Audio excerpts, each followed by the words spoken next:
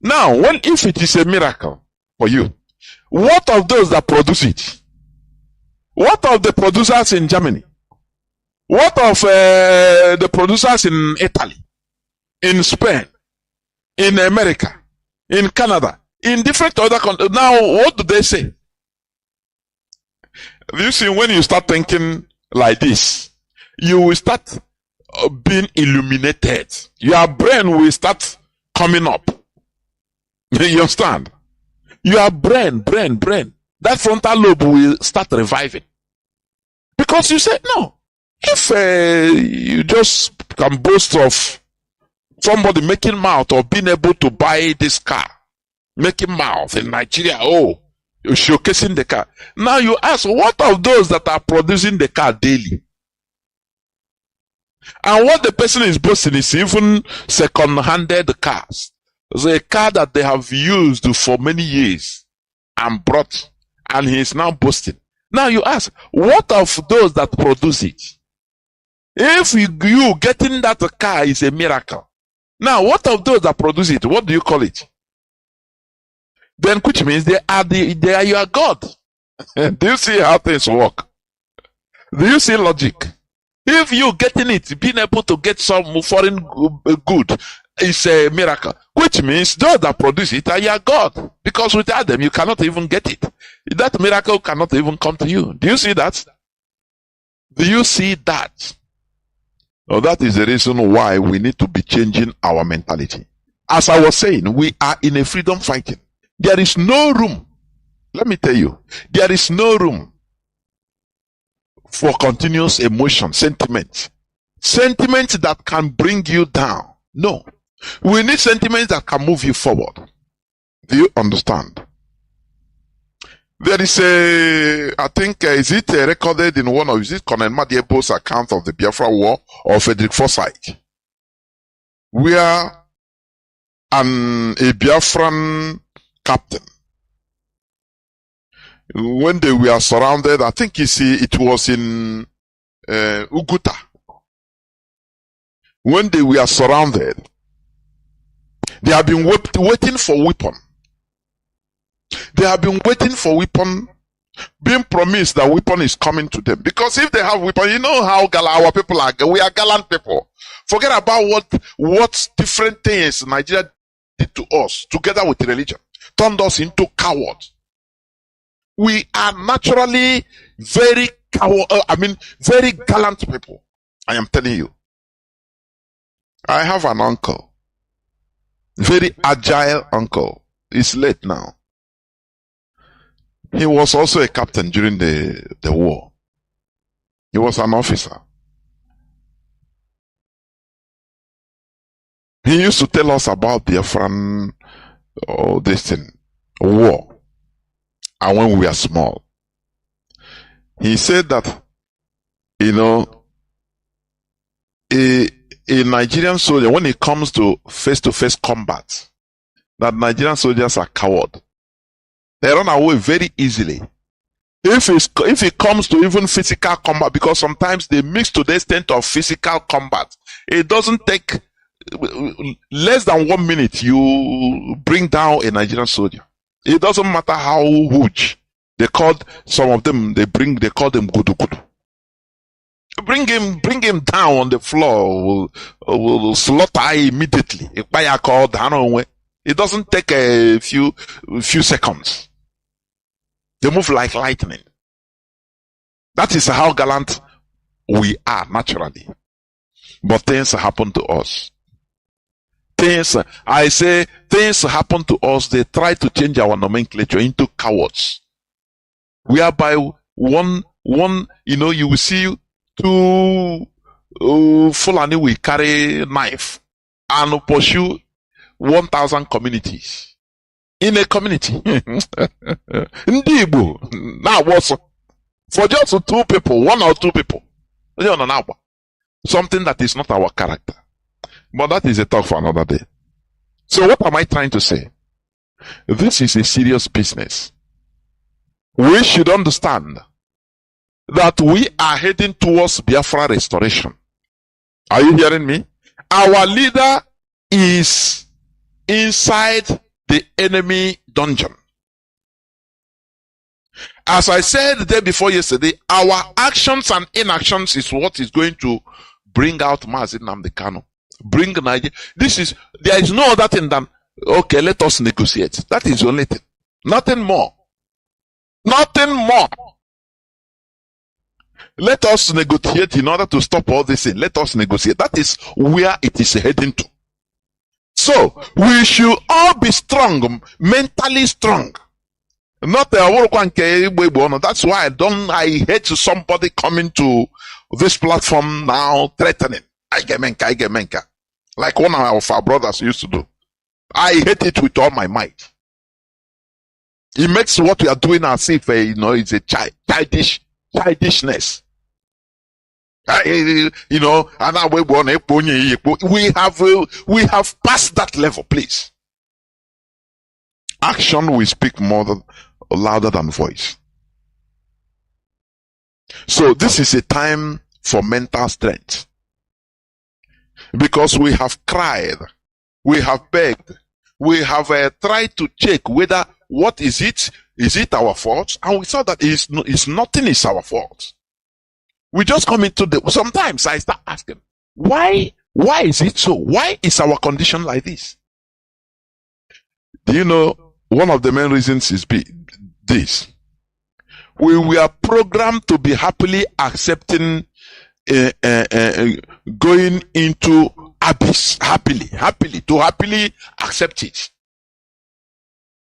Anywhere you go, if you know see woman, we take it as a pride, something of a pride. Whereas it's even a curse. We are not dispersed for holiday. You are not going out for holiday like other people do. You can go to spend your holiday, or maybe expatriates that are being called, paid from your country, a foreign country call you because of your expertise. Now you go, they give you what they can give their citizen. Maybe $10, they pay you $100 for it. No, this is not the reason why we are dispersed all over the world. We are dispersed just searching for greener pasture. Because in our place, nothing for us. Don't you see that it is highly pathetic? It's a very pathetic situation. We are, without Mazi Nnamdi Kanu opening our eyes, we were happily marching into oblivion. Thinking that now we are the highest. Without knowing, but now we found out that, we are almost finished as a people. Do you understand? Mazi Nnamdi Kanu, the only thing is, my happiness is Gedegum. Do you know that? You know that had it been Mazi Nnamdi Kanu is not he want to sell everything, he would have come out anytime he wants. He just finds something. I used to say this for people that are going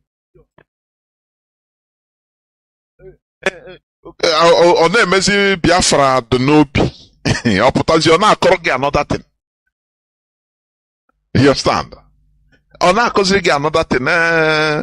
Enwere ka esi eme ya.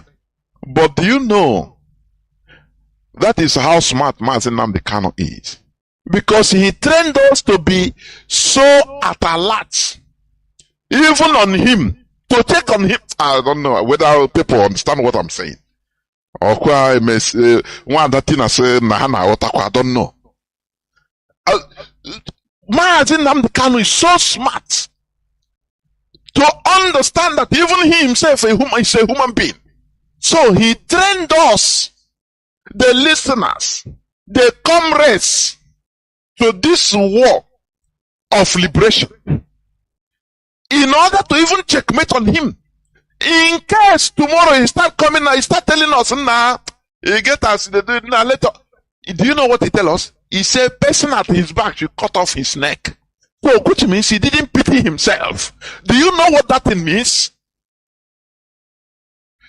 Because he doesn't want to tomorrow. People say, oh, it's the same. No, don't worry. No, he said, no, checkmate on me, even me. You meet the leader, but checkmate on me. In case if I start talking another thing, please, person behind me, cut off my neck. Biafra is bigger than me. That is a command he gave to us, isn't it? So that is why I don't shake on Mazi Nnamdi Kanu, our supreme leader. I don't shake on him. Do you understand? Because he has given us the green light for the whole key. He have given it to us. So that there is no sentiment. If you do sentiment or emotion, you not blame him. Or go get blame. Because he have said it. Do you understand? Do you know that, for example, that is one of the qualities of a very good leader? Do you know that if for Chief Wazirike, our big brother, had it been, he gave his followers this key, na any them putakura na koeri abego, me on no say I believe that now follow me, go enter into nonsense. Let the person where they near me kill me. Go na Biafra now na Impite road.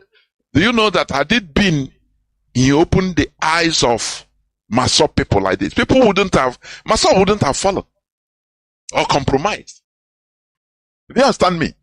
That is why today we are proud to say that IPOB is uncompromisable.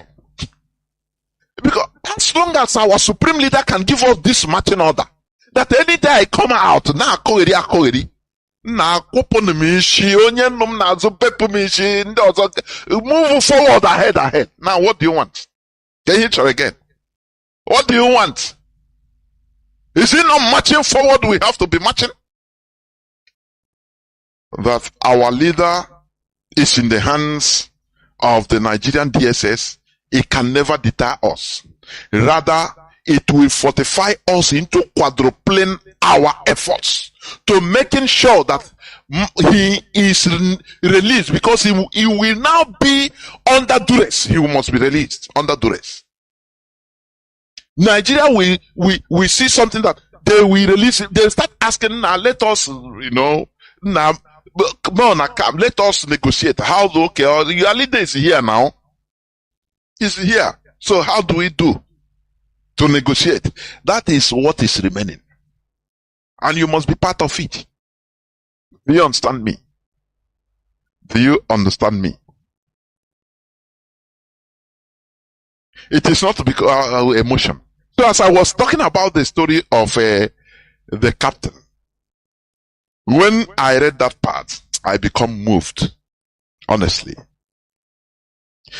They saw the enemies within range, but no weapon to take them down. Had it been they have a weapon, they will run them over. They are surrounded. They were surrounded, and they have the high spirit of fighting, but no weapon. Now, they said the man, I've forgotten his name. He sent a telegraph, SOS. To our supreme leader at that time, Ojukwu, General Ojukwu. And he finished the report that no weapon, nowhere, but we are here, morale is high. But no weapon. Enemies at sight. They are trying to overrun us. No weapon. We have been waiting. Now he concluded, when you conclude the letter, you say, yours faithfully. He said, we who are to die send you salute. We who are to die. Oh, Chineke kuna ihojo. When you listen or read some of all these things, you see that our people, we are gallant. You know what it means? You know that you are going to die. He said, but he said, we are not going to pull out. Oh. We who are to die send you salute, sir. When Ojukwu read this thing, he tears started rolling out from him. He's a general, but he shed tears. Which kind of courage is this? Which kind of courage is this? But the issue is this. The saboteurs, they don't have any conscience. When you give somebody money, go and negotiate for weapon, he will go and bring akpakara dingwom, condemn iron inside containers and bring. He don't hit. Oburego balaga. Now you start asking, what type of people are these? Do you see the problem we have? These people, they don't have conscience. That is why saboteurs, when dealing with them, you don't deal with them with conscience. Because they themselves, they don't have conscience. You understand me? That somebody, I played the clip of the 3rd anniversary of our gallant men. And I will continue playing it every time I come on air. Somebody has fond of IPOB in her care. Now she now took it as Okwechini. Do you see the wickedness of human being? Normal thing, when Onyendu was even there, things used to work very well. She don't need to know what happened. Okay, send us to this place. We need it. Period. If we send and just give rights, keep record, and that is it. But immediately Onyendu was rendition. Okwechini. Now you need to secure, because for them, Onyendu is no more coming out. I am telling you, that is for them. So na nke onye riri ka obu. Na ka I secure godu with Onyendu sibling. Na ka I secure godu fund na hapuga here. Ego ohish. Do you see the wickedness? And they are the people that we go. I don't know where I'm talking. I don't know where I don't even plan to talk about all these things, but it's coming. It is them that we go, and after starving fund, they will still make sure to call the people and hey, these people, they will not do anything. They have eaten money. There is a type of crime and wickedness in this world that that's why sometimes the system, the ICCG attacks people, although they kill innocent people. But if you get the people that commit this type of crime, use those system ISIS. I when they got a Shina 4-story building or 5-story building, kwapo ha ken ha agbonaka, kwapo ha from up. Had ha kodishi into pieces. When they are getting and they are supposed really land. Because the crime, what they did led to the deaths of many of our people. In order to sabotage the leadership of this struggle, they continue committing crime that is eating, that is killing people on ground zero. Because they want to sabotage this person or that person. They want to make them irrelevant. No, they are not going to give you anything. No. These people, you don't see, they have they collected money. They are starving you now, but the money is in their hand. Many people don't understand how IPOB works. That is the reason why. Many people, with the presence of Onyendu, the departments, every department is working normally. Because this is a freedom fighting. This department doesn't need to know everything. about this. Here doesn't need to know everything about, because for security reasons. Oh, Onyendu will say, okay, this person, work with this person. Well, anytime they call you, you need money, just do it. Only keep records. Don't ask questions, okay? Because you don't need to know what the money is for. But after Onyendu's this thing, now the whole rules and regulations changed. Because they are heading somewhere. Let me come back. As I was saying, freedom fighting is not free. Have you heard when it is called freedom playing or freedom joking? It is always a freedom fighting. Fight, all gone. In fighting, there are casualties. If you understand. So people should understand that what we are into is a journey, one-way journey of no return. Do you see? Look at you have been watching our gallant boys and girls, ESN, inside the bush. They have been staying inside the bush. Do you think that it is the same clothes they have been wearing since since 3 years? Is it the same clothes? Sometimes when I hear people giving their expert suggestion on what to do, like this. And now I say, do you think that the fund is coming, that IPOB is a billionaire movement? Oh, what that little fund, but look at thousands of our people. Thousands of our gallant men and women everywhere in Biafra land. How questioning? It doesn't matter the difficulty, how questioning. Undisciplined. Don't go out, they stay. Don't do this, they stay. No problem. They obey. Waiting for command.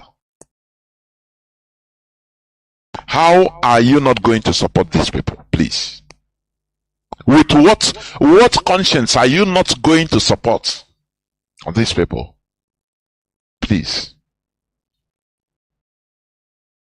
IPOB has been blackmailed. The leadership has gone through hell. But we are still standing. Do you think that it is going to social media that made it like this? It is a skit making. Let me tell you, what they want to do is to blurring the line between IPOB and criminality. Blurring. So that once you talk about IPOB, ESN, now you talk about car snatching. But there we continue making it known to all and sundry hearing my voice that IPOB is never engaged in criminality in our land, in anywhere. No. I say I could remember at the early stage, people were suggesting that let IPOB enter into armed robbery and kidnapping in order to raise funds because it is freedom fighting. You know, at that time, when you look at it at the periphery, they give an instance, now take many other places, now freedom fighting. Because you need to raise money. I get kidnapped, one day jail gonna buy another millions of dollars as they go. But do you know what? Mazi Nnamdi Kanu, I was even a proponent, a supporter of that. Myopically, it's now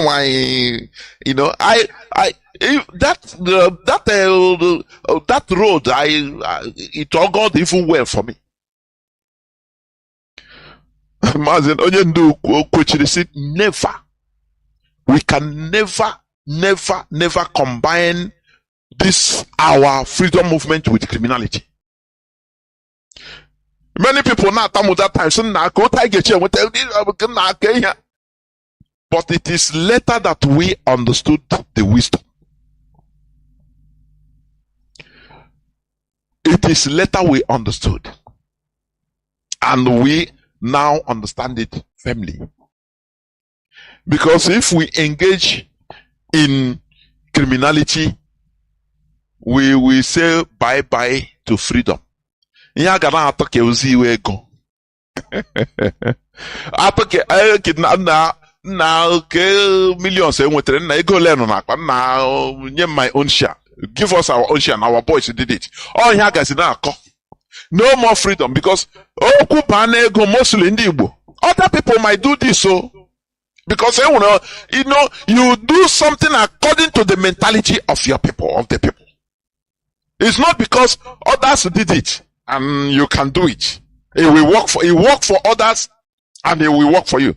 Didn't Wole Soyinka bring a secret society from American universities? Didn't answer me now? Didn't Wole Soyinka, when he saw that they are forming secret society occults, societies, secret societies in universities, and it is helping them in advancement in their curriculum advancement. He brought it to Nigeria. Now as he work in America, he will work here. Don't you see what is happening? Just because, for example, a Russian carry AK-47 and use it very well. You carry it to give to a Nigerian Neanderthal. You see what they are using? You are what they are doing with AK-47. Even a baby, they can shoot a baby with AK-47. That something work for other place. It's not a guarantee that it must work in our own way, or in us, or with us. It's not a guarantee. You understand?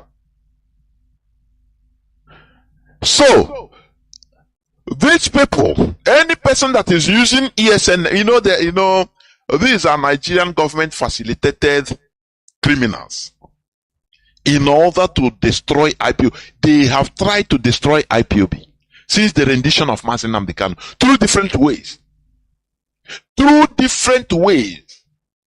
But they are surprised that I could change him. That is why the Nigerian military head say he convened a security meeting that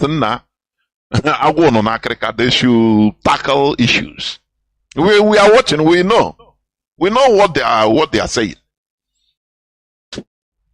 You understand? So any person talking about using ESN name or IPOB, he call you, he say he's a kidnap. He said now we take gumbo kid. That no, we have been saying it for years now. It has nothing to do with IPOB. We have nothing to do with criminality, any type of crime. Nothing. ESN. Don't you see ESN in their anniversary? It's on social media. Brave men and women. They're highly disciplined. They don't have time for snatching car. Where are they going to ride it? For what? These are criminals that any person that you are kidnapping using IPOB name or ESN is a complete criminal. These are sponsored by the Nigerian government in order to tarnish the image of IPOB and ESN in the international community. Because what they do, they carry all this in the video, everything they report. They send it to the whole foreign embassies in Abuja and Lagos. You don't know what Nigeria is doing. You don't know. You don't know. That's why Mazi Chinas and Wuru will come here. You people think it's wasting time. He will come here and talk the reality to distinguish IPOB from criminality, even calling the criminal's name. For you, it is not important, but you don't know that it is all important. Because we know what Nigeria government is doing. All those people, all those criminals, they label it, make reports. You say government, they arrange it very well. And now package it and be sending to the whole embassies in Nigeria. All, I say all. Because they want IPOB proscribed. Do you know our force? And what keeps us going is that Akaye Diocha. We are doing the right thing. That is the base. We are doing the right thing. Akaye Diocha. There is nothing. We are not trying to take what belongs to another person. We are because we see that the situation we are is not good as a people. I'm not talking about the individual. When I'm talking about situation, please remove self or individual. You can be living well. I can be living well. One other person, another person can be living well individually. But as a people, we are zero. So I'm talking about us as a people, please. Because we are not here like they say in Ndioka or say Ligwe or individual race. No. We are not running individual race. We are running a collective race. That is why we need collectivity. So, any judgment or record we are taking, it is collective. We are looking at our collective stand. And that is the problem people don't understand.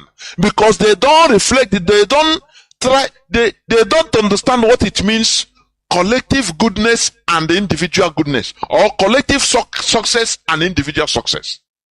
They misunderstand all this. That is why they cannot understand it. That is why when we talk about the different things, how we are going, what we are not doing well as a people. They say no, but I'm doing well. I'm living fine. So what is it? Because they are myopic. Do you understand me? So let me go, as I said, Oba of Lagos tells Igbos what to do following demolition of houses in the state. Remember, it is the same Oba Akiolu that threatened to throw the Igbo in 2019 to throw the Igbos into the lagoon. Remember, it's the same Oba that now come to tell Igbos what to do in their own so-called country. You know, this statement about citizen on country, being a citizen of Nigeria, as an Igbo man, it makes me laugh. Because they don't regard you as a Nigerian citizen even. They regard you are an Igbo man. When it comes, you are an Igbo man. You are a stranger in Lagos, in the economic capital of your country. You are a stranger. I never see this in any other country of the world, where they refer to citizen in their capital as a stranger. It never happened. It never happened. But it's in Nigeria, because you know, as I told you, Nigeria is a country that is not like any other country in the world. Do you understand me? That is why you see things that you see somebody, like, let me comment on this viral. I will go on this, caption, news headline that I'm reading. I will analyze it. But let me say this, because I remember different people send me this. Sometimes one video, you see even more than 100 people will send it to me, which is also good. Because it will force you to go and watch it. So, now, you see somebody from Bauchi State living in a yard, one room, not one mansion or one house, one room, where he kidnaps our children in Igbo land. I don't know which place is that, but it's in our land, in Igbo land. Sometimes it makes me, I feel, how low have we gone? How selfish have we become? When the people, all these skit makers, we are consulted by a chap that ran away from there, maybe a child of 5 years or 6 years. And I ran away from there, or less than. He didn't go to police. Because no person trusts the Nigerian police. You go to Nigerian police, they can even kill the child. The Nigerian police can even kill the child and harvest her organ, or sell the child. That is what something that doesn't happen in any other place. Before I continue, let me read. When I talk about police, look at this news headline. Kidnapped Delta Divisional Police Officer regains freedom after alleged ransom payment. A DPO, Nigerian DPO police, kidnapped or ransom paid to kidnappers for them to release a Nigerian high-ranking police officer. Now tell me, Nigerians, Chineke. If kidnappers can be able to kidnap a DPO, police officer, and he will pay ransom, now who are you as an ordinary person? As a trader,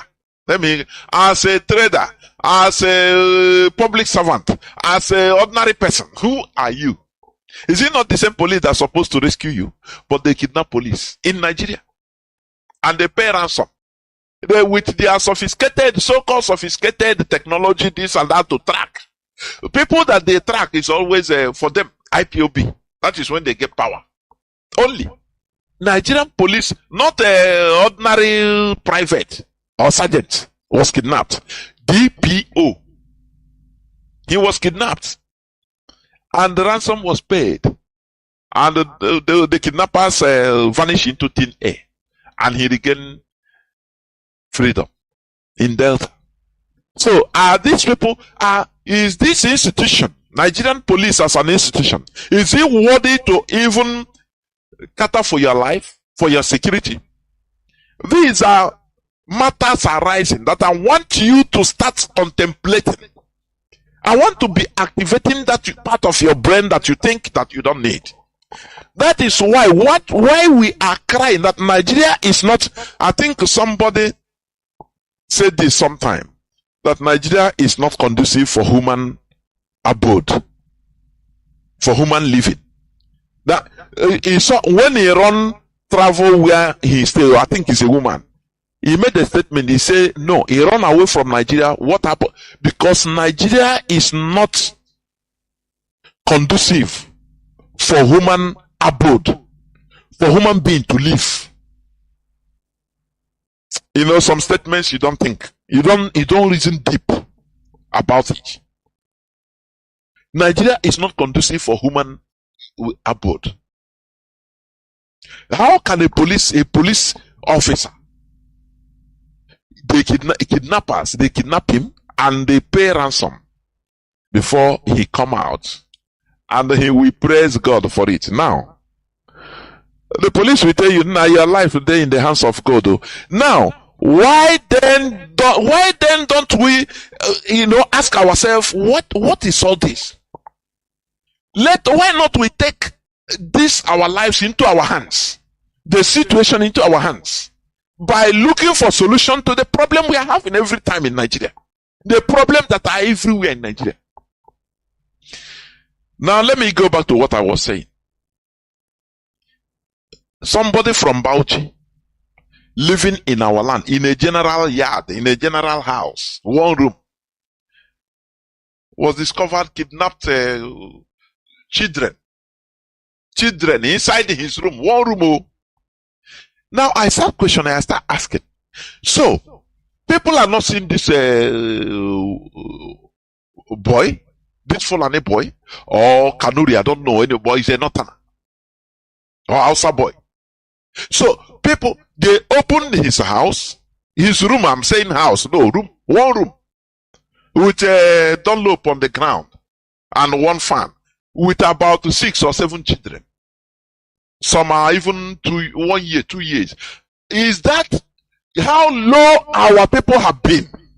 I cannot understand. So, does it mean that neighbors, people living around, are not conscious of people living around them? Is that what are we? Is that a statement that we should accept? The boy is not living in a house that he round up with a gate, and maybe after he drove, he will drive into the compound and they lock it. No, in one room, with the people living around there. Before God and man, if I have the power, the whole people around there should be arrested. I am telling you. Because they should be charged with compromise, complicity. Because you cannot tell me somebody, is that inside the room that the children go to toilet? When the boy comes with the child, no person see him. Or does he disappear and appear inside his room? Children, they don't hear the noise of children inside there. Inside one room. Sometimes our people want to frustrate us. I'm telling you. They are not helping issues. Or does it mean that no person cares again? No person cares for his neighbor again? In a place whereby everybody is professing Christianity, that you have love for another person. So, where is the practicality of what you are preaching? I cannot understand. In one aboki inside in our land, living in a general yard, every time he kidnap, maybe who knows how many people he have sold, maybe to Alhajis.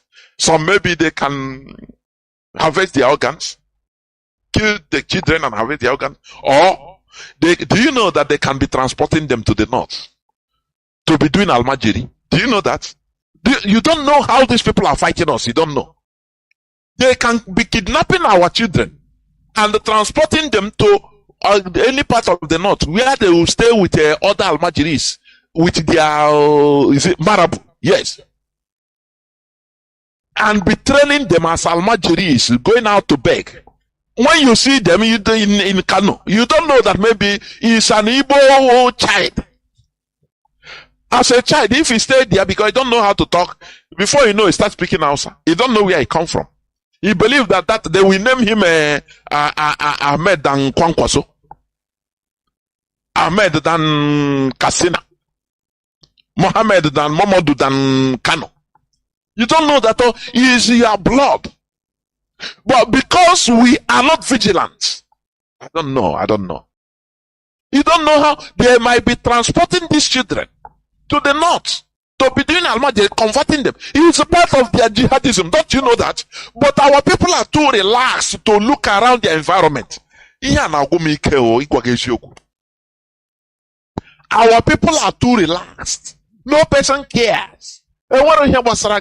He can have fellowship, but any other thing, it doesn't matter how you work. You don't know that beside a room next to your room, you is a kidnapper's den, kidnapping your children of your the same blood. You don't know. And even if you see, you don't care. Hey, if Biafra come, I got one lie you.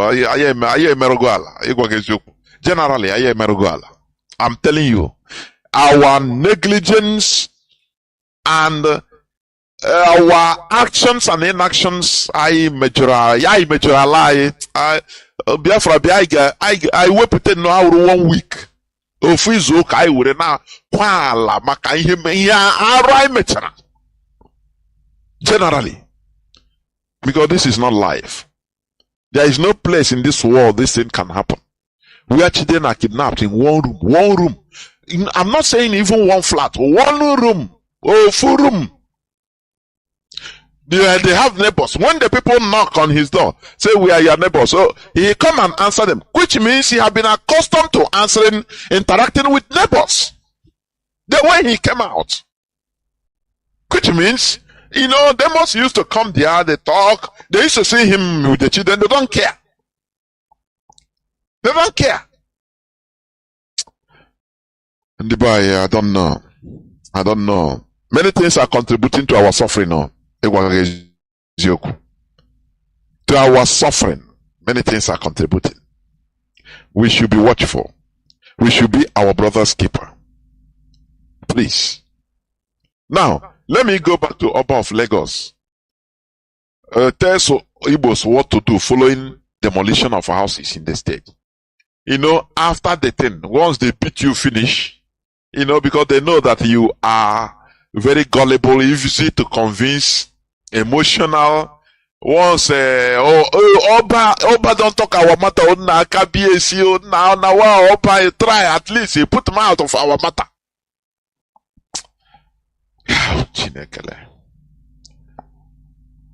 They saw us as people that are gullible. I am telling you, that is why they are mesmerizing with us.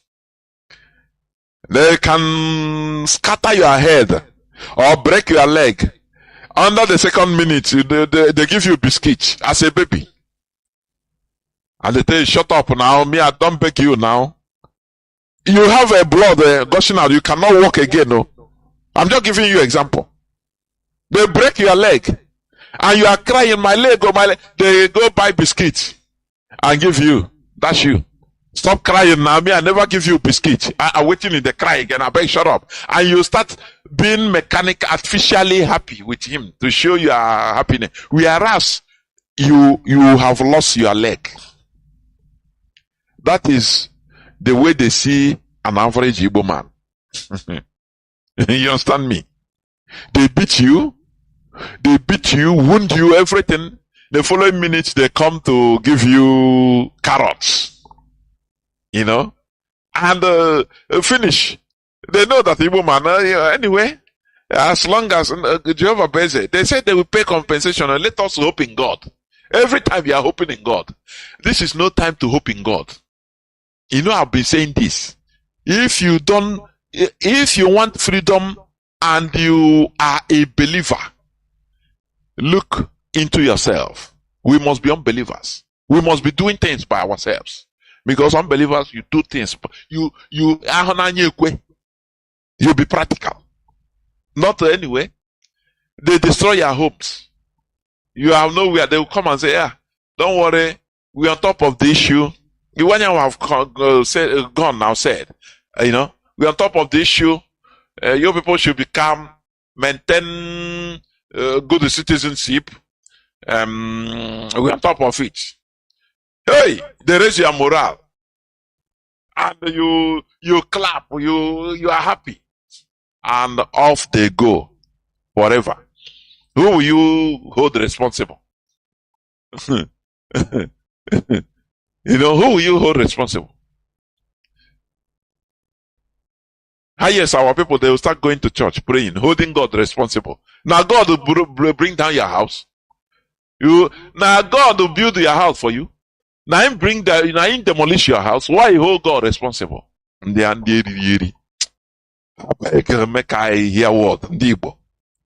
me read this. Akiolu dismissed the notion that Governor Babajide Sanwo-Olu would intentionally demolish their properties, emphasizing that cooperation is essential. They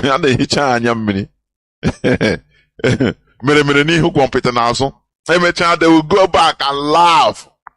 Or Akiolu will laugh. Say, we never start with honor. When we finish with honor, don't worry. After giving this statement. These remarks were made on Saturday during a meeting with the President General of Ohanese, Emmanuel Iwanyanwu, at his palace. Some Igbo residents in Lagos has expressed concern about the demolition of their properties and shops by the state government, accusing Sanwo-Olu administration of ethnic profiling, which is correct, through these actions. But the problem is, you talk, what are you going to do about it? What are you doing about it? Are you supporting what you are doing? The answer is no. When IPOB talk, do you listen? The answer is no. So you continue suffering until you get brain. If you die, your children will continue suffering until you get sense. Sense will force itself into you. You understand? I used to give this analogy with, European Jews. For centuries, for millennium, they continue suffering. So it doesn't matter. Now they are Europeans. After they die, their children continue the same line. Do you know what brought them to their senses? It was forced sense. Nothing brought sense. The sense was brought force by force into them. The genocide, the Jewish Holocaust, that touched all of them at a time. Every part of Europe, Jews were targeted. Now, sense entered them. That by force, they started looking for a land that is not Europe for them to go. Do you see how things work? That is what is happening to our people. They destroy others that they never destroyed. Their distance didn't touch. No, it didn't touch my side though. You will go, your pastor will obtain you. Say, because you're a member of my church, that's why your house is intact. And they will continue being intact in Jesus' name. You say amen. Now, others that thing will not give no spirit of camaraderie.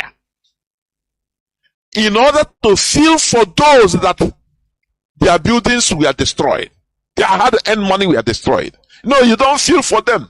Only protect yourself. Also, legal for a personal journey. That is what we are trying to break in our land, in this Radio Biafra. Because we want to make it that it is a collective fight, collective run, collective race. Do you understand? Contrary to what they brought to us. As when you see your brother's disaster, you will be happy. You thank God that it is not me, it is them. I beg, it will not touch me. Sudden death is not my portion, but it's the portion of others, but not your portion. That is the height of selfishness. You know, many things that are written in all these places you believe. Let me tell you, there are many questions. They use it to control our mindset. That is why we continue debunking them. Before we would be afraid to talk, but now, no more. That fear has gone. The fear of when you talk, hey, that's God will kill you. No. It's a lie. It's a lie. It's a program. It's a cage. So many things that have been taught to us is to keep us, separate us, to make us more stupid and hostile to ourselves. Not to be collective, but to be individualistic. And it's worrying us. So that when you see the mishappening that befalls on your brother, on your fellow Igbo man, it will make you go church more. So that what happens to him does not happen to you. And you are happy, you give testimony. That, it didn't reach our side though. You are a very selfish human being that is committing crime against humanity. That is what the only thing I would say. You are committing crime against us as a people. When you like one of our brothers say, any testimony. That I have my personal encounter. I could remember when I had a 101 with our brother. This is my personal encounter. I was crying and laughing at the same time in me. Personal encounter. He said that God will give me money and make a Igbo woman be hawking pure water. Pregnant woman hawking. He said, you don't want that. You don't want that God. And it's true. That is, when you have that mentality, it's for us to join hands together to do something that will benefit all of us, not one individual. I don't want to digress. Let me continue reading, please. However, Akiolu said, that is Oba Akiolu said, the one that said Igbo people will throw, he look at even people that are older than him in face on 2019, telling them that he will throw them inside the lagoon if they didn't vote for this governor now, that is demolishing Igbo properties. Akiolu said, we know Igbos are very hardworking. That is the way where they get us. They know our weak points. When you tell Igbo man, na wambo, I won't do a wambo. That is a mechana na ihe niile.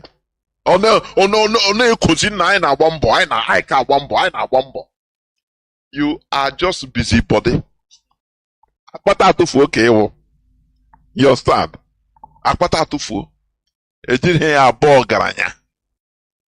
That is the way they used to get us.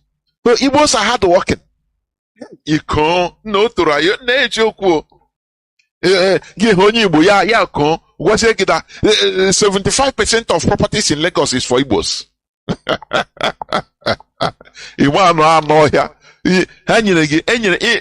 Long rope.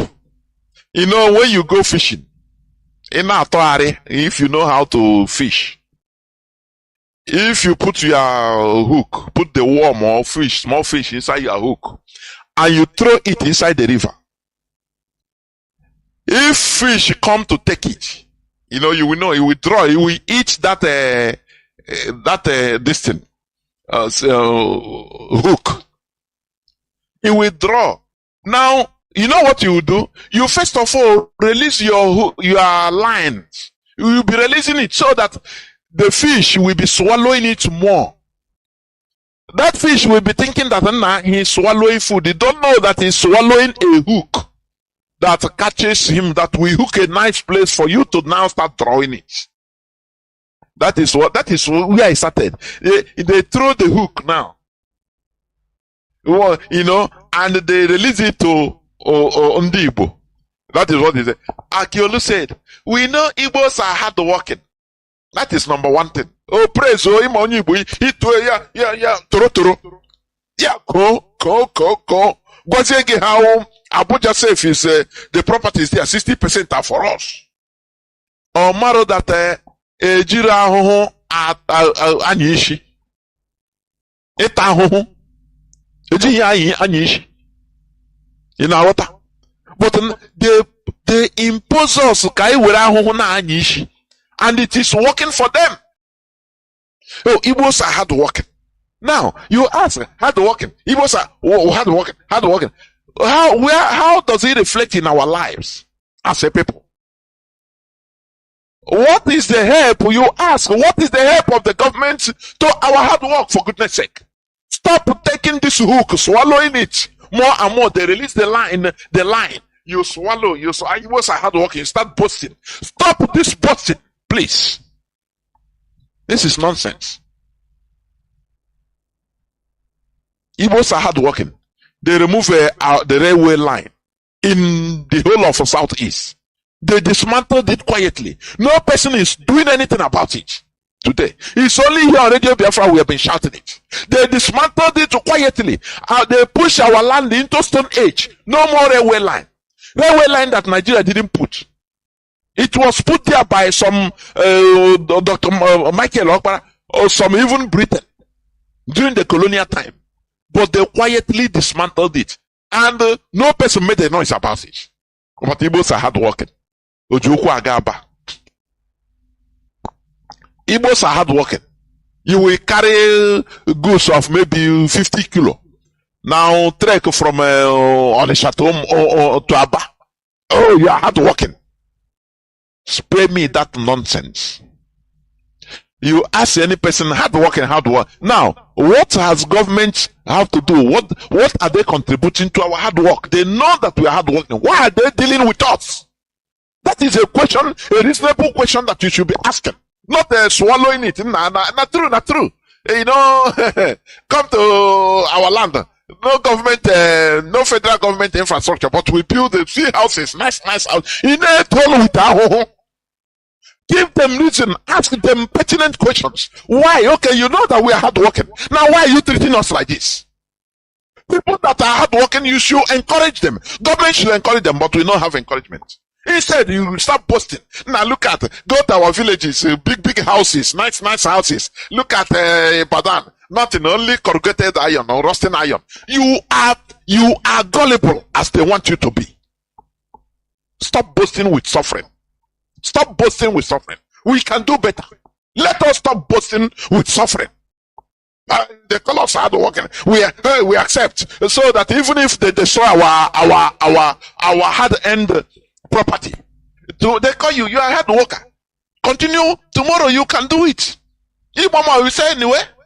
They know us as a hard worker, so don't slumber. Don't slumber. Just continue. Tomorrow start afresh. Start afresh, and you build, they destroy. You build, they destroy. Can't you think? This hard work, it gets to my nerve. Okay, all of them know we are hard working. Why do we have government? Why are we then in Nigeria? What is the benefit? A government should encourage hard work.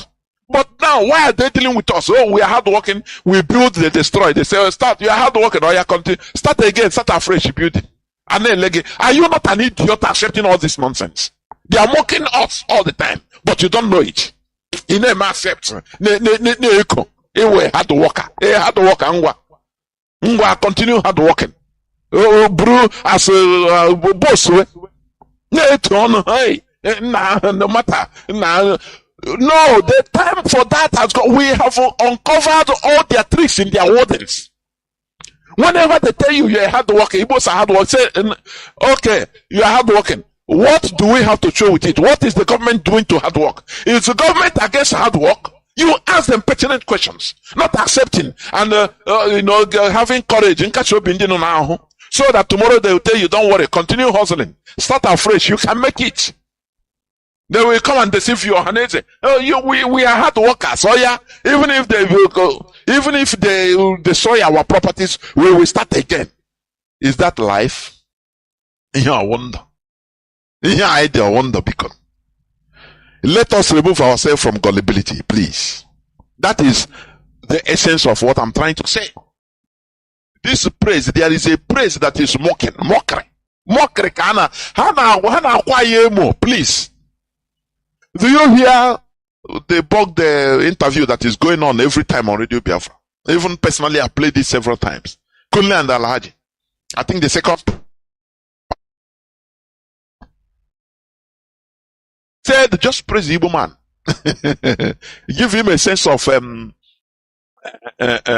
belonging. Praise him small. He will boast and be proud, and even before you know it, they know us. That is why this man started the statement with, we know Igbos are hard working. The same statement all the time, everywhere. If Ohanes and Igbo is addressing Igbos anyway, like Iwanya last time, he's the same thing.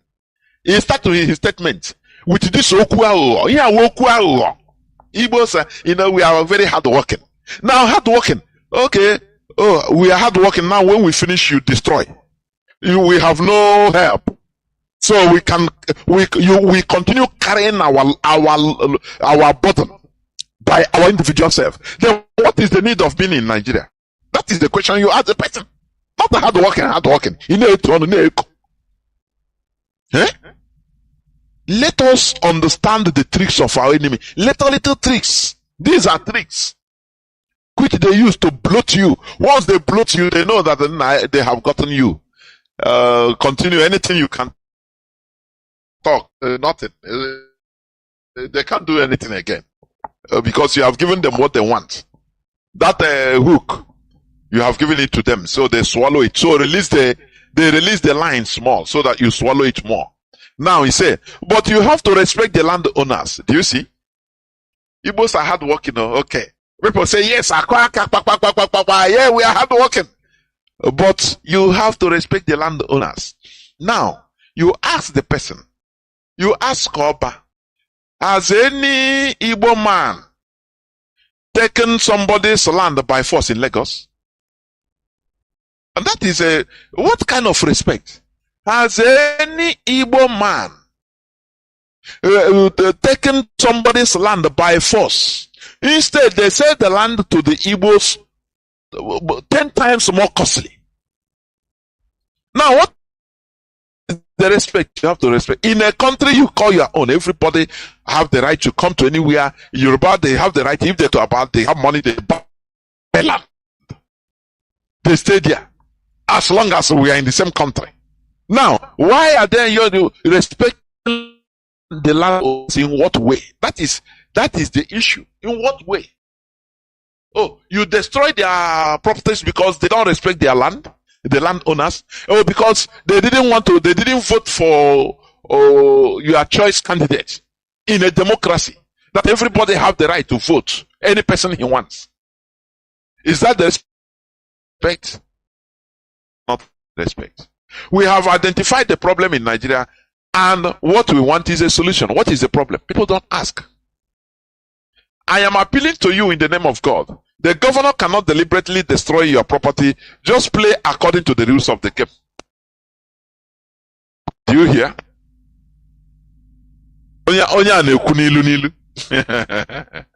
Oh, he's talking on parables. Just play according to the rule of the game. The rule of the game, whenever there is an election, any person they tell you to vote for, you vote. Don't have a mindset of your own. In Lagos, so physically they control you. Your mindset, they control you. When it comes to voting, they control you. You have no right. In religion, no, they control you. You are manipulated. Everywhere is manipulation of Igbo man. What is happening to us? I am asking. What is playing according to the rule of the game? Oh, when there is election, now Igbos should not vote for anybody. They don't have any choice because they are not citizens. Is that what you are telling me? Because they are gullible people that are controllable, subjugable. Is that what you are telling me? These are pertinent questions that we want people to be asking, but they don't ask it. So they accept every insult, and that is why you build, they destroy. Because you don't ask pertinent questions. You don't make the necessary noise.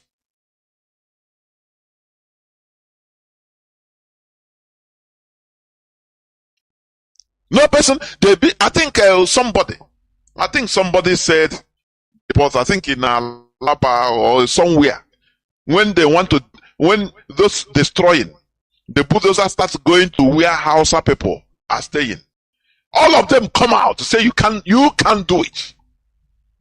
Thousands of HAUSA, they come and block everywhere. Can Igbo people do it? Who you want call?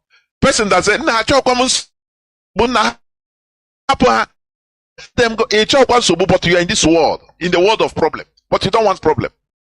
Let us remove this mentality. It is a time to accept that we are in the world of problem, so that we deal with the problem. You understand? That is why one person will carry knife and pursue 1,000 Igbos. If cowards, they will be killing your brother in Lagos. You will not even, you Igbos, all of them acting as if nothing is happening. Life of slaves our people are living. It is high time we rise up from this life of slavery. Slavery has gone. Physical slavery has gone. It's only in Nigeria that is still our people are being enslaved. Let us liberate ourselves, please. Let us liberate ourselves. So what is you ask Oba, what is the rule of the game? Play the rule of the game. Otherwise they will destroy your house. You are hard working, you work hard and we destroy. And you work again, you continue working. It is time to stop accepting this insult, please. To the Igbo, I'm reading what Oba Akiolu said. To the Igbo, anybody who wishes the best for Lagos is a Lagosian. You know, Nigeria is a place you cannot understand.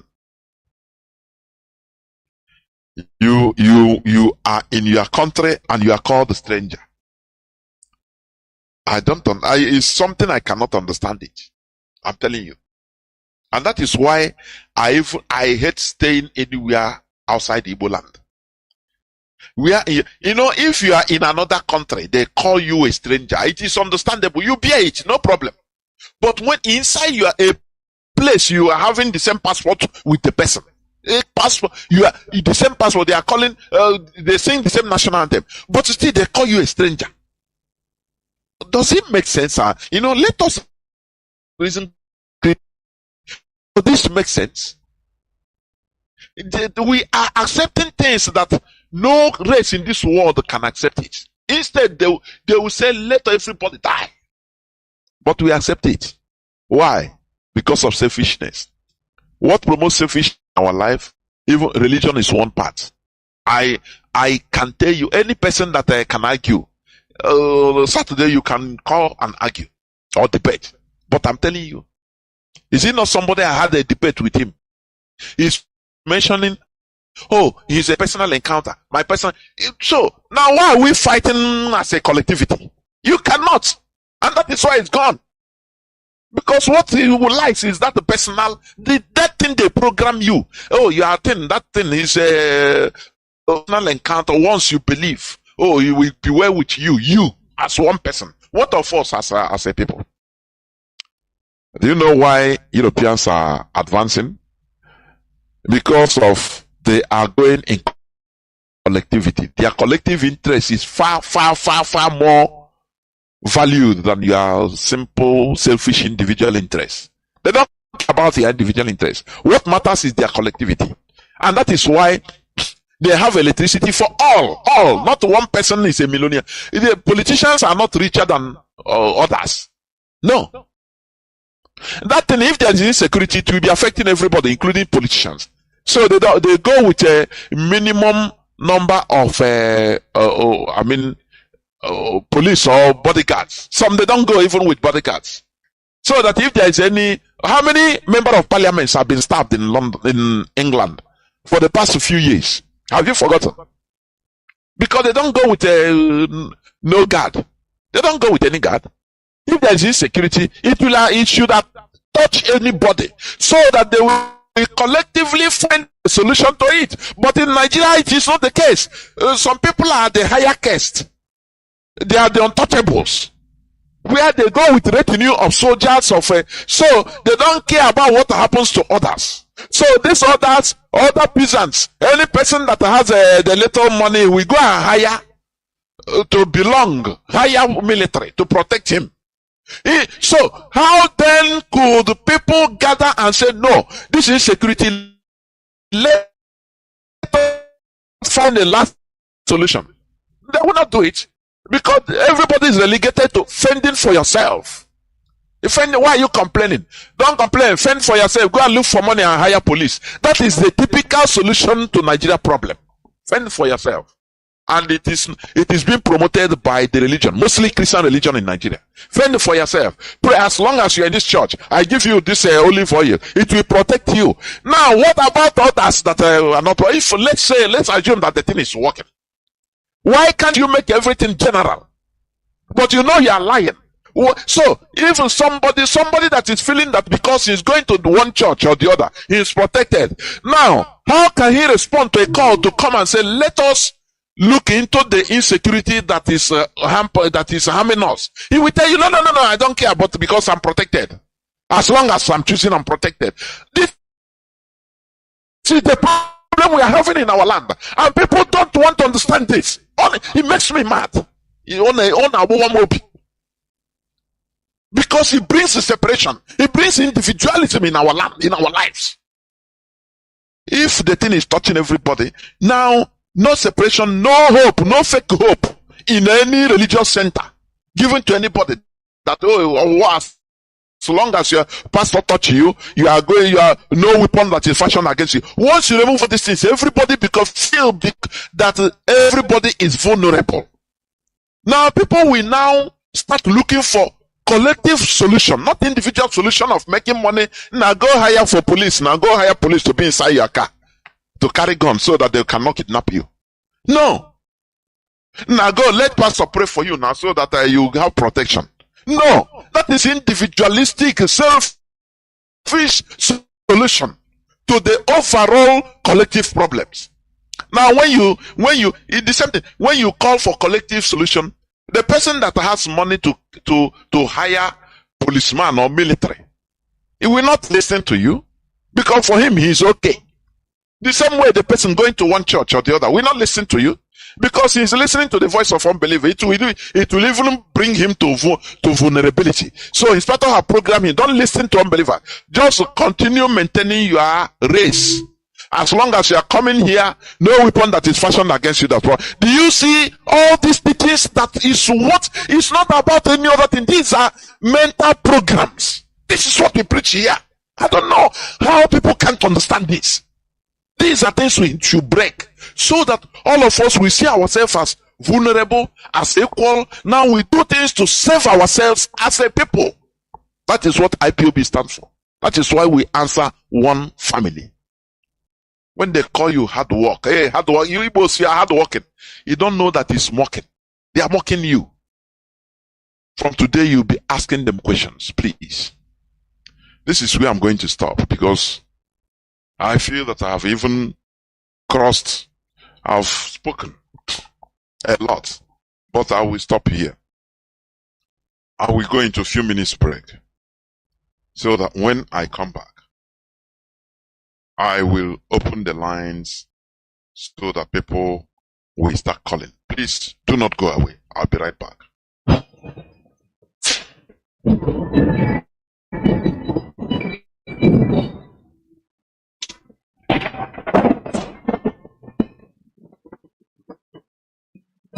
Eastern Security Network third anniversary, December 2023. ESN protects Biafra land.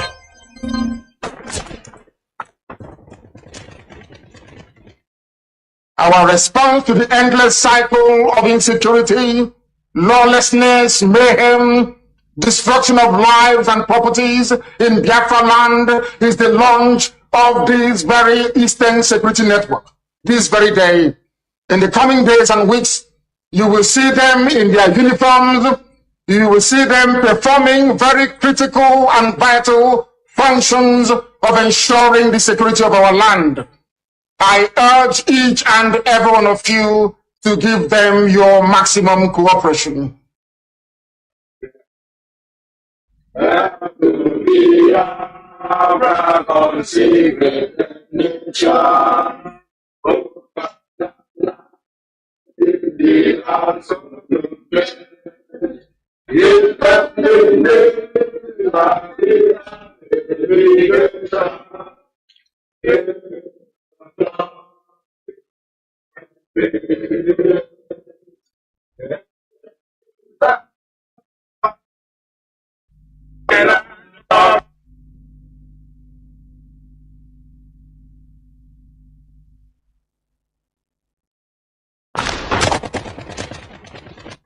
Of this very Eastern Security Network.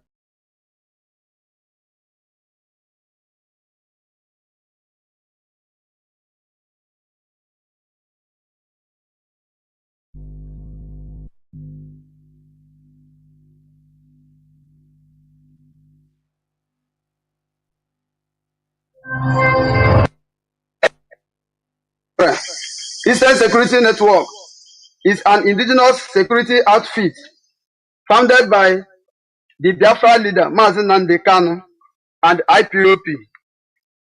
Our mission is to protect the people of the southeastern region against invading Fulani herdsmen and Nigerian murderous security agents sponsored by the Nigerian government.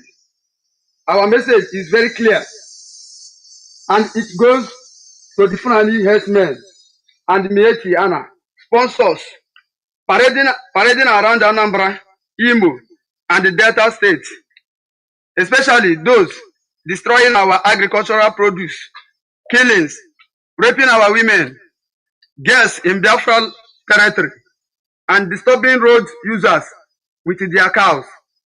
ESN shall execute the necessary plans to make sure the Fulani herdsmen parading in this state are dislodged and completely wiped away in our farmland and forest. Again, this warning goes to the Anambra Vigilante Group, AVG, who are mandated by the state government to illegally abduct and extrajudicially killing members of IPOB within the state.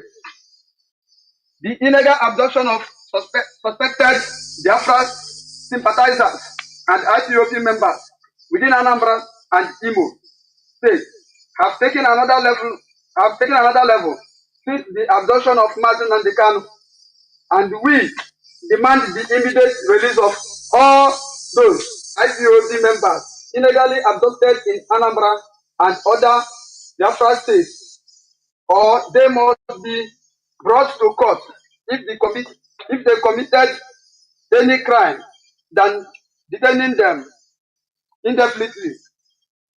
Nigeria should respect their appeal court order and release Mazi Nnamdi Kanu immediately. Also, they must release all those Biafrans and IPOB members who have been discharged and acquitted by their own court of law. Failure to do so, it shall lead to a total unprecedented unrest in Nigeria. Furthermore, this is a final warning to criminals, cash snatchers, syndicates, and kidnappers operating in Anambra State. Awka North, Anambra South, and Olu Aziz, using the name of Mazi Nnamdi Kanu, ESN and IPOB in their criminal businesses. They must desist from crime and vacate from the state. They must also stop tarnishing the image of this hollow Biafra restoration movement. We have identified all their political and traditional godfathers, sponsoring them within the state, and we shall pay them a visit to tell them that crime do not pay forever. They say when injustice becomes law, resistance becomes duty. ESN, protect Biafra land. ESN, protect Biafra land. ESN. Fulani herdsmen and what? Yes, ESN, the Barister.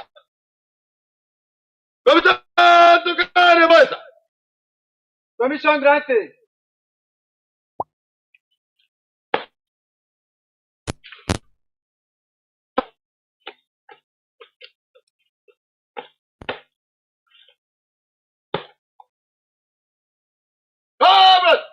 Sabotage! Yes, sir!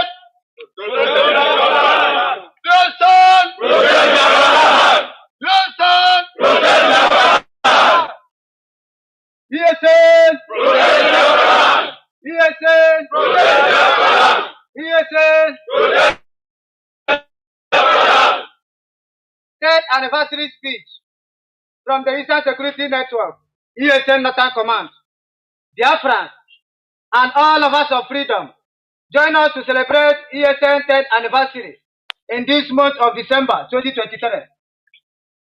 Eastern Security Network is an indigenous security outfit funded by the Biafran leader, Mazi Nnamdi and IPOB. Our mission is to protect our land and the people of Southern Eastern region against the Marudi Fulani herdsmen and Nigerian moderate security agents sponsored by the Nigerian government. We are hereby warn all the Fulani herdsmen and Fulani terrorists, Marudi in Ebonyi, Enugu, Southern Benue, and Cross River State, who are finding their way into our bushes during this festival period, to return back to where they are coming from. Moreover, we have expelled majority of these criminals from these states mentioned above, but we have noticed an influx of Fulani herdsmen again from our bordering states, like Enugu and Benue State, into Ebonyi State. Today we are giving them a marching order from them to go back to where they are coming from, for our farmland and bushes are not reserved for their illegal settlement. ESN shall never allow Fulani herdsmen to settle in any part of Biafra land. We shall intensify hunting them in our bushes, for their presence are not welcome in Biafra land. Also, our warnings go to the traditional rulers and politicians who are seriously facilitating the settlement of Fulani herdsmen in our community farmland, using the Nigerian terrorist army to harass, arrest, and kill those that oppose the settlement of Fulani herdsmen in their community. Come this new year, we shall seize these heartless politicians and traditional rulers electing of their life, an enemy of the land, to occupy our ancestral land. We only lead to their untimely death. Fulani herdsmen, traditional rulers, community PGs, politicians in Biafra land should know that it doesn't pay to ignore warnings, even when they don't make sense. It's our duty and obligation to protect our ancestral land against these Marodi Fulani herdsmen, and nobody can stop us. ESN! ESN! ESN! Welcome back. This is Radio Biafra HAUSA-SERVICE coming to you through Radio Biafra London. My name remains Mazi Chinedu from Olo province of Biafra land. We are live today, Tata Bobo Cheke. Therefore, our lines are now open. Now we'll take a few calls, please. Our lines are now opened. Our direct line is +1 213 86224. I repeat, +1 213 286224. Our WhatsApp and Signal line is +61 405 142 547. I repeat, +61 405 142 547. You can call us and give us your view on the issue treated. Remember, we are in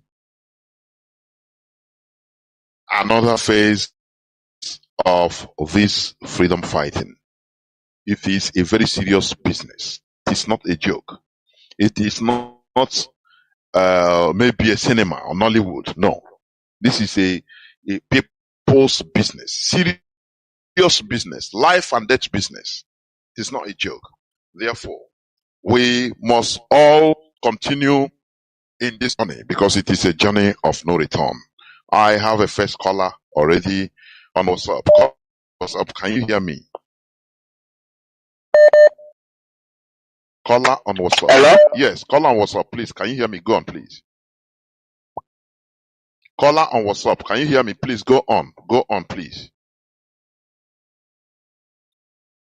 Jonathan. The whole world is hearing you. Please go on. Go on. I've been saying you go on. Go on. Go on, please. I'm calling from Biafra land. Hello.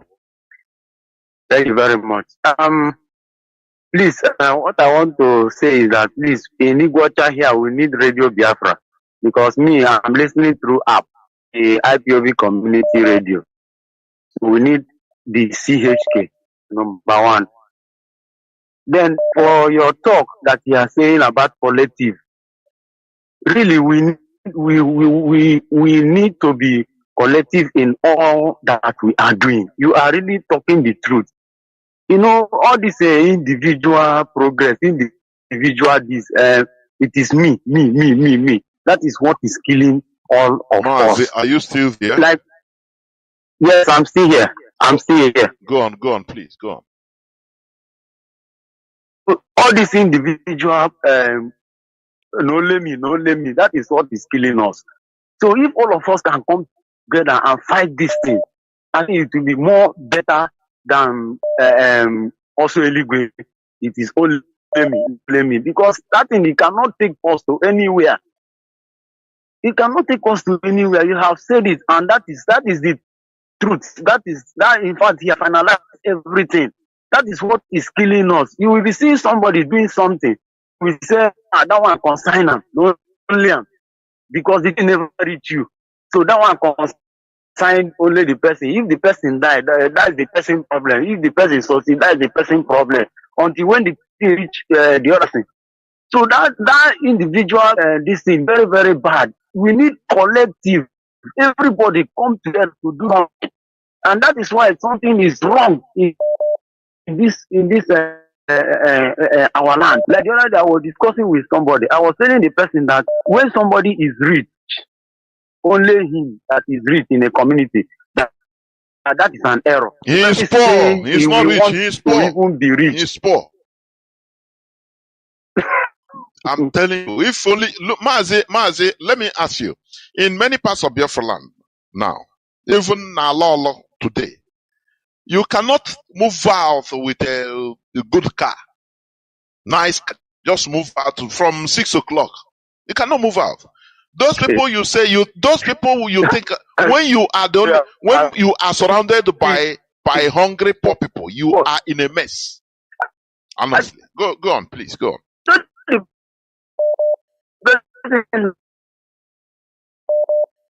Mazi, your connectivity, why is your connectivity treating you like this? Mazi, very big pity. But we must continue. It's the zoo.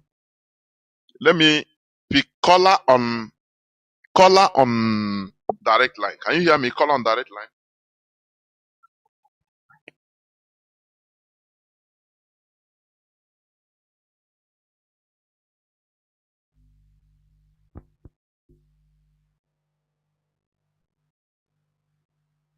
Right.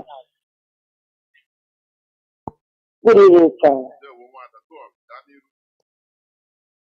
Hello?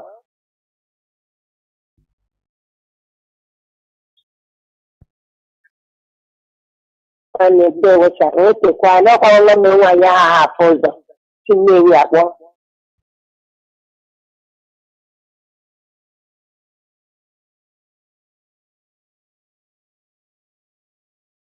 And I make up all I know.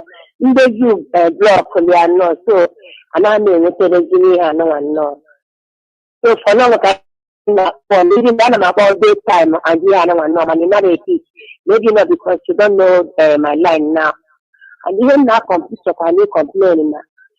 When you're only getting information, you know, now fast, yeah, this fast, I don't know, of course. Now, IPOB in and have more than 50. When they have in that area. So, my bandai will go to my baby. So, man, we have opened the Biafra, can you complain? They cannot teach here. And moreover, I'm a sabotage our radio Biafra here. Hello? Hello?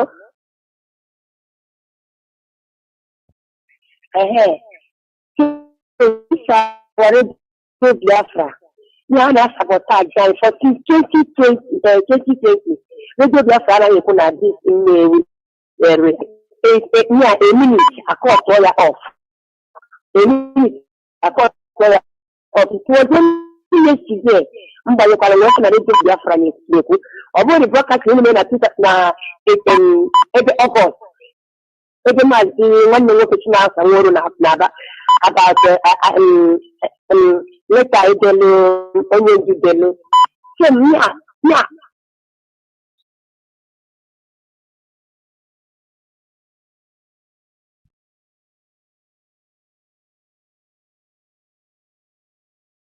No. People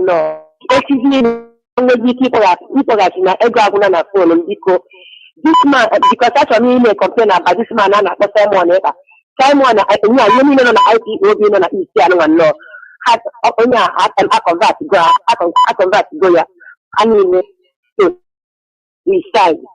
So they say na my fellow woman na ba because of Simon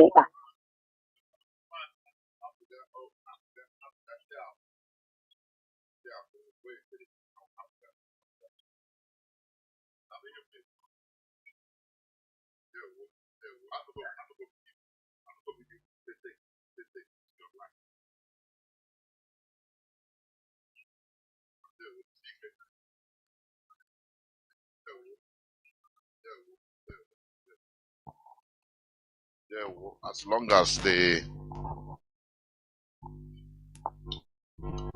radio is talking, she confirmed that the radio is speaking right now. It's okay. Because that is what is happening currently is what counts or what matters. Caller on signal. Can you hear me? Welcome to the program. Caller on signal. Mazi Jonathan, I can hear you. Yeah, Mazi. No. Mazi Jonathan, it's been a while. I know, but the line was hot line and it's deserving because Biafra are itching to air their views. Of course. We must continue because we know that Biafra and freedom fighting is not an easy something. You know, our leader has proven to them that we can beg our freedom. You understand? So freedom is given. Nobody can give you your freedom. You take your freedom. It's your right. For us to know that freedom is our right, we must fight and get it. This is what our leader is representing. You understand? So for Zoo to release or not to release our leader will not deter us or deprive us from getting our No, so we are not here to threaten anybody. We are here to fight for the freedom of our land so that we live as human. Even if we fight and we don't live to achieve the Biafra, and our children are the ones who will live and develop the Biafra, our destiny is fulfilled. Because for the people that are enjoying today in Europe, there are people who fought and died for that place to be how it is. So Of if it is course. our own Of course. responsibility today living to fight to liberate our land from this hand Fulani and the British Empire, so be it. We will fight and must be free. There is nothing that will deter us. Continuous incarceration of Mazi Nnamdi Kanu cannot stop the coming of Biafra. Rather, it will quicken the coming of Biafra. This is what we know, and this is what Nigeria should understand. Understand? So, Mazi, speaking of issue that is happening around us as Biafrans and Igbos, is the spirit of one Nigeria in some of us that is keeping this Nigeria moving.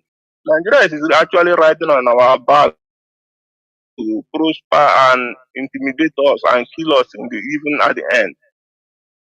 Look at what is it called? Emeka Anyoko. I saw a news from Sahara Report where him and Paya Adebanjo, they are now forming a 17-man committee to bring a new Nigerian to rescue Nigeria. They call the team. This is what our All these people have things, been how brought many times themselves they have been forming different things right from even right from the word go. It's what we have been hearing since we are born. They want to save Nigeria.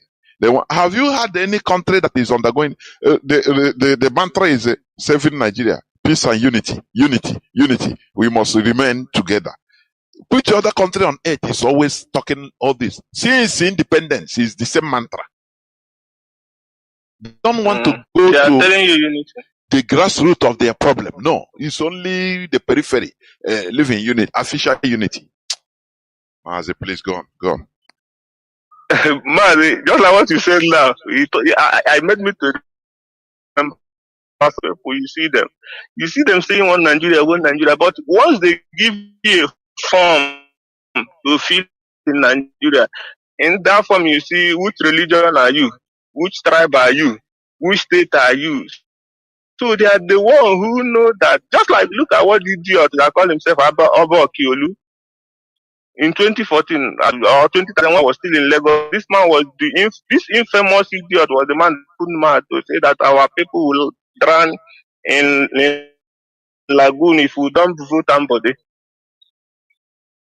And today he's coming to tell our people another story because our people are not even behaving as if all these things are being said to them. All these insults are being met to the Igbo. That's why I asked my question: who are these Igbos that claim everywhere you see them with Ishiago? They are presenting all over social media. Our culture is now a social media thing. But when insults are being levied, don't speak. So I sometimes begin to give me concern. Look at Emeka Anyoko. He's a Commonwealth Secretary General. I have never seen this man speaking or anything concerning it, but I have seen him one or twice in Lagos when he always bruising to come and do his thing and leave. A very quiet man. These are people who are enjoying Nigeria and the suffering our people are suffering. They don't care, don't behave as if there is anything that concerns them with Igbo man, but they are answering Igbo names. So when these outsiders look at this kind of people who are supposed to be speaking on the behalf of our people, that are the ones even encouraging some of this, they have power have changed hands. That's all I have to say. They know that the power have changed. It's no longer the former way of life. The status quo has changed, and we are in a moving trend. DOS is leading us, and we are following them. And we must reach our destination, which is Biafra actualization. Mazi, my name remains Mazi Ebon, and speaking from Biafra land, Yagazie. No possible we move forward. Mazi, Yagazie. We must continue. People are calling on direct line. I want to pick another call before I go to WhatsApp. Yes. Caller on direct line. Can you hear me? Caller on direct line. Are you there? Call on direct line. Can you hear me? There we go. There we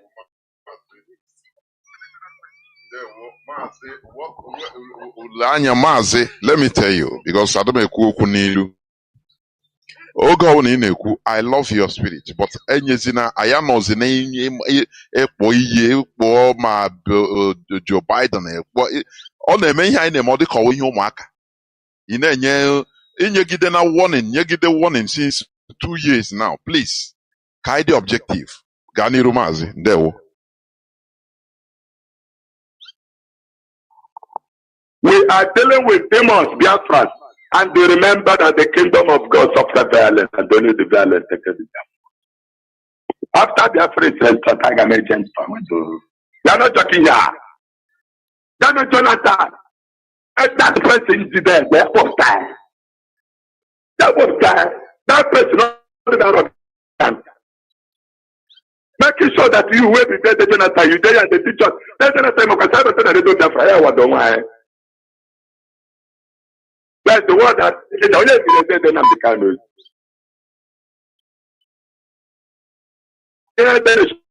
Why you no one live Biafra? That take it to them. Biafra, they are going to Tenebu Yoruba and Yoruba the whole day. And I could be Sukula. That I can. But the time I would go, how much is it? Yoruba or Joe 25th, I was the there's a kind of about Christmas. Hey, we give them the 10 billion. They go to the stage. Water. That's not a lot of Scudrica. Could you break it? That's how they will pay here. Only see that all of them were to go in that go to the best and they go make us the so far. And we like with them and keke or can't they buy this again? Oh my God. The months.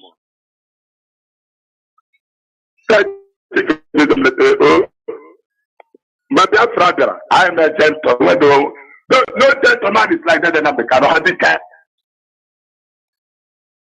on a call to Kanu. So, where is the man I cannot? I tell you, because I tell you, come, but oh, that is hey, look what we can. I'm a call for. All of your lessons, then not the kind of Christmas 15 gun. How about when I am not alone? I can say my own be one day. You know who got it.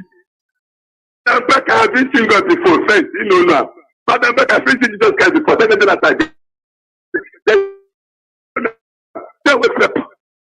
And you wait and they only say God, Jesus Christ. You should come. You know the other thing. When I want to that side the justice. I'll be the financial. So many people to beg a big preacher. Can't go here for a guy who can't sing in all the men alive. No, what? There's a ton of players who are can't play the Kagi.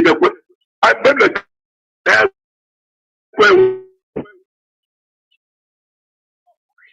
I don't know. There was there was.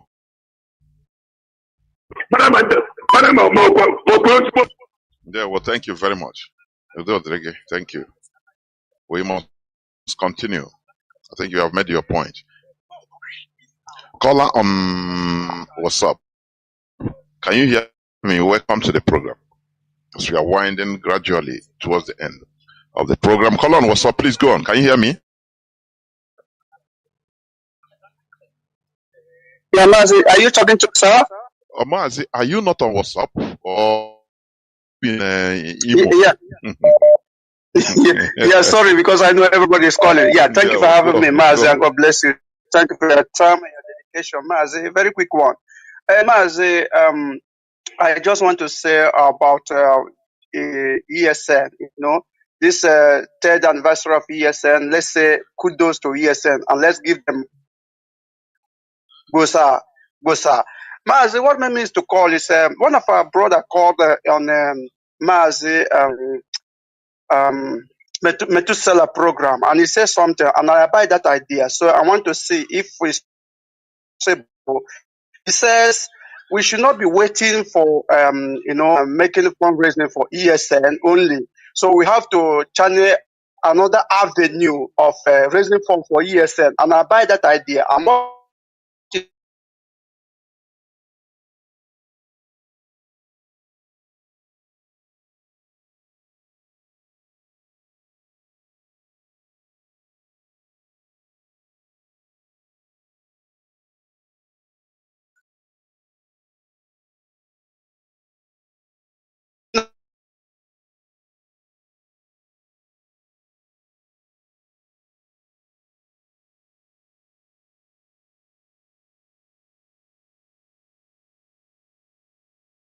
Example, if people that have some change, not to say waiting when we are going to raise funds for ESL, no, just to say every country or every city, just say if you have this new account so that you can put anything you like, maybe €1, maybe $1, maybe £1, maybe £1 that is extra for you anytime, any minute, anytime. Just have extra change. You can just let me just pray for ESL. I think that is a wonderful idea. So I just want to say, if it's possible to our leaders to look into it. Now that Biafrans now know now that ESN is intact, before most of them is confused. If ESN is not intact, or if ESN is gone out of hand of this Ekperim or something like that, now they know that ESN is intact, that ESN remain who they are. They're there to defend Biafrans. So what I'm saying is, Mazi, Biafrans, please devote your time to contribute for ESN. This is the time. And ESN said they are ready to go. They are ready to go means they are ready to go.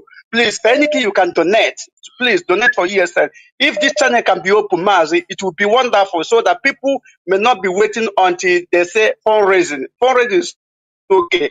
But this is just, casual giving. Just if you have a chicken change, you can say, let me just throw it to ESN. Mazi, that's what I want to say for here. Mazi, thanks for having me and God bless you. Thank you, sir. There were the way he said chicken change. Anyway, people, it's noted anyway. It's noted.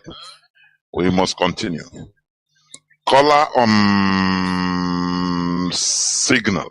Can you hear me? Welcome to the program. Caller on Signal.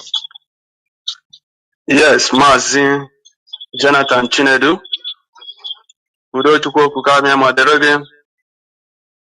My name remains Mazi Obasi Ejike. Our leader remains Mazi Nnamdi Kanu Ahamadike, one of Biafra land. Biafra is our religion. On this Haro platform, Ledo Biafra is where we worship. Eze Chukwu Okuke Abiyama, the God of our land, the God of our ancestors, is what we worship.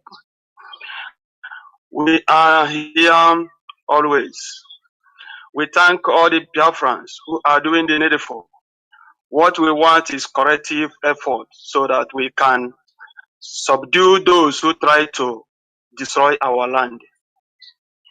Chukwu Okuke Abiyama will be with our leader all the times. We will continue until we have our way out. Nigeria think that they have already holding Mazi Nnamdi that other IPOB will scatter. No, we are in tight. But I want to assure our people, especially those in Biafra land, never you expected any other films or any show from ESN again. We just make this thing to show Nigeria that all these films, they are throwing up and down, say they invented this, invented that, is just a bunkum. Our people are still in tight. Nobody will take our land away from us. Mazi, there is something you said about Hausa guy who happened. Mazi, there is something that is happening to us we don't know. You see this thing we call religions of a thing, especially Christianity. That Christianity is totally organization of the weak. God will fight your battle because God created only you alone. That is a problem Igbo people have now. Because you see somebody, I told them that one day a friendly man will just dress like a pastor, as enter church, say he has already repented, and these gullible ones will be shouting in Jesus' name, and he kill all of them. You see, this is our mindset of this religion. For those who are defending this religious mindset that destroying our land, Mazi, if I stay in this Biafra land, if not that I said from day one, no, how our people have been united, doing something until these people starting telling our people that these people are these people are unbelievers. Mazi, that is where the problem begins. Do you know that some of them calling us as IPOB as unbelievers, that we want to, anybody who want to destroy, divide Nigeria is unbeliever, that we don't believe that God can unite and make Nigeria great. When these people are talking about this, when you look at them, but when Fulani come and kill one of their members, you see them shouting all over the place. You see, our mindset, the way what we believe are destroying us, destroying our land. We must say no to this evil called religious mindset that destroying us. Our people should understand, like this a Fulani or Hausa guy that living around with the people, kidnapping our children. Nobody, because maybe this one is a deeper life, this one is the Christ Embassy, this one is Grace of God, Assemblies of God. Everybody is going his normal way, and my own is the best, my own is this. How do you show? Have you seen God? And God told you that your own is best, and that is the way you're supposed to worship God. We're supposed to ask these people questions. Have you seen God? And God told you that what you are doing is right. You want to tell us that your own is more powerful and you are doing the will of God. No, no, no, no, no, no. These people are evil, because sometimes they said when 2 or 3 people gathered, that is God or Jesus Christ is among them. I asked them, if our villagers having meeting, I will tell them that they are Ndobodo and Ndi Nkabonde believers. Where is that God? But in our name contains Chukwu, Chukwubeze, Chunonso, Chidema. All those things is what we are bearing. All these things show that we are the children of light, not what all these people copy and bring down here. Our problem lies, we know our problem. Somebody, those who are speaking English, that the center of gravity is issue of religion. That is what is killing us. But our leader said, why we are behaving like this, because we are still in one Nigeria. So great Biafrans, let everybody know, take Biafra as your #1 religion, so that when you see something touches your brother, you know that you must go and help, that thing touches you. Because without we, there is nothing like I. We must to say the no to these things they are bringing to us. Look at in our land today, somebody like this criminal who the former governor of this state called Abakaleke. This man is a Christ Embassy. He's a pastor. He's always stay in the pulpit preaching people, but he's killing their own people, stealing their own thing dry.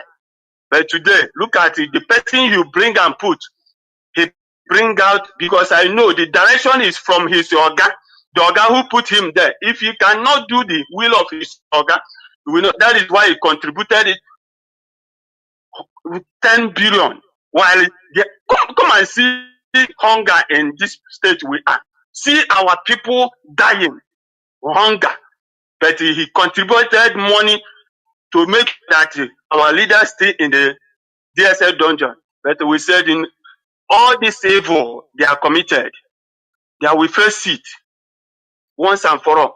Remember, there is something the time we started volunteer work, there is a place we always tell our people to do Biafra and tell us where these Fulani people have their settlement. Do you know one day after we fight, I went to do some work. I reached there, I hear moo moo. I asked the man, what is happening there? He just told me that it's a Fulani settlement. Yeah, what? Are you not be hearing Radio Biafra? That when you see, what am I going to do? If we make noise, Fulani will come and burn them. I said, so, you know that I will burn you? Let me tell you, as far as you are living with them, it's like somebody who are living with a snake. Any day you like it, bite you. I give that man 24 hours. Those Fulani will get out from this place. You just take it as the next 4 hours. He called me and told me, how do we do this? I'm saying, go and sit down because you people don't want to help us. If you people want to help us, whenever you see these people, you call.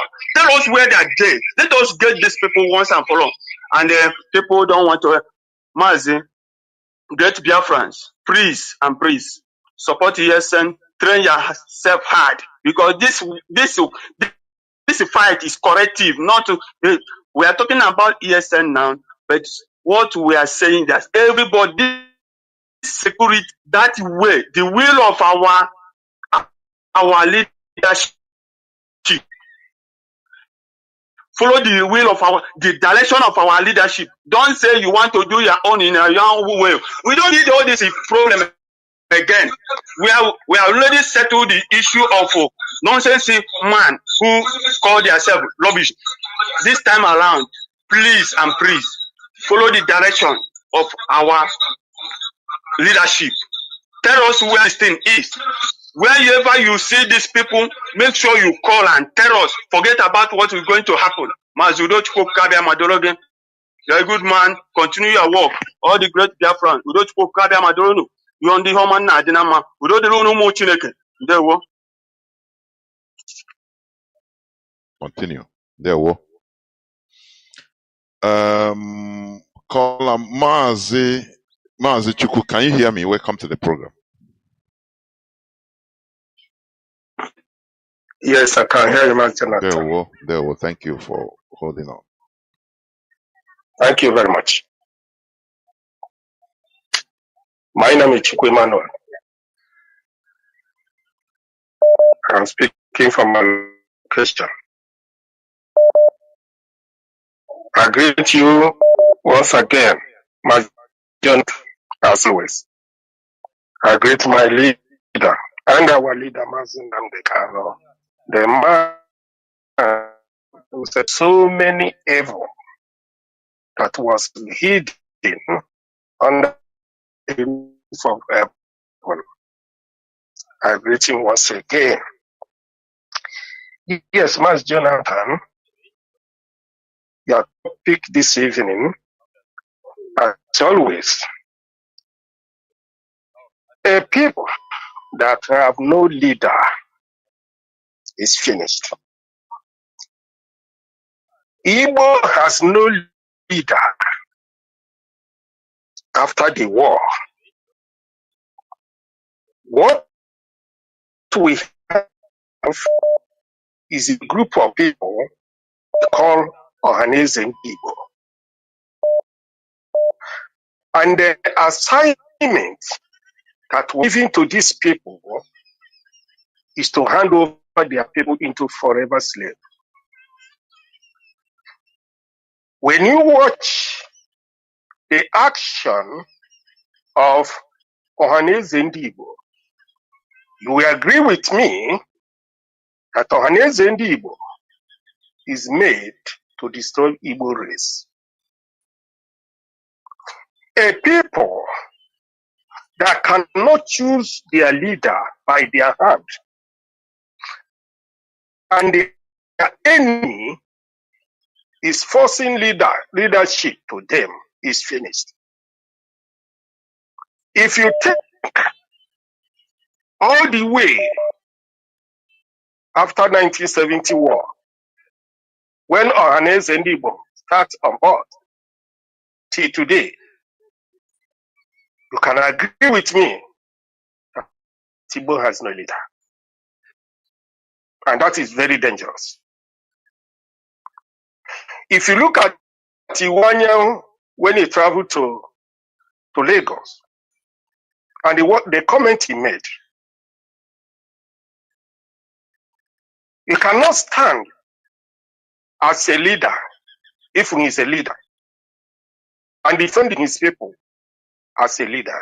Instead, they start to bring stories, try to talk about the property Igbo have in Lagos, claiming that when the time is trying to be a president of Nigeria, Awolo will pray for him. Awolo will love him and try to say all manner of rubbish. Is that what somebody who says leader, is that something that he come to say? Iwanyangu is above 80 years. Iwanyangu is supposed to know the problem we have, Igbo race, as Biafra in Nigeria. Iwanyangu is supposed to know now that he will do one thing or the other to assist his people, if at all he is a leader. Because very soon he will left, as other has left, including Awolowo. What makes a human being somebody is the way he reasons. The white people today, if you see how a white man is planning his states, you will understand that the white people think different from the black people. The white man think about the past. The white man think about the present. The white man think about the future, unborn generation. And they are planning according to from another stage to another stage. But if you go to the black man is only thinking for his family and some few of his criminal friends in the name of government. A black man will sold his people as a slave only for him to make money for himself. A very big margin difference is between white man and black man in the way of reason. The other time you talk about when Chinese are fighting themselves, and when they saw that Japan want to use the opportunity to enter into them,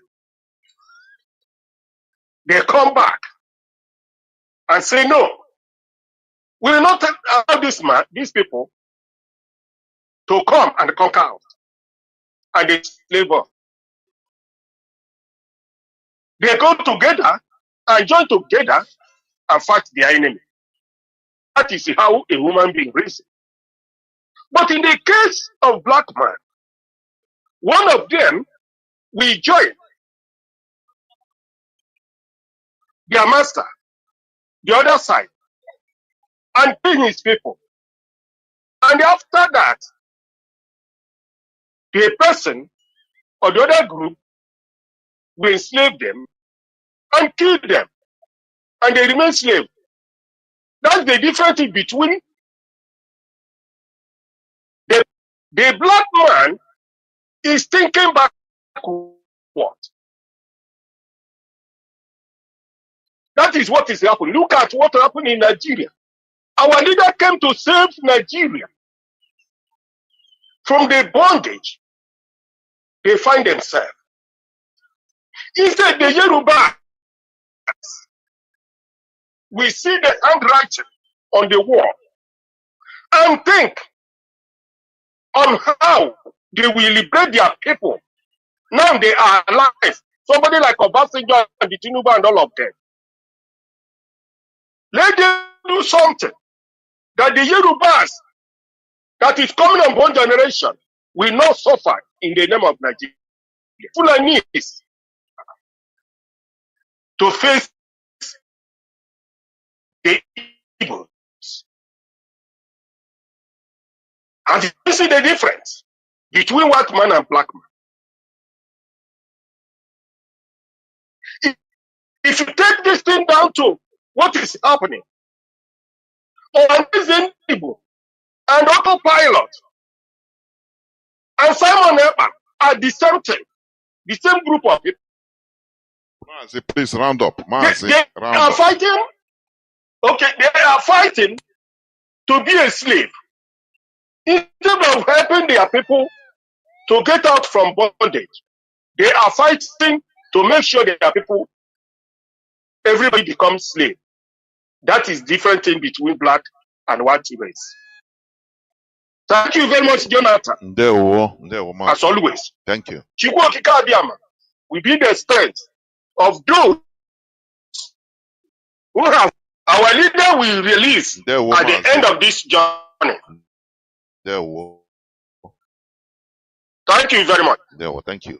Mazi, can you hear me, please? Go on, you'll be the last caller. Yes, Mazi, I can hear you. Can you hear me as well? The whole world is hearing you. Please go on. Thank you very much, my brother, Mazi Jonathan, my big brother. I salute you.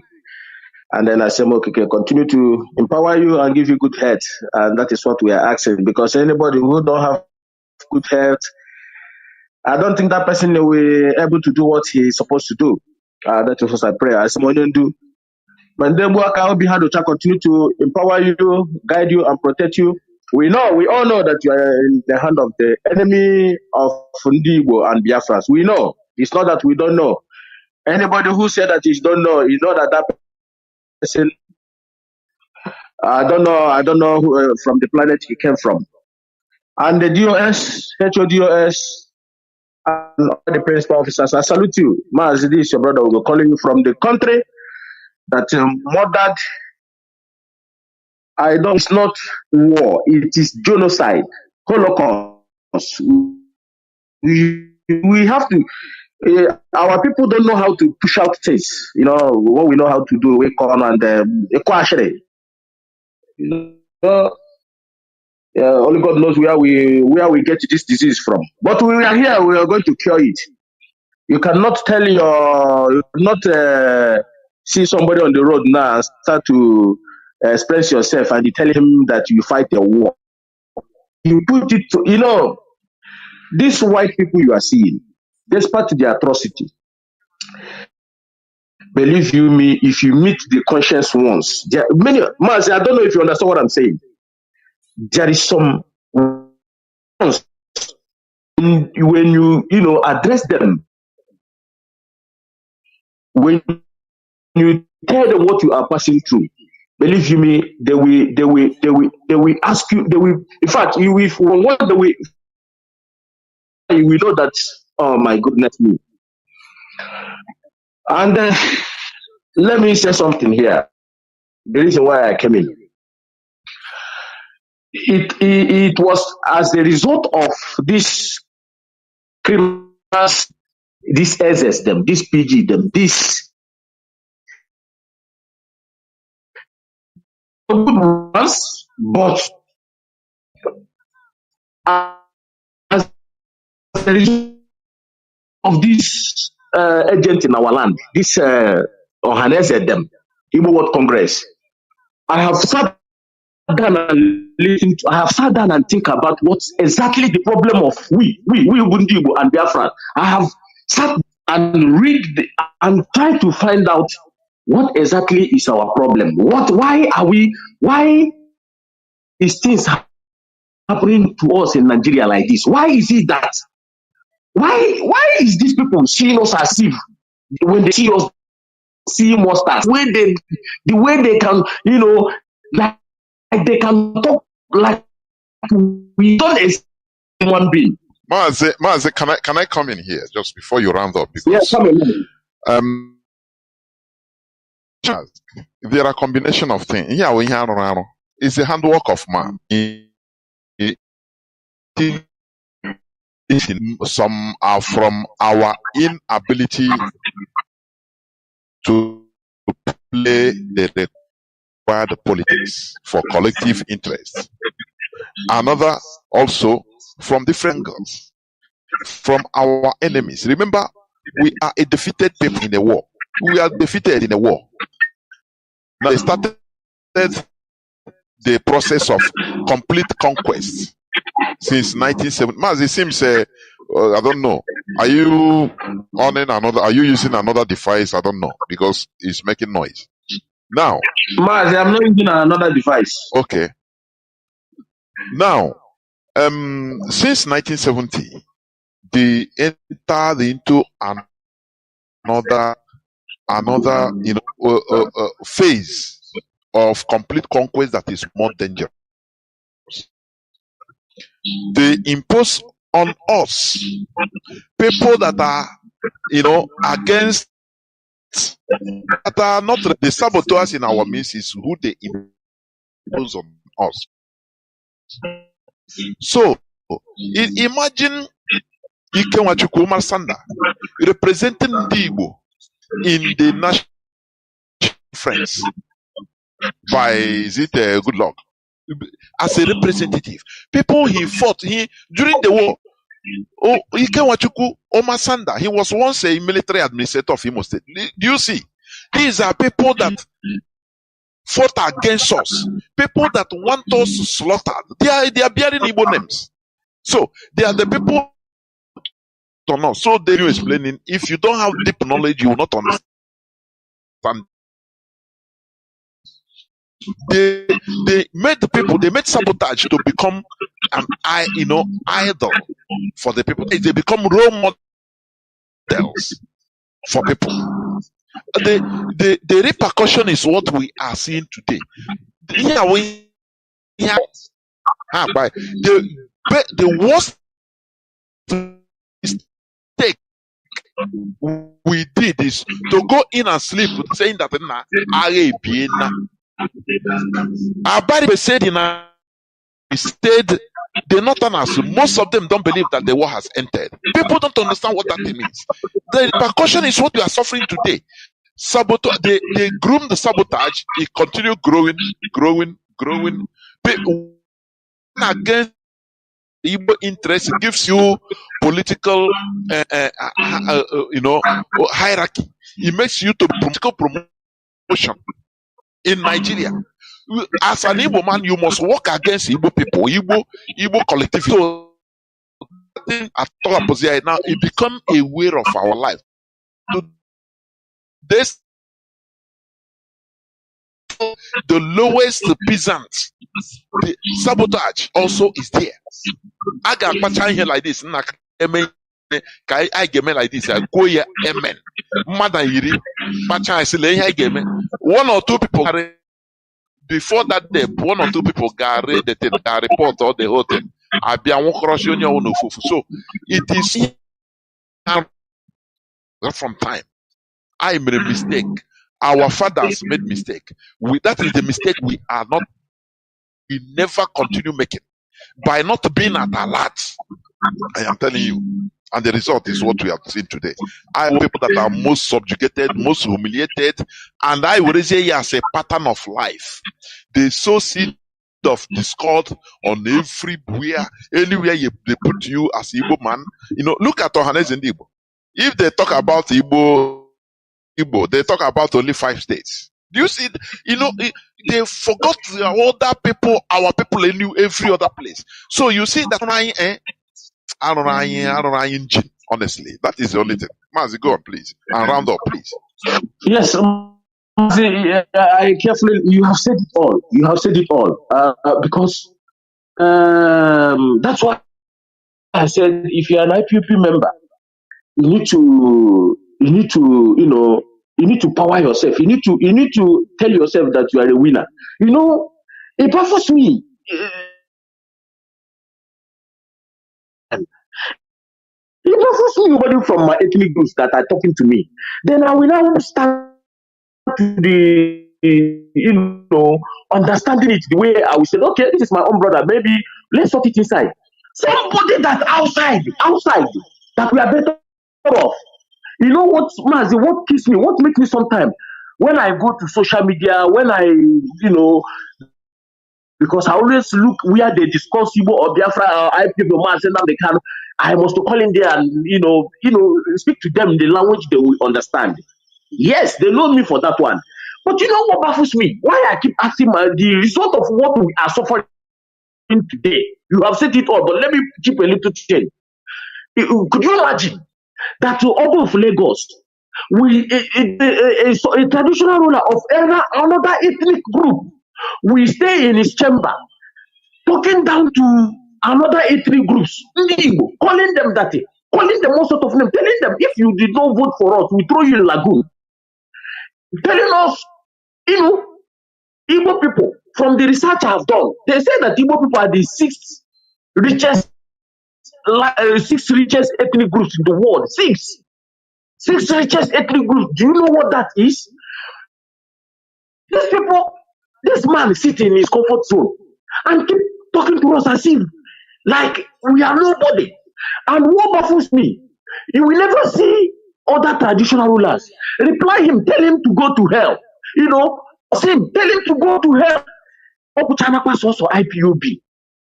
That is why some Yorubas, especially today, we don't bow for these criminals. They know that we don't bow. That is why when that man said that thing, I am warrior poison now. When Yorubas look at us, they will know that these people, they really mean what they are looking for. Look at that man. We can never wake up. It's not equal people. We know us as in, we don't disrespect people.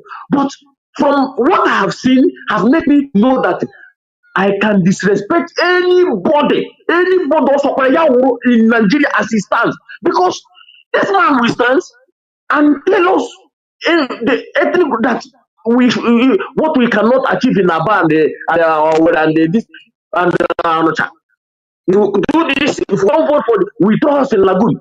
And we have Obi of Onocha. We have some Igbes. Tell this man to go to hell. Call him names too. Okay, yeah, but no. Now I now understand that these people are agents in our life. They can speak because they are the problem. Because if these people, if Bukatua, the former lawmaker of Northern State, can come out to the national television and say he was deserved to be killed, the video is there. No, nobody challenged this man because nobody. Look at the vice president, a terrorist man. Do you know what he's telling this Lagos State governor now? That he is maltreating the Northerners. That is the news. That is maltreating the Northerners. This vice president, this Shetima. That is what he's telling Showolo of Lagos. That is maltreating the way he's maltreating the Northerners. But when it comes to our own, nobody speaks. At least these people. Okay, look at Autumn. Autumn, as a governor, only him. Upon everything the Fulani did to him, he still for Mazi Nnamdi Kanu. He still asked them what was the crime of Mazi Nnamdi Kanu. Nnamdi Kanu should be released, but in our own side, Mazi. I understand you. I know. Mazi, but let me before I drop. You see, Mazi Nnamdi Kanu taught us a history.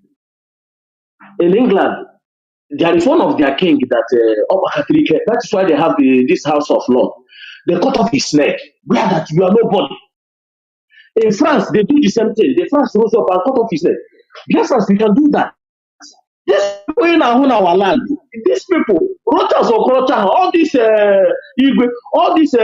criminals or politicians, they are nobody. You know what? Imagine will be and the police and DSS. That is where their whole lies. They knew that the Biafrans can raise against them, but their own power and might is the military they are bringing to kill us. That is all. Because therefore, he knows that we can apprehend him. We will tell the international that this man is a criminal. He has killed a lot of people. When Mazi say it's only we can carry out revelation, it's true. You know what he's saying? All other people are those eyes. But Mazi, I will leave it here. What I'm saying that we will keep pushing. Of course. One day, yes, Mazi, thank you very much. I understand. Caller on WhatsApp, Mazi, please make it very brief because I just pick your call because you are brief. Okay. Otherwise, Mazi, you go would have been the last caller. Go on, please. Just make it very brief. Thank you so much, sir. Good evening, dear friends. Good evening, Mazi and Kanu. Honestly, I'm happy to be on air today, and I just want to make it brief. Like I said, 2 questions I want to ask. I was making a short browsing to find out the number of the population density of human ecology. However, in Britain, as far back as 2022, I realized that it's about 67.500 with some fragrant population. So I want to drag you back on this now. My question is this. Now, when people said if they leave Biafrans, they will not survive. If they leave Biafrans, they will not survive. I want to ask, sometime like 3-4 years back, I remember that Nigerians were saying that they have finally breakthrough in one of the states in either Sokoto or Kaduna, that they have finally gotten that it was somehow a landlord with that breakthrough to get both sea and whatever oil there. Now, my question is this: if finally the Biafrans are let go, does it mean that what justifies the economic growth of a state is only by majority of the population, or is it based on the little sense of reasoning and the ability to work it out as a family? Why is it that people are now clamoring to survive within the range of 200 and something million of Nigerians, not realizing that some other countries, like you lectured us sometime, is about some of them 2 million, some of them 5 million, some of them 6 million. Now, why is it that Nigerians want to unite and suffer inside one place? Number one. Then the second question is this: why is it that anytime they born Jesus Christ, then things become hard in the southeast? That is the last question. Thank you so much. So I need the question. I don't know if I made myself clear. Thank you so much. Bye. Thank you. Let me go on, Mazi. You always ask different questions, which is also brilliant. But we should understand the problem. The number one problem we have is the inability to comprehend issues in the reality of it.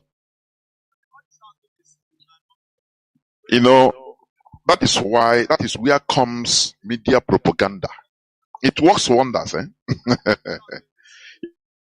You know, Mazi Kanu is a wise person. He's an illuminated mind, Illuminati. Let me call him Illuminati. I am telling you, which we are aspiring to be. He first of all understood that talking to masses, media is one of the weapons of either mass destruction or mass elevation. Either weapons of either mass destruction or mass construction. Let me put it like that. The media. That is why he first of all instituted this hallowed platform, where it all started, Radio Biafra. In order to start talking to people, they use media, everything, to destroy us. Propaganda. You know, like when social media never come out, radio, television, newspaper, any slightest thing that happens, They say Igbo don't love themselves. Hey, Igbo, they are killing themselves. They promote it. Igbos don't love them, but people, the Northerners that love themselves, see them, they are terrorizing themselves, killing themselves. That one, they don't put it in that manner. They don't show it or say it in the manner they are propagating lies in our land. When they continue talking something, subconsciously you are absorbing it without knowing. Now, when you even any person that, as long as it's something you are hearing every day, ndị Igbo kpọrọ onwe ha chi, ndị Igbo ahụ dị onwe ha n'anya, ndị Igbo don't love themselves.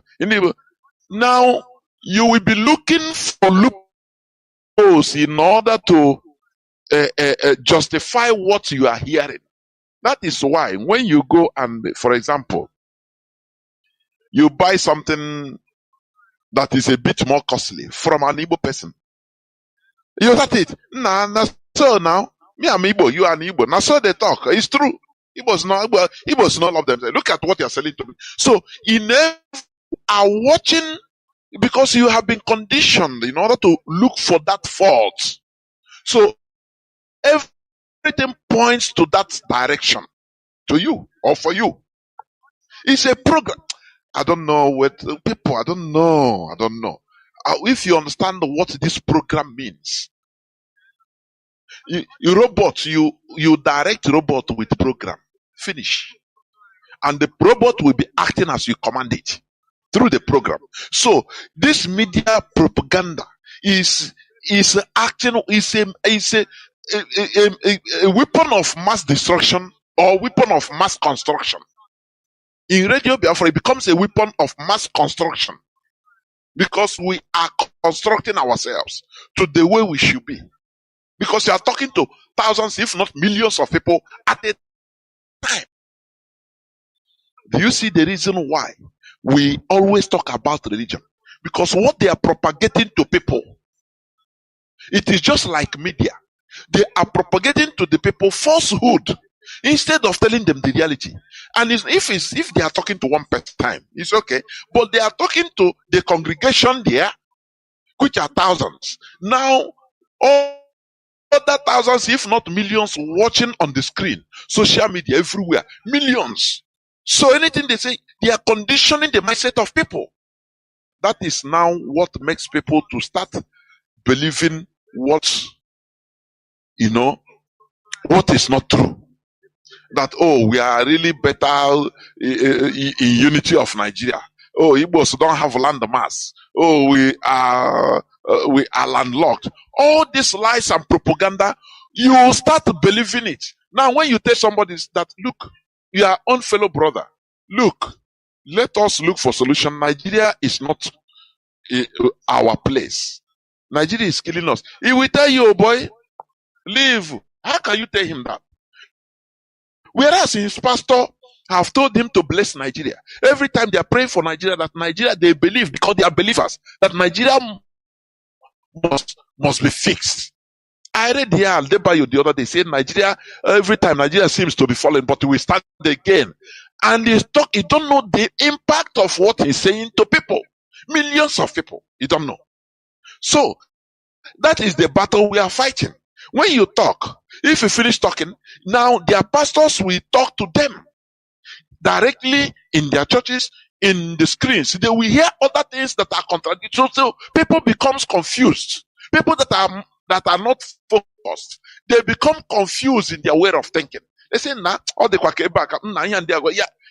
they become they continue wavering. If they go like this, they support. When they hear another thing, they fall again, they support, they condemn what they had before. When they go, say they are not, they are not solid. It is about what they hear. You understand?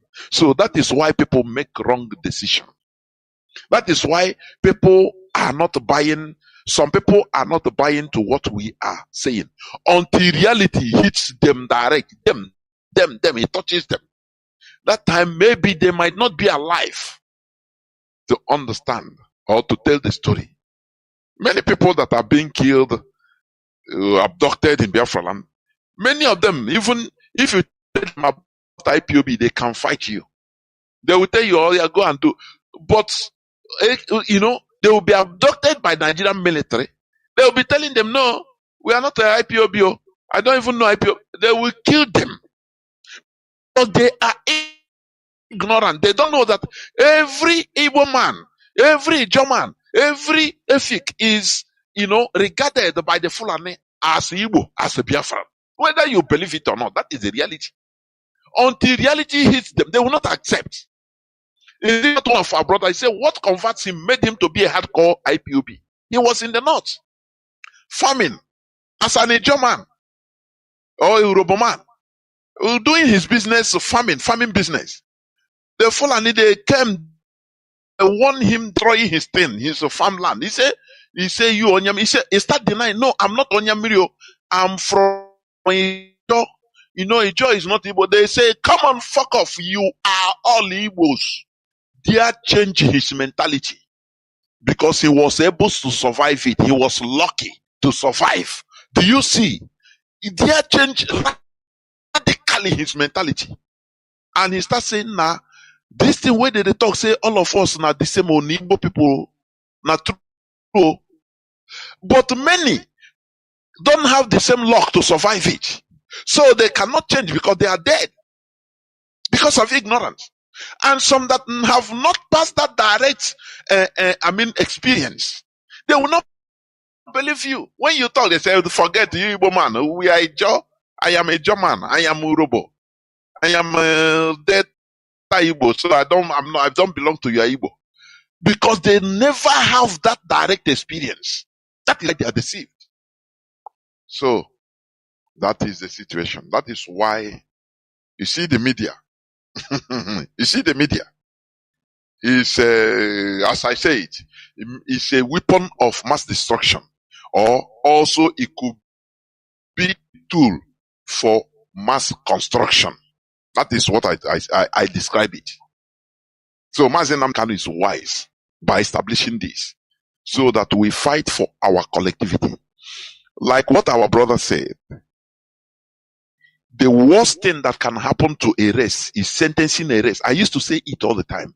Sentencing a people to individual survival.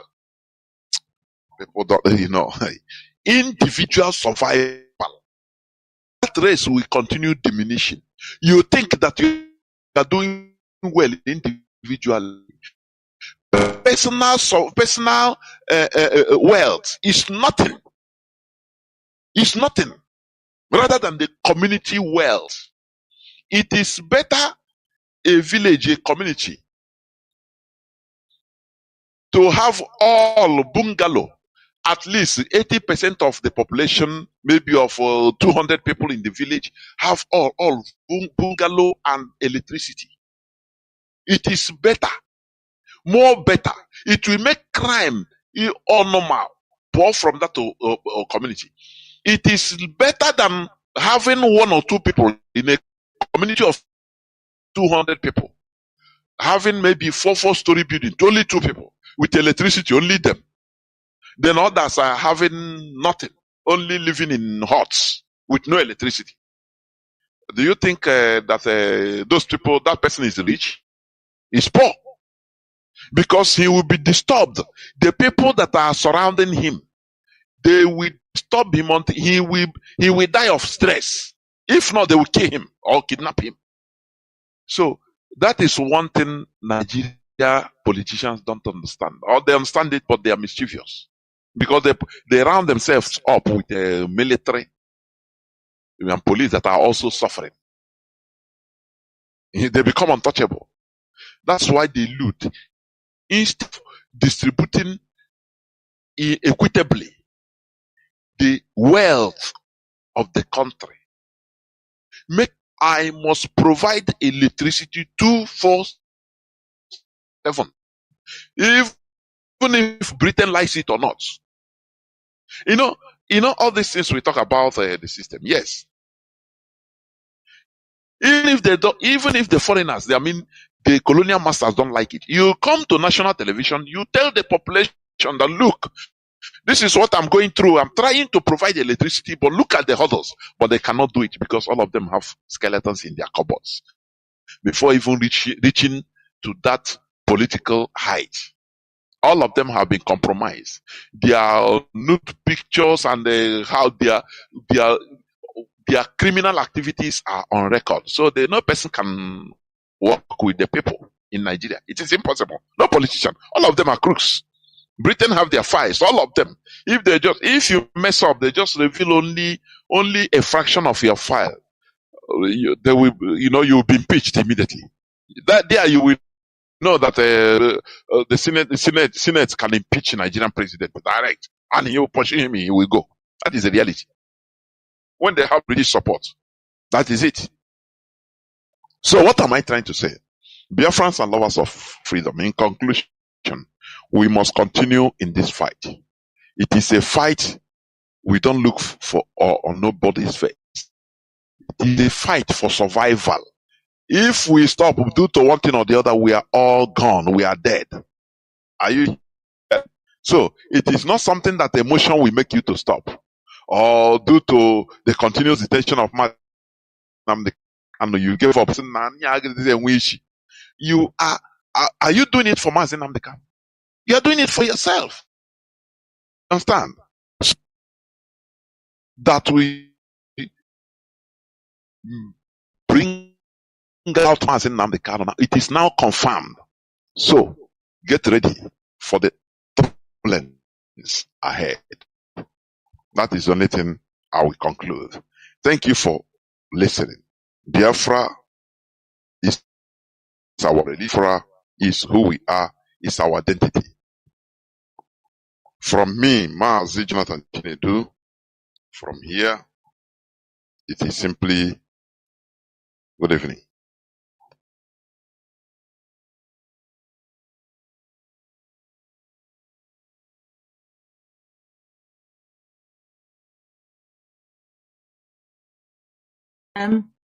Biafra time, Europe time. I welcome you to today's program on Biafra TV Europe. My name is Mwada Ejiro. I am an Urobo-speaking Biafran from Ughelli in Delta State, Biafra land. With me here in the studio is our brother, fearless evangelist. Mazi, introduce yourself to Biafrans. Dewo. Thank you. Good evening, Biafrans all over the world. From here, I remain the fearless IPOB evangelist, Mazi Marapchimachu. I am from Ndiabo. Ndiabo is in Aninri. Aninri is a local government in Ojiriba province, Biafra land. Thank you. Thank you very much, Mazi, for that introduction.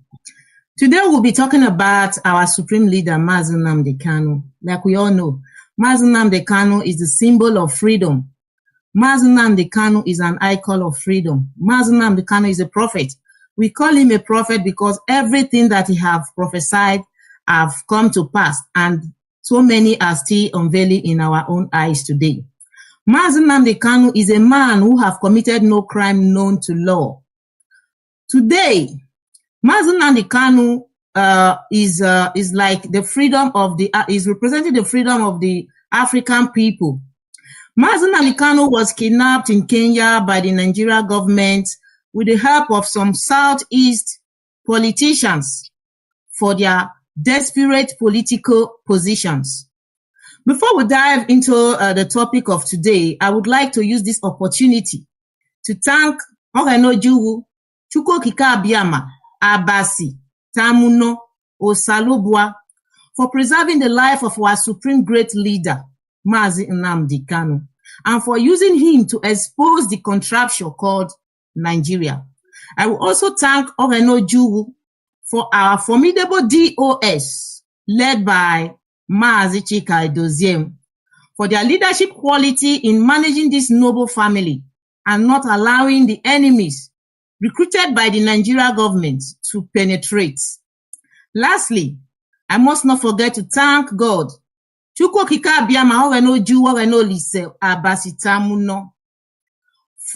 To thank him for IPOB media warriors and IPOB worldwide, and also Biafran sympathizers for your support towards the restoration of Biafra. I must say, Wado Umuchineke, they won't know So, like we all know, yesterday was the 15th day that was scheduled for the judgment of our Supreme Leader. It was a final judgment. We all know that Nnamdi Kanu really has nothing to be judged, but let us leave it the way they presented it to us. So yesterday, Nnamdi Kanu had a final judgment in the Supreme Court in Abuja after he was acquitted and discharged by the Court of Appeal in Umuahia and Abuja. Of course, we were not surprised at the outcome, as we already know how Nigeria operates. But nevertheless, we must continue. We are going to be deliberating on yesterday's court judgment. Our fearless evangelist is here to throw more light on the issues to enable our people back home and worldwide in the diaspora to understand better. I have some couple of questions to ask you, Mazi, fearless evangelist. So, Biafrans, stay tuned and make sure you share this program, share it widely, and let it go viral. Thank you. Mazi Madibushi, as an IPOB member, were you surprised at the judgment, or should I call it result, from the Supreme Court yesterday, asking Mazi Nnamdi Kanu to go back to the High Court of Justice to do exactly what? So over to you, Mazi. Thank you very much. Thank you. Thank you very, very much for that very question. The very Supreme Court Injustices decision yesterday, 15/12/2023, have always been IPOB experience in Nigerian court. But we were patiently following them throughout every court proceedings from level to another level, because we want to draw them outside the field so that the world can see them. We knew that, as our leader said it in their federal high court, that they don't obey court order, that he is there in their supreme to show it to the world that Nigeria can never move forward. They always believe backwardness. That's why they move from Supreme down to Federal High Court on no respect to the appeal, because they refuse to do what they are supposed to do by going to negotiate with Nnamdi Kanu in a normal way by freeing him and do so. So they go to Supreme and disgrace themselves. So we don't see it as a surprise. Nnamdi Kanu have been securing victories in Nigerian courts since 2015 till today. And this one that happened is to show the world that Nigeria have nothing to say that Nnamdi Kanu did to them. Because the very Bintanyako they referred us to, the case have been in the court of Bintanyako. Bintanyako have never questioned a single army. What did you go to his house to do? I think so many questions are still coming. Let me not finish this all now. But it is not a surprise to us, after all. We knew, and our leader told us, that Nigeria does not obey their own court order. And we have seen it. The Supreme Court is a signatory to disobedience to court order, because they are supposed to uphold the very judgment, knowing that they have already condemned the way Nnamdi Kanu was brought back to Nigeria. I don't know what they are going to Federal High Court to judge again, when the way he was brought back, Nigeria is guilty. Are you going to judge him when Nigeria is also guilty of the way they brought him? Why not look into the extraordinary rendition? Why not based on that and free him? So I don't know what they are going to Federal High Court to do. I don't know. Thank you. Thank you very much, Mazi, for that wonderful answer from you. Of course, like you rightly said, we are not surprised, because we already know what the Nigerian government is capable of doing.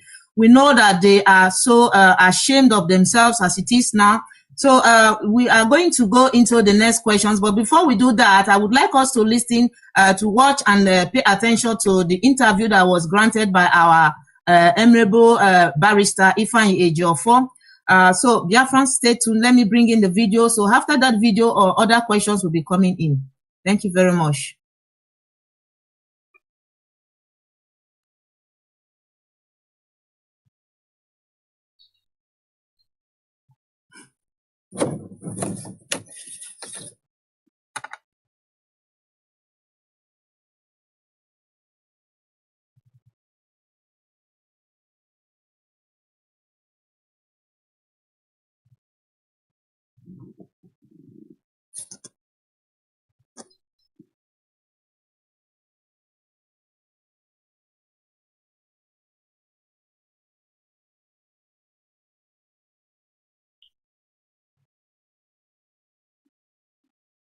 Showing your video.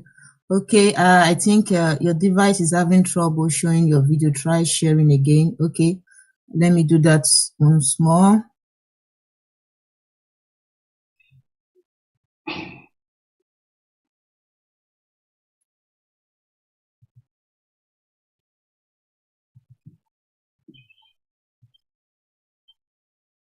Off on the camera. What's your camera?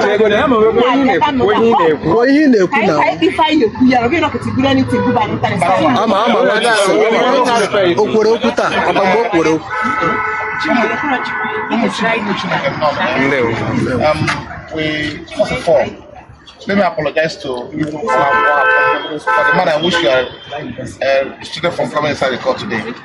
We're also victim because one of my junior lawyer, Barister Chimwanya, will also not allow access to the court today. So I discovered this a policy they introduced only to checkmate those who are coming inside. But they insisted you must come along with the ID card, otherwise you will not be allowed access. So, and we're not there to fight them. All the idea is just to get justice. Yes. And unfortunately, what has happened has happened. Today, the one that came up for judgment in appeal filed by the government, federal government against the decision of appeal.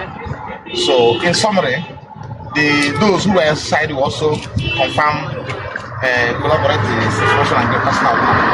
So, in summary, the court condemned in its entirety the question of Nnamdi Kanu's policies September 2017. So the court condemned it in entirety and also blame his eventual escape from being killed. Blame it on the government because the court said someone has been brought before the court and his matter adjourned for hearing. And if in the course of enjoying the bail granted, then the federal government discovered he has committed or breached the bail condition, he will simply come to court and apply for that bail to be revoked or amend the charge. But in this case, they went to his house to invade the premises to kill him. Then at the same time, come to the court to apply for the bail granted him to be revoked. So the court not only condemned the fact that his house was invaded by the federal government security agents, it also condemned the fact that the federal court gathered order revoking his bail. So other revocation of his bail was also condemned by the Supreme Court today. Then the court, thirdly, blamed the federal government and also condemned the brute force in which Mazi Nnamdi Kanu was abducted in Kenya and extraordinary rendition to Nigeria. The court found the international law that condemned is noble. But courts likened the manner in which Nnamdi Kanu was abducted in Kenya to a situation whereby a security agent has gone for search in the premises. So, and without search warrant. The court said, though the act of going into a premises to conduct search is condemnable and not allowed by law, but the fact that there are indictable materials found in the course of that search, that illegality will not affect those materials to determine the course of the search. So what the court, that was the narrative, because kind of analogy the court drawn at the point he was so the court said, no, the manner in which Mazi Nnamdi Kanu abducted Kenya and extraordinary rendition to Nigeria is illegal and unconstitutional. But that will not affect the fact that Nigeria law has to take its place. What does it mean by Nigeria law taking its place?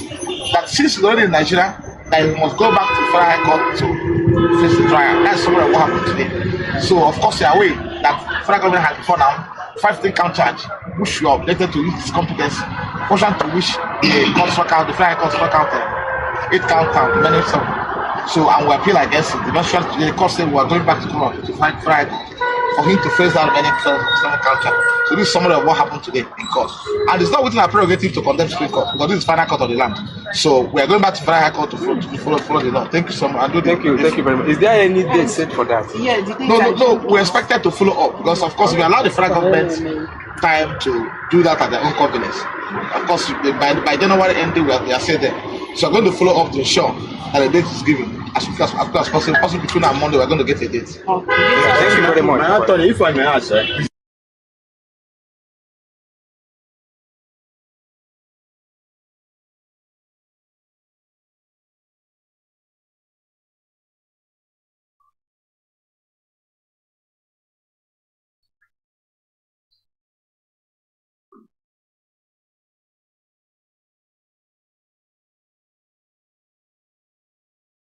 Yeah. So, thank you, Mazi. Yeah, I just saw that now. Thank you so much. So after watching this video, we can see that Barister Ifeanyi Ejiofor used some very key words, like the court condemns the invasion of Mazi Nnamdi Kanu's home. The court condemns revocation, etc. The court condemns the extraordinary rendition. So the first question I would ask is, the Nigeria court condemning the invasion of Mazi Nnamdi Kanu's home in 2017.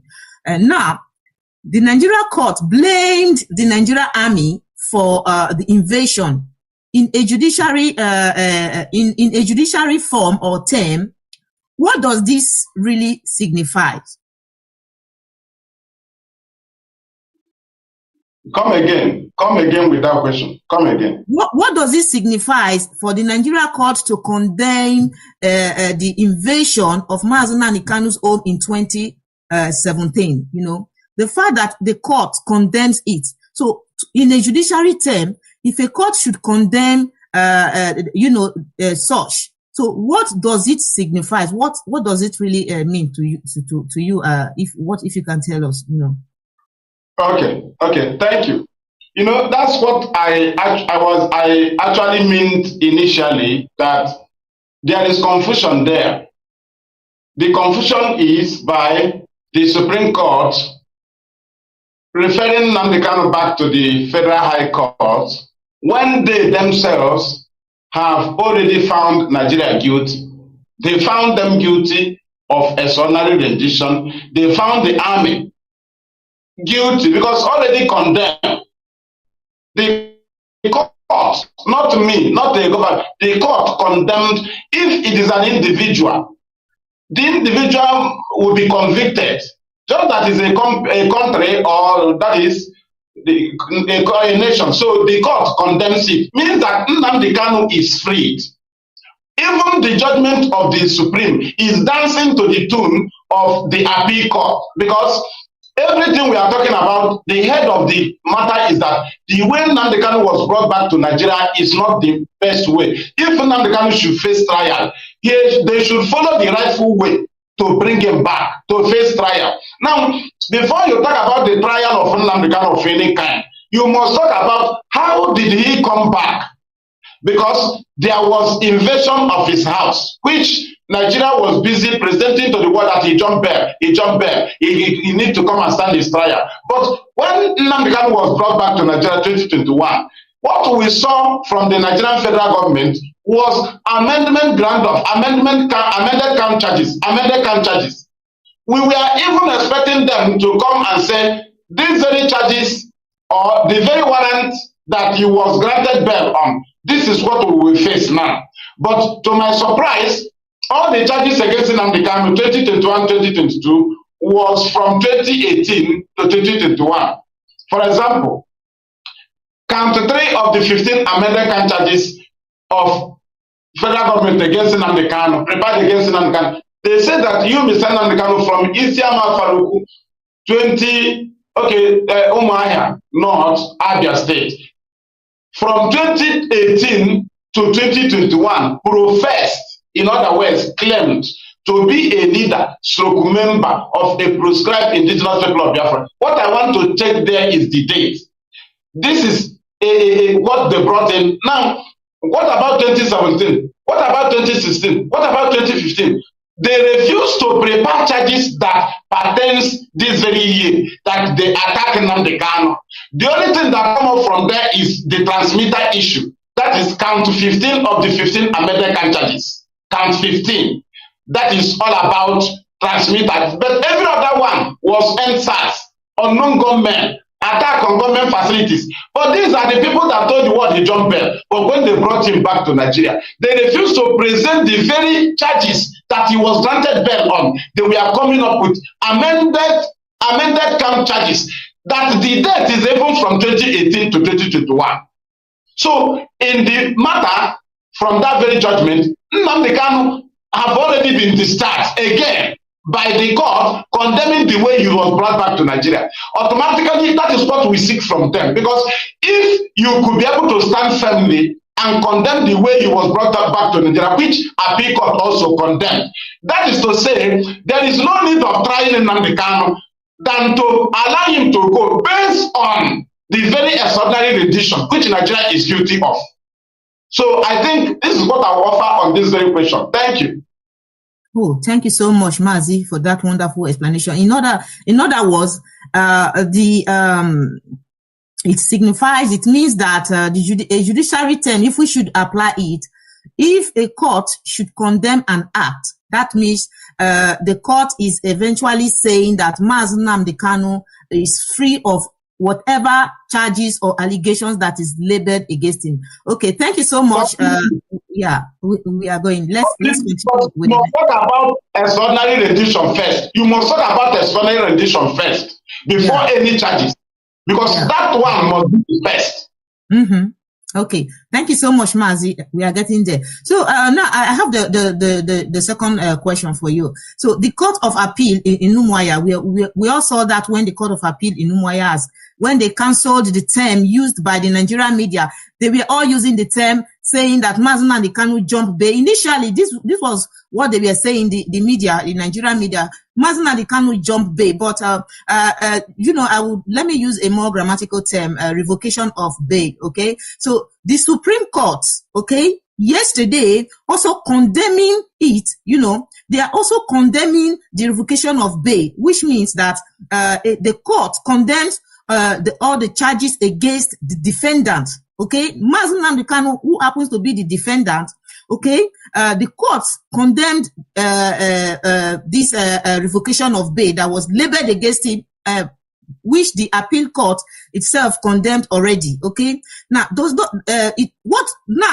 it sounds like a victory that they don't know how to present it, that this man has won this case, because how is it possible that you condemning the person that brought a case and then you are condemning the act presented to you? Then what does this really tell the people of Nigeria? I mean, those who feel that they have a judiciary system.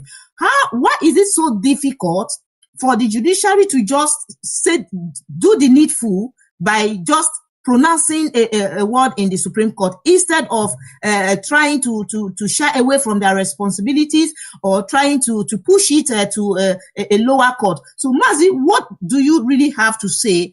Is this like a victory to us? Thank you very much. Thank you. We have been victorious all the while. First of all, before I go to that very Umuahia verdict, it happened on the 19th of January 2022. It was a state high court judgment, state high court, that have the jurisdiction to look into the issue of attack on the Nnamdi Kanu's home. Right now, the very state high court judgment, I will first of all touch the victories of Nnamdi Kanu, because we must make sure that the world is aware. We are keeping this record, because on the 17th of December 2015, because immediately they return back to this place, we must remind them. I don't know what they want from Bintanyako's court, but we will remind them that Honorable Justice Ademola of the Federal High Court on the issue bordering terrorism, charges bordering terrorism and treasonable felony.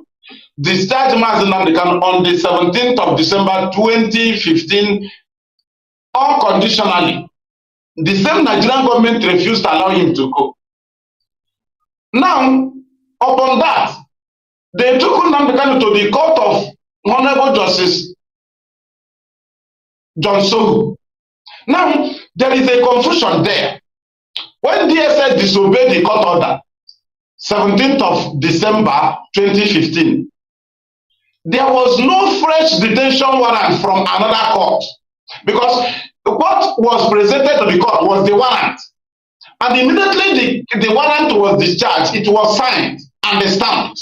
That is to say, automatically that very detention warrant, which Justice Ademola discharged, have become invalid and unpresentable to any court as a detention warrant keeping Nnamdi Kanu. Now, that's why I questioned them. I asked DSS, which detention warrant did you present to the court of John Soho? Now, is it a new detention warrant? When the other judge have ruled on that warrant and decided Nnamdi Kanu, then I asked them, which court issued a fresh detention warrant when DSS disobeyed court order? That is to say, from that very December 17 till today, they have been taking Nnamdi Kanu to court with invalid detention warrant because they still moved Mazi Nnamdi Kanu from the court of John Soho because John Soho discharged him again unconditionally in 2016. They moved the case to the court of Justice Ahmed Mohammed, a Fulani man. Ahmed Mohammed told DSS to go and obey the previous court rulings. Now I begin to ask them, which particular warrant was moving from court to court, from court to court, from court to court? After this court discharged this one, which court issued fresh detention warrant? Now, I begin to ask Justice Bintanyaku, which particular warrant did you grant Nnamdi Kanu bail? Is it the same warrant that has been already been discharged from Ademola to John Soho, from John Soho to Ahmed Mohammed? Which particular warrant did you grant Nnamdi Kanu bail? I know why I'm hitting them because it is holding them tight. This place is holding them. Now, let us go to the very Umar Habadi. The very verdict, 19th of January 2020, to condemn the ruled that Nnamdi Kanu did not jump bail, but he escaped military assassination attempt. And he also ruled that Nigeria should pay him compensation. And also ruled that Nigeria should apologize to Mazi Nnamdi Kanu. The court also ruled that Nigeria should meet Nnamdi Kanu for discussion, which is exactly what they are supposed to do. Referring it back to judgment, to start trial. Is it a trial to achieve what? That we did not achieve in the court of Ademola? That we did not achieve in the court of Johnson? Nigeria disobeyed. Which other victory do they want us to achieve in the court of incompetent Binta Mutlanyaku, who threw away our suit, our complaint, bordering the invasion of Nnamdi Kanu's house on the March 2019? Injustice Fatima Binta Mutlanyaku, that very woman, that Fulani woman, she threw it away. We complain about the invasion of his house. This woman was busy demanding that Abaribe should be brought to court. The Jewish rabbi should be brought to court. The Igbo businessman, billionaire, the businessman in Abuja should be brought to court. And this very Bintanyaku gave the Mietiala, this very terrorist, northern terrorist organization, to be threatening Abaribe. Hey, Abaribe should be arrested. Where is Nnamdi Kanu? But Bintanyaku was very, very incompetent to demand for the army. That is a very serious confusion there. So now, from this very point, you understand that Nigeria had been running away from this very case of the invasion of Nnamdi Kanu's house. That's why they came up with amended crime charges bordering NSAS. They said initially there was a charge. They said that you, Mr. Nnamdi Kanu, incited members of the public to go and destroy government properties in Lagos or transport big company in Lagos. And we destroy it in court. Our lawyers destroy it because Nnamdi Kanu does not command members of the public. He commands IPOB. Now they come back and change it that he incited members of the proscribed indigenous people of Biafra. But we are not the people that started NSAS. That is to say, they have been running away from this very matter, which they return back to. Now I ask them, will they try this matter without extraordinary rendition? Now we ask them, will they present the army that invaded Nnamdi Kanu's house if they continue in this trial? Thank you. I will drop it because more questions, I think more questions are coming. Thank you. Wow, that's laudable, Mazi. Thank you so much. Thank you so much. I'm sure that they are watching you and they are like, wow, this is even like Mazi Nnamdi Kanu. They think that holding Mazi Nnamdi Kanu will completely silence Biafrans for speaking. They don't even know that it was the greatest mistake they have ever made. You know, talking about the extraordinary rendition, this brings me to the next question. You know, the Nigeria Supreme Court yesterday also condemned the extraordinary rendition of Mazi Nnamdi Kanu. If after all these condemnations they made, you know, and then the court asking Mazi Nnamdi Kanu to go back to a lesser court, okay, because the Supreme Court is the highest court in Nigeria. Even our barrister said it yesterday that the Supreme Court has the final say, but for the fact that the Supreme Court condemning the extraordinary rendition and then asking Mazi Nnamdi Kanu to go back to the High Court. So, I mean, Mazi, what does this really mean? What precisely? How can we are not lawyers. We do not have degrees of, of law, but to us as the common people, we can really see that there is something really fishy. Please, can you throw more light on this, please? Thank you very much. Thank you. To me, the trial of Nnamdi Kanu have ended. What the Supreme Court just ruled on is the persecution of Nnamdi Kanu, not prosecution. Nnamdi Kanu have faced prosecution from 2015 till today. Even as his house was invaded, Lai Mohammed was threatening Israeli government to repatriate Nnamdi Kanu back to Nigeria upon the killings of 28 men. Now, throughout all the courts, as I have mentioned, they have never won Nnamdi Kanu, they have never defeated him. Do you know that upon the proscription of IPOB, illegal proscription of IPOB, they have never convicted a single IPOB family member? Now, what are they looking for in trial? Again, another trial. After all the trial, which charges are they going to present that does not bother terrorism, that does not bother treason, that does not bother all these things? Is there any other charge that is different from all these charges? The new charge, is it a new charge that nobody have had it before? I mean, is it not in the criminal code? All the charge they will bring, tell me the one that Nnamdi Kanu have not faced. Which other charge will they bring that they want us to look into? That you will look into all the charges against Nnamdi Kanu, that if you count them, it will be counting like more than 50 from 2015 till today. Tell me a new charge they will prepare that will not be bothering terrorism, that will not be bothering treason. Tell me. So what are they applying now is a delay tactics. But we will show them that we are tired of trial and we will not continue with persecution. We follow them throughout the prosecution because they presented it to the world that Nnamdi Kanu defend himself in court. Nnamdi Kanu have defended himself in court. So for Nigeria, instead of them to admit that Nnamdi Kanu have defeated them, they ended up referring back to trial. Tell me the charges in that trial. What charges? Do they write that Buhari died? Nnamdi Kanu said that Buhari died. Do they write it? Nnamdi Kanu said that Buhari molested Aisha at the age of 9 years. Do they write it? Nnamdi Kanu said that Buhari destroyed Aisha at the age of 13 years. Do they write it? Nnamdi Kanu said that wherever Muslims gather in Nigeria, that even if he is 5 years old Fulani, he will lead in prayer. Do they write it in the charges? They were there singing song. They call it charges. What next? Is it not delay tactics? And we will not continue with that rubbish because we have first trial for how many years? Throughout the whole Buhari government, complete 8 years, Nnamdi Kanu have first trial. So what the else? Which trial again? Which trial is the charges they want to prepare now from heaven or is from pit of hell that have never been mentioned upon the head of Nnamdi Kanu in the court? I want to know the charges. There is no valid charges that have no reference in all the charges that they have prepared against Nnamdi Kanu. Instead of them to go to free Nnamdi Kanu and discuss with him, they are going back here. So we are not welcoming all those rubbish. The trial of Nnamdi Kanu ended on the 13th day of October 2022. We just went to the Supreme for them to give their judgment based on the justice given by the appeal court. That's all. We never demand for injustice. IPOB calls for justice. But Nigeria is the people pushing into injustice. Now, if Supreme Court can be bold enough to reverse a case to where we have crossed, even in the trial of Nnamdi Kanu, there was no case submission.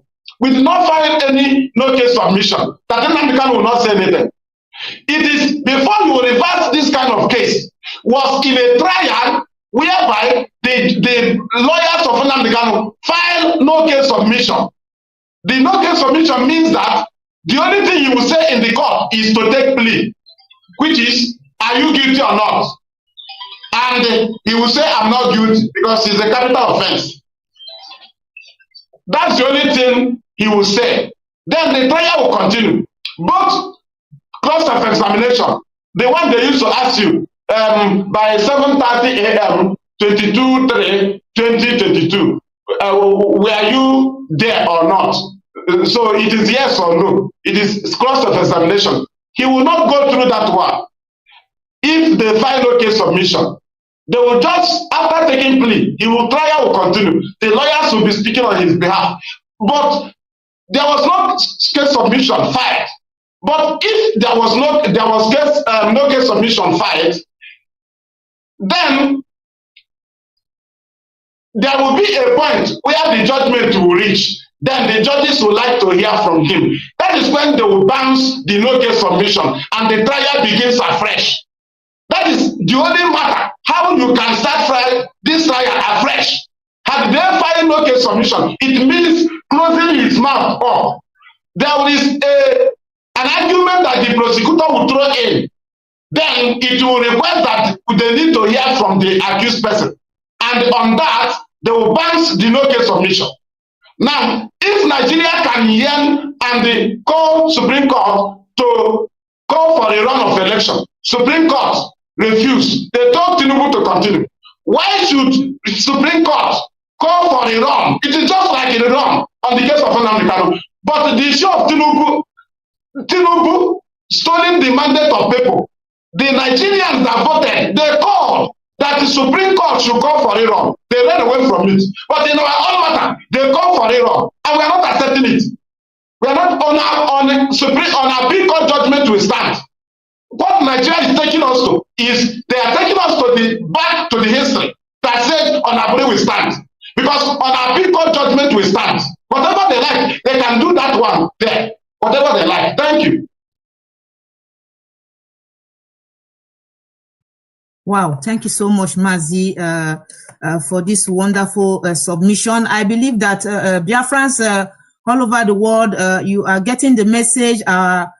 Fearless is doing justice to this issue, because I see that some of our people were so confused, even though it was clearly, even though they didn't use the word that Mazi won the case, but it was based on the fact that the court condemned the plaintiff. Okay, the plaintiff was condemned. All his allegations, everything was thrown into the trash, which means that the defendant has won the case. Okay, so but some people are still confused, because judiciary term is not that easy for the common man to understand. But the way you are breaking it down is I believe that Biafrans will really get the message, and they will understand that indeed Mazi Nnamdi Kanu have gotten another victory, because it has always been victory. So this is another victory for Biafrans. So thank you so much.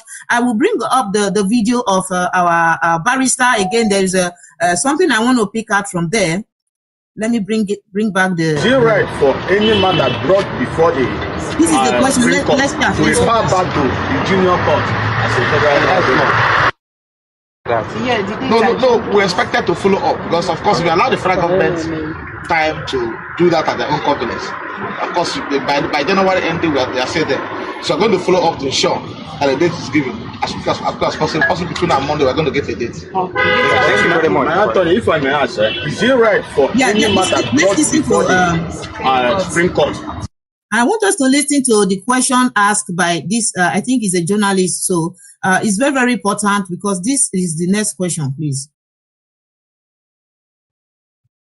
Of the show, and a date is given as quick as possible. Possibly between now and Monday, we're going to get a date. Thank you very much. Anthony, if I may ask, is it right for any matter brought before the Supreme Court to refer back to the junior court as a federal law? You know, the appeal, this matter is a live matter before the High Court. So, an appeal was filed against the President of the High Court. They eventually ended the Supreme Court today. So, the Supreme Court has the prerogative to even order for a trial or for hearing in the event of a civil case. The Supreme Court has the matter to direct the High Court to hear the matter again or to the trial. So, this case, they're going back to the court. As you know, the matter was adjourned before the High Court. So, now we're going back to the High Court to continue with the trial. Because it's winning the right of the law. From Federal High Court, is there any need that are going to proceed from Federal High Court back to Court of Appeal, then back to Supreme Court where they are coming from now? I do know that. I do not think the need will arise. But if the need arises, we are going to do that further out again. Okay. In the course of the trial, discovered any irregularity or problem, if the need arises for us to appeal against any decision of the High Court, of course, we can go to court appeal. From there to Supreme Court. Sure. Thank you so much for coming. God bless you. I wish you see you. Thank you. Yeah, there's something Barister Ejiofor said when the man was asking if it is right for a Supreme Court to refer back a case that was brought to the Supreme Court for a final judgment, referring the case back to the High Court, you know. So Barister replied and said, you know, there's something he said. He said, what does Nigerian law, he was saying that Nigerian law has to take its place, okay? So now the question I want to ask is that, what does Nigerian law has to take its place truly mean when a defendant has been discharged and our barrister said 7 count charges are still remaining because it was 15 before the 8 was struck out. It was 15. So now it remains 7 count charges. So against the Mazi Nnamdi Kanu, you know, now the barrister, our barrister said that they have appealed, okay? They have appealed. So to my own understanding as a common person who haven't known knowledge about law, okay? The Supreme Court has already given a victorious judgment based on their pronouncement, okay? But asking Mazi Nnamdi Kanu to go back to the High Court to face the remaining 7 court charges, count charges, which of course we know this is already a dead on arrival. Okay, now Mazi, sending back a defendant to a lower court after condemning the plaintiff, okay? What do you think? What do you think the Supreme Court is truly? What do you think about the competency of the Nigeria Supreme Court? Because I really, even though the barrister is trying to use a very diplomatic way to present to the journalists, but for me, I think that I don't want to say it, but I will leave that to you. What do you think about the competency of the Nigeria Supreme Court? Thank you very much, Mazi. Thank you. Thank you very, very much. You know, what I understand from this is that the particular charges they are talking about are the charges that was struck out or that was thrashed out by the appeal court. Is that the charges? Yes. There were charges they took to appeal. Yeah, that was 15. Yes, 15 count charges. Then they destroyed like 8 in the court of Bintanyako. They took the other one to appeal. So is it that one that the Supreme Court said that he should go through that trial, that the appeal court have no jurisdiction to do that? Is it the charges? I think that is exactly what they are referring to because in the Okay, if you hear from Barister Ejiofor, like you say, you see, he was trying to present legal proceedings. Do you understand? You know, because that is their line of operation. So there is no way he will come up and condemn, you see a lawyer now condemning the Supreme Court or something, no, or something. But to us, what the Supreme Court did is very, very wrong, because what they are referring us back to, we have seen it and the court, that court have seen it.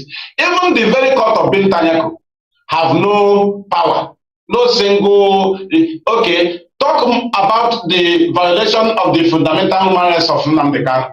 All the rulings from Bintanyaku, DSS disobey it, allow him to change his clothes, allow him access to his praying material, allow him this, allow him that. All those things, there was no time Bintanyaku even find DSS personnel or even mention a word like a content of court. So if you see Supreme Court, I know that they have condemned extraordinary rendition. Then why didn't Supreme Court, if they have something to say, why didn't them say that they are supposed to look, that they should look into the extraordinary rendition?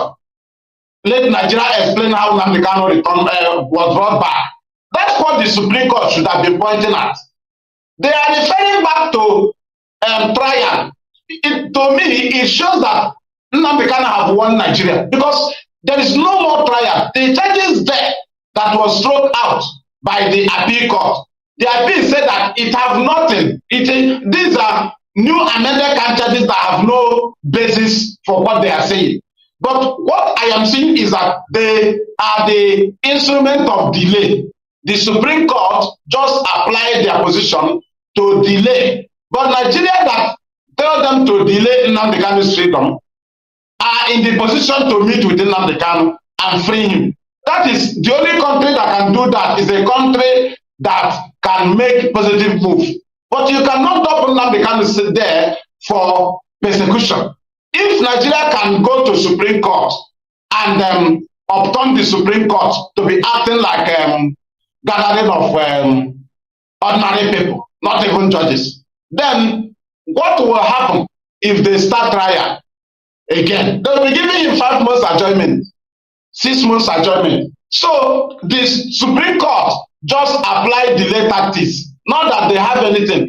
What they just ruled on the condemnation of the way Nnamdi Kanu was brought back to Nigeria is for them to dodge their head from international law, from international foreign countries. You know, that's why you see them condemning the way Nnamdi Kanu was brought back to Nigeria. But at the other hand, they applied Nigerian policy, British policy, to continue trial of Nnamdi Kanu. So they play two-side games, trying to rule what they can present to the world. We condemn his extraordinary rendition. We condemn the invasion of his house, because that is the point we present.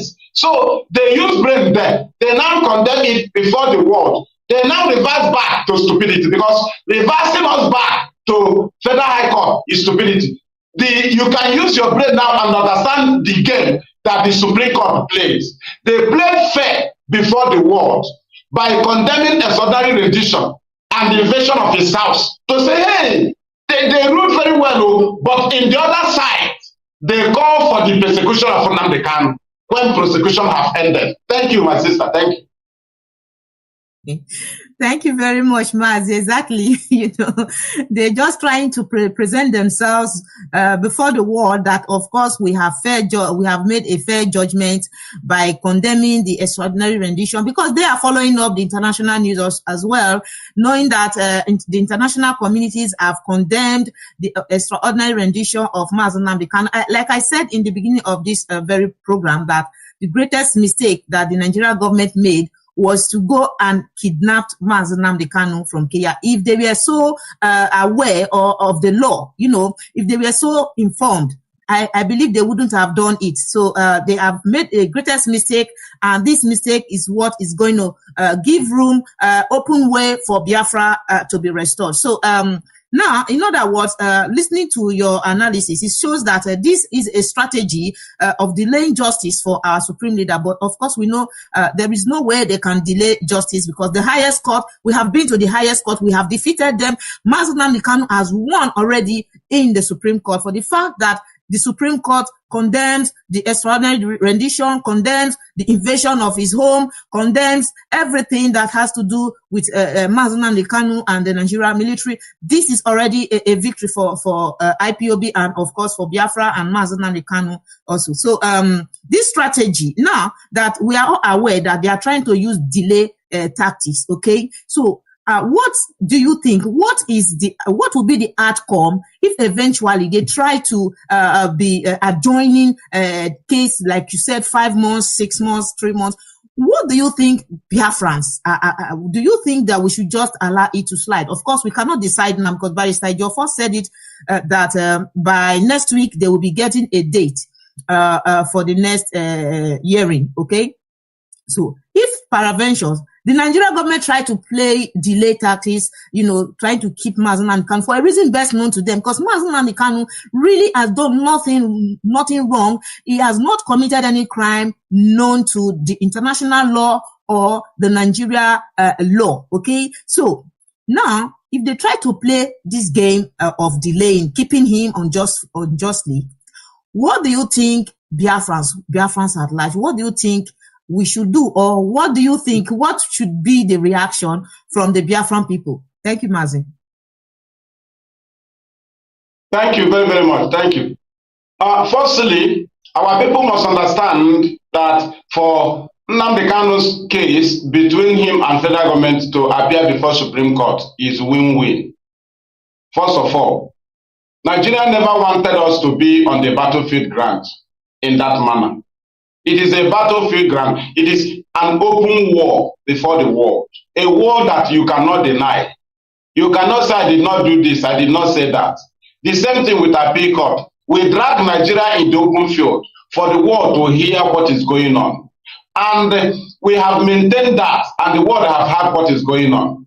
We will have no much explanation, right, in case when Nigeria's wickedness or the pronouncement or the delay tactics of this very case backfire. Because what we were following our leader to their court is to stand in solidarity with him during his trial. And we followed him throughout his trial, and we maintained, and we won the case. So for somebody to be trying to drag us into any court proceedings again, the lawyers have the right, because that is their only way of operating.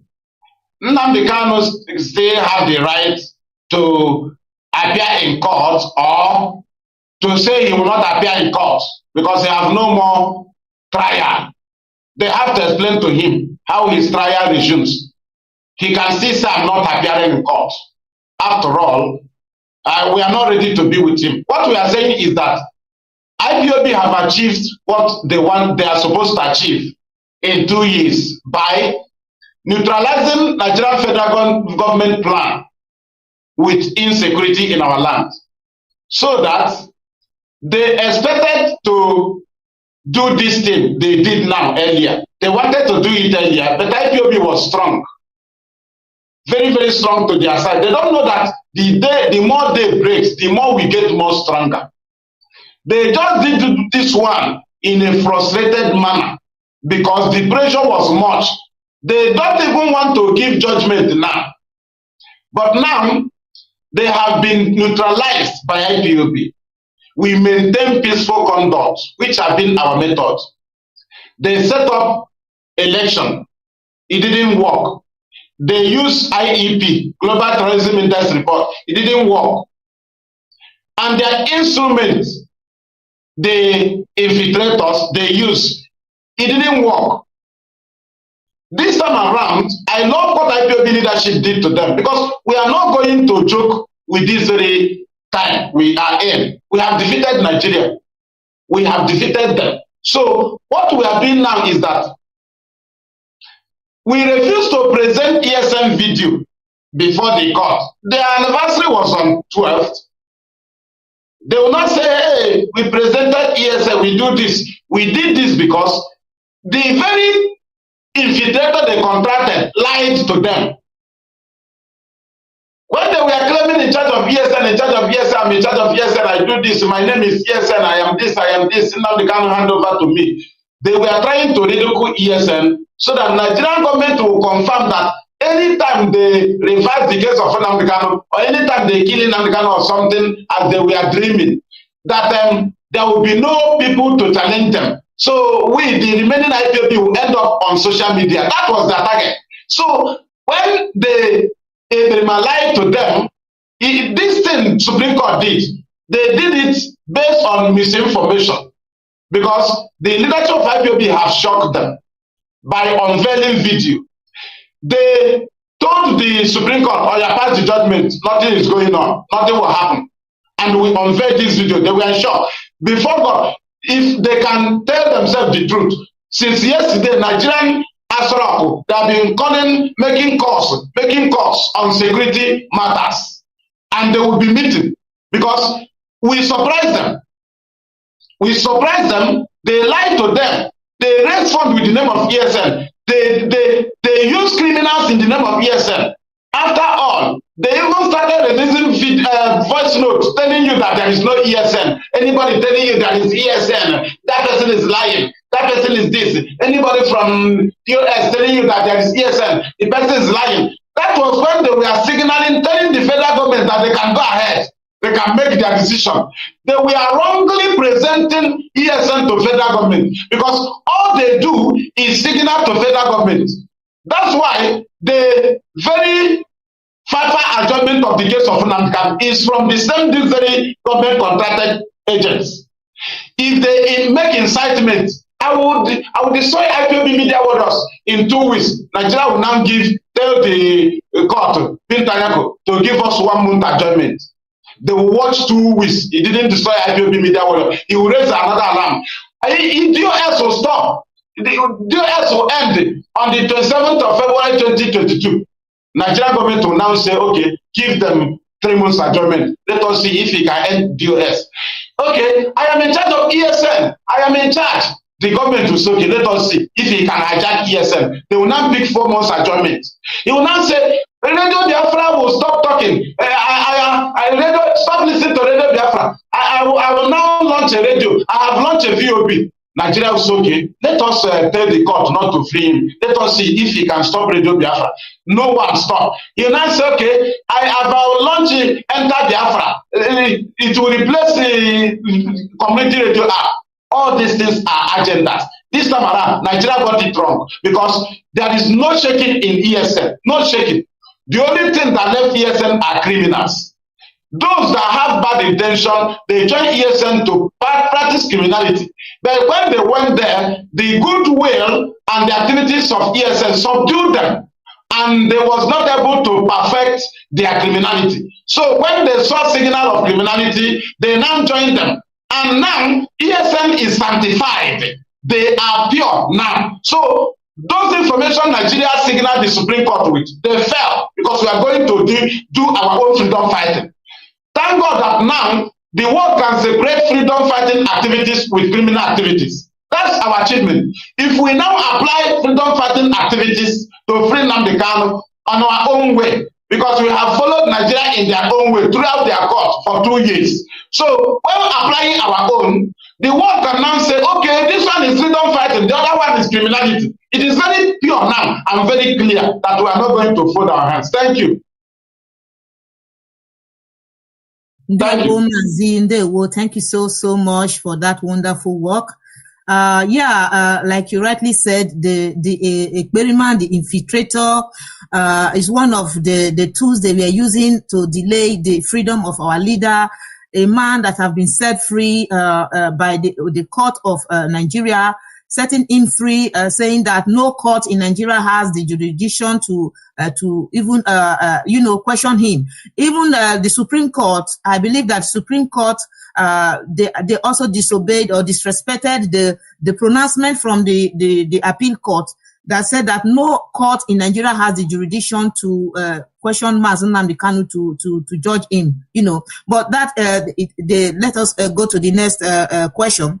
You were talking about ESN, and also you made mention of how they were using the experiment, the criminal to gain to apply their delay tactics. That was why some of the time it will come out say things that it knows that it can never achieve, things that is unachievable, because IPOB is a solid rock. IPOB is not just an organization that anybody can just come in and penetrate and then get away with it. So it tried, because of course it was paid huge amount of money. So it needed to work and work, but it worked and worked and got exhausted, and there was disgraced by IPOB media warriors and of course IPOB at large. Now, talking about the ESN, a man that claimed to be in charge of the ESN, when Mazi Nnamdi Kanu launched ESN on the 12th of 2020, okay, this guy was not even talking about Biafra yet. He was not around, okay. So Mazi Nnamdi Kanu made some orders stating on Radio Biafra that nobody in diaspora should have anything to do with the ESN. Nobody should contact the ESN. He made this warning people in diaspora, including the Ekperima who came later, and also at the same time warning the gallant men who are back home. Okay, so this is an order, a standing order, that anybody that disobeyed this order, this person is not worthy to come as Nnamdi Kanu is leader. For you to be a faithful servant, you have to obey the command from your commander.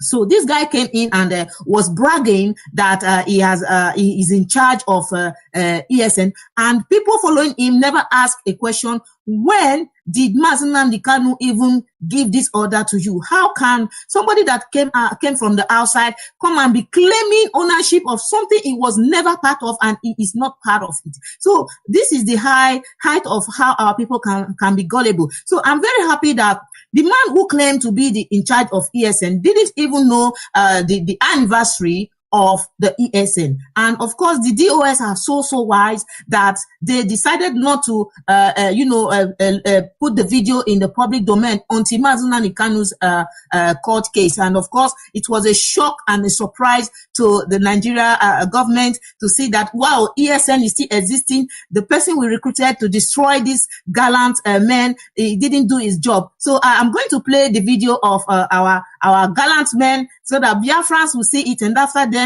I will ask you some questions about this video. Thank you so much, Mazi. Different deployment posts.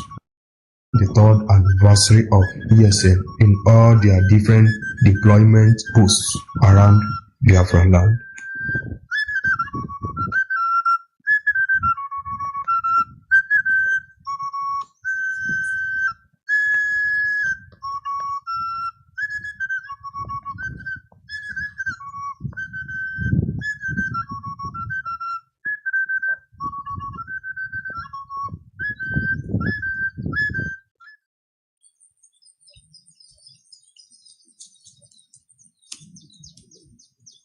This is Eastern Security Network 3rd anniversary. The 3rd anniversary of Eastern Security Network. ESN.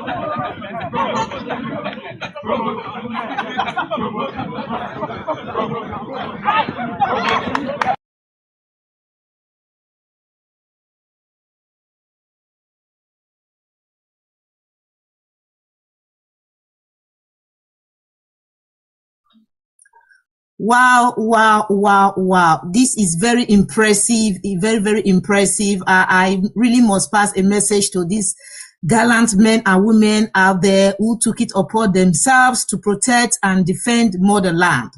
I send a message to you, ESN. May God bless you all for the good work you are doing for motherland.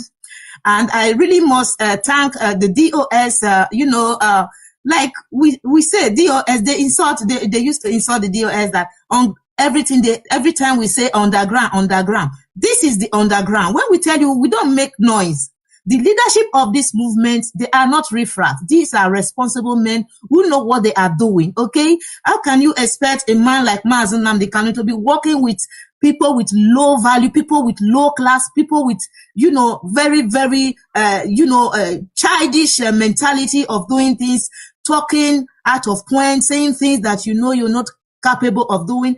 This is a well-structured organization with men of caliber, men that are responsible, who know exactly what freedom fighting is all about, okay? So I must really appreciate our DOS.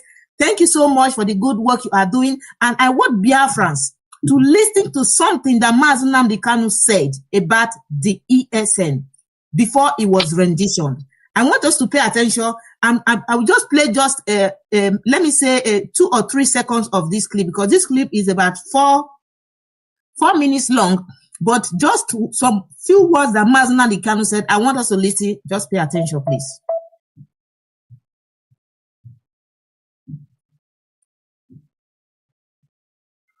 And protected justly. ESN is all that we have, and we must guard and protect it justly. So, Mazi, did you hear the voice of Mazi Nnamdi Kanu? Did you hear what he said?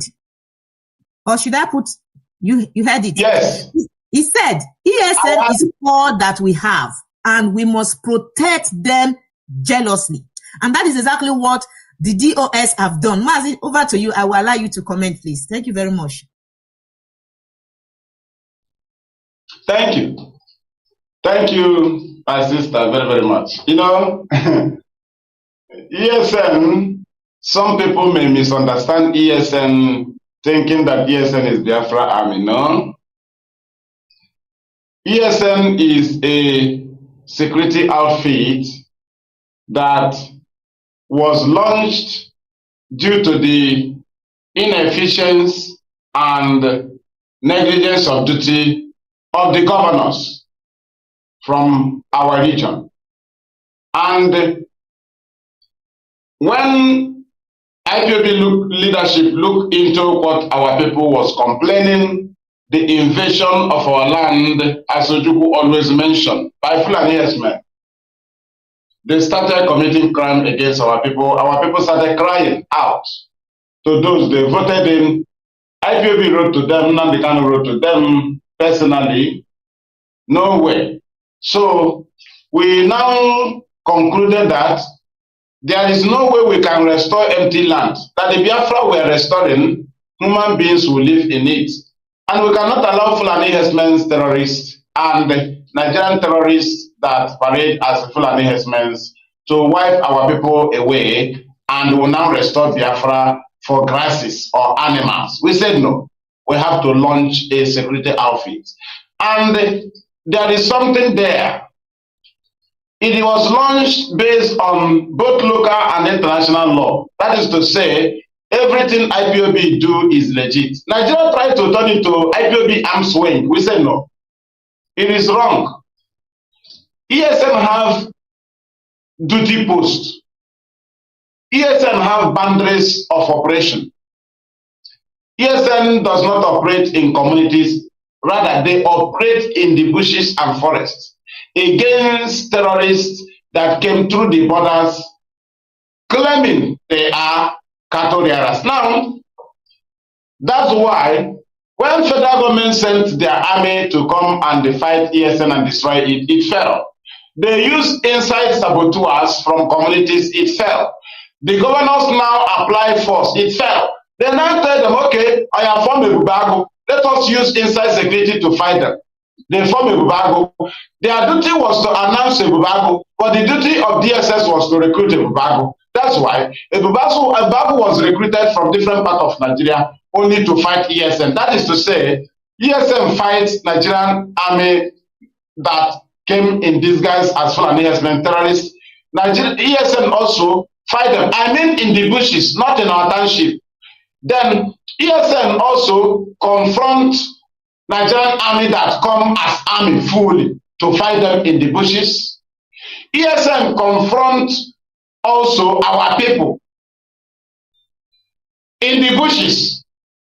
And Nigeria now saw that when they kidnap Nnamdi Kanu, they cannot do Nnamdi Kanu's case anyhow while ESN is intact. And what actually made ESN intact? The way we finance ESN. Now, that was the key complaint of Lai Mohammed. He said, they are deceiving Nigerian citizens in abroad to contribute money to them to sponsor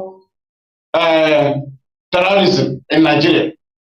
Now, that's why the very contracted criminals, their main agenda was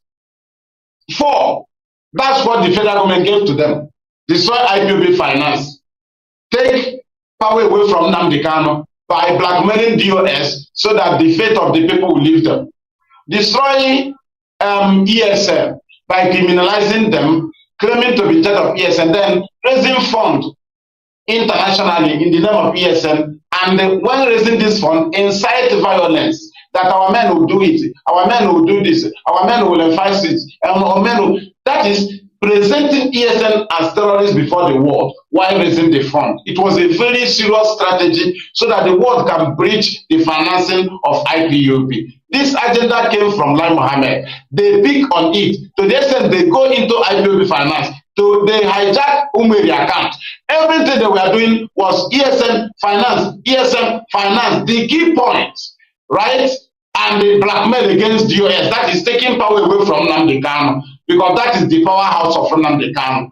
And again, dividing IPOB, right? That was their mission. But this very key point was the reason why you saw even the government contracted agent to amend his name abbreviation to ESN. That is when somebody should think what actually led to this. That is to say, Nigeria is afraid of ESN before they do not begin anything. They told this man to ridicule ESN. Even people that was shouting, they don't even know what is ESN. Every criminal, they say is ESN. Now ask yourself, if Nnamdi Kanu come out and say, my name is now Kanu Nnamdi, won't you think about it? Because both on computer, both everywhere, his name is Nnamdi Kanu. Somebody now says, so that his name will match with the abbreviation you want to give, you say your name is Kanu Nnamdi. That's how one man, Nigerian Finland citizen, said that we know that his name, both on social media, is Simon Eba. Now, they don't have N. Okay, let me just say, he went and brought a name that have N. If you want to call it, it will be SEN. But in order to work with ESN to match with the intention of the government, they now return Eba back and use Simon at the center. They now use it as ESN. To show you that the interest of the government is on the ESN. They want it destroyed because they cannot do Nnamdi Kanu anything when ESN is intact. But we have presented them to them because we will not say everything about ESN. What we are saying is that ESN will continue their duty on their duty post, while IPOB will apply the method of freedom fighters to free Nnamdi Kanu, and ESN remains on their duty post. Thank you. Thank you very much, Mazi, for that explanation. I believe that those who were deceived, listening to you, I think it will give them hope to know that, yes, the ESN is intact. The ESN is a well-trained security force. That is why, despite the infiltrator trying to drag them out, trying to make them to, to come out to say, we are not with you, we are not working with you. He kept using their names to deceive the public, to raise funds, etc. They kept mute because they know that they have to obey the structure. There is a structure in IPOB. People, you can't just come and start doing things that you feel you can do and get away with it. So IPOB is a well-structured organization. Like we all know, you just rightly said it, that the ESN was formed for the security of motherland. ESN was formed to fight against Fulani henchmen who are in our forests, who were raping our women, destroying crops and all that. So that was why Mazi Nnamdi Kanu had to establish ESN with the DOS after waiting for so many years for the Southeast leaders to do something. They refused to do something because in the Southwest they established Amatekun. Okay, in the North they also have a security force. So we were like we are having nothing. So Mazi Nnamdi Kanu, IPOB brought up ESN, and since then we can testify that our land, our mothers can go to farm. They can, we have not been hearing about this raping of our mothers in forests and all that. These things have stopped. So we must say thanks to IPOB, thanks to Mazi Nnamdi Kanu, thanks to the DOS for this initiation that they brought up by bringing a security force in the entire Biafra land. So now, talking about the position of the ESN in Biafra land, we can see that why we have ESN in Biafra land who is doing a very good work. In the other part of the North, they were trying to suppress, to destroy ESN so that the bandits or the terrorists in the North, they will be able to move into Biafra land and continue to be carrying out their activities. But thanks to IPOB for being very resolute and, very well structured to continue to maintain ESN, no matter how, despite the trials, of the challenges that came in after Mazi was kidnapped, etc. They continue to maintain ESN to be intact. Now, I'm taking this is taking us to what is happening now in the North. Okay, few days ago I was on my platform on TikTok doing a program, and some group of youths approached me. They are Ariwa youths. I was like, this is something that Mazi have already said, So they approached me and they told me that there's war, that there's here in Ariwa land, that they have formed a movement. They call themselves Ariwa movement. Okay.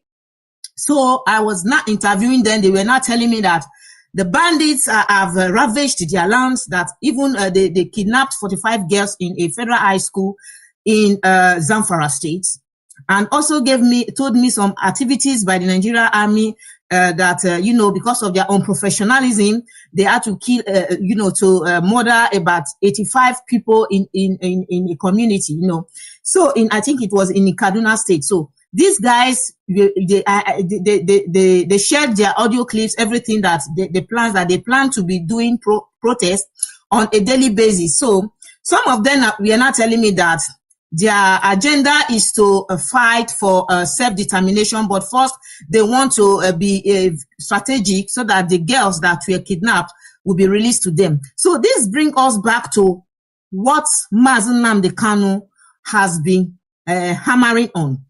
Mazi Nnamdi Kanu started this campaign when he was in the UK. Then he have never talked about Biafra. He was even agitating for the interests of the North because Boko Haram is in the North. So he was campaigning for these people's interests. But then they never listened to him. They thought, oh, this man, because of whatever they believe in, they were feeling maybe that is what is more important to them. Their religion is more important to them, not their security. So they never listened to Mazi Nnamdi Kanu. And today, as it is today, These men are coming to apologize. I have their clips. They are apologizing that they have really wronged the people of the South. They were listening to their leaders, and today what is happening? The bandits are killing their people. They are tired of burying their people. So I would like to bring one of the clip. Of course, I'm going to mute it because of the audio. So I want you to watch this very video from okay, this is not the right one. Okay, so is this one?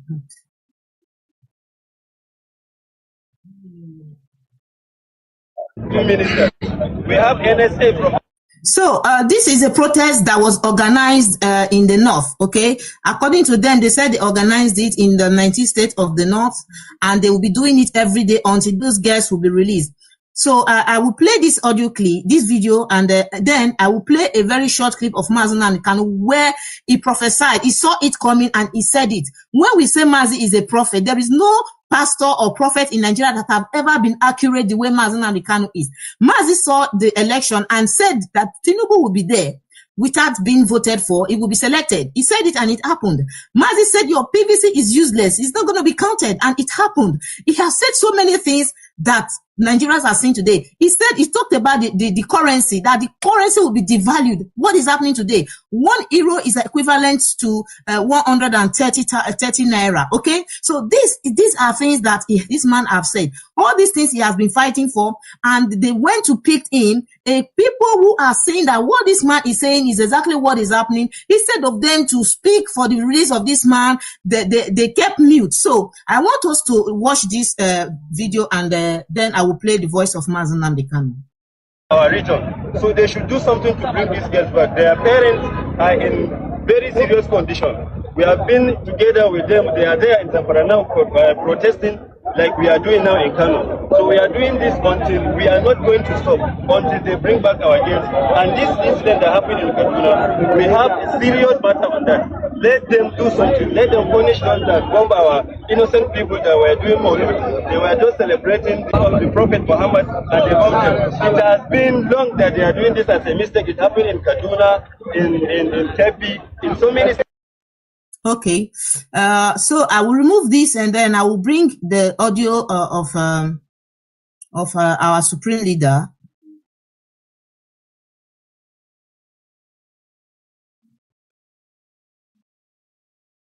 So we can see that Mazi Nnamdi Kanu is indeed a prophet.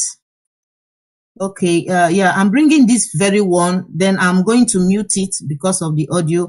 I just want us to watch the video.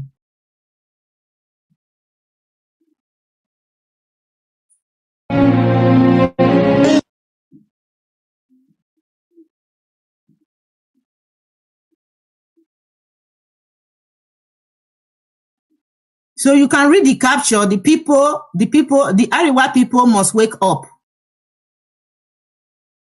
I intentionally remove the clip. Ariwa is bleeding. So now they are feeling the pain even more than we do. You know, if not for the ESN, we'll be crying like these people today. United Voice of Ariwa.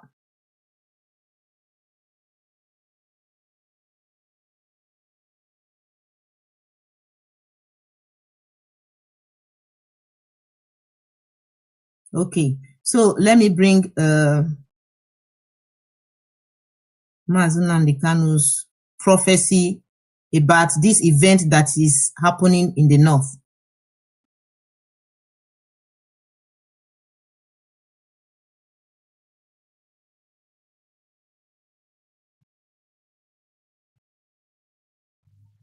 You to come are the people that created it. And as I said to Nigeria, to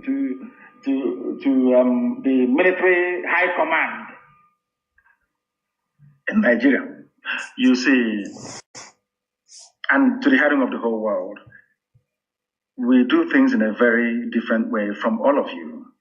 We know that you're very stupid. You are fallen, you are Janjaweed, you are hopeless. You will come down to the south. You will hear Biafra, you hear IPOB, you hear Nnamdi Kanu, and your blood rushed to your brain. And you come to the south. And as you're moving your so-called regular troops to the south to come and fight IPOB that are unarmed, the real guys are dealing with you in the north. That is why today there was nobody to defend your military base in Borno, in Minok.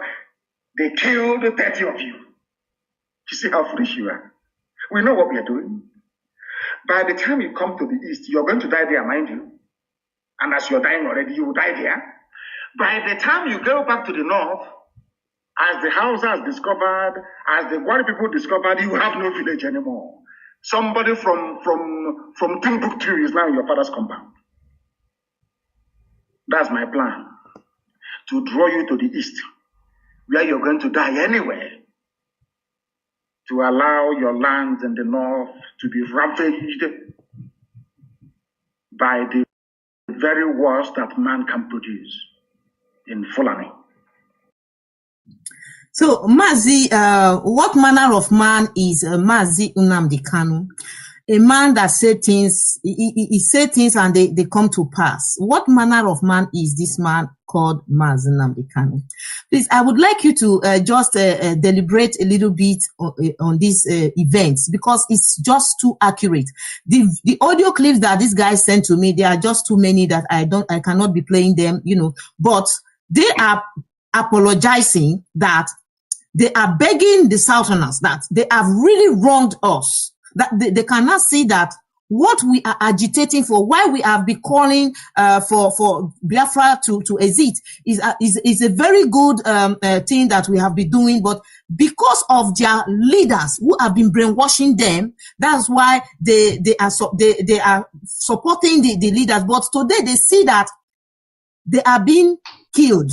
Okay, now that they have been killed, they are calling on the leaders. The leaders are not listening to them. So they decided to take it upon themselves that they want to fight for Ariwa nation, that it is better for Nigeria to everybody to go their separate ways. That is the audio clip they sent to me, but I don't want to play it here. So Mazi, what manner of man is Mazi Nnamdi Kanu?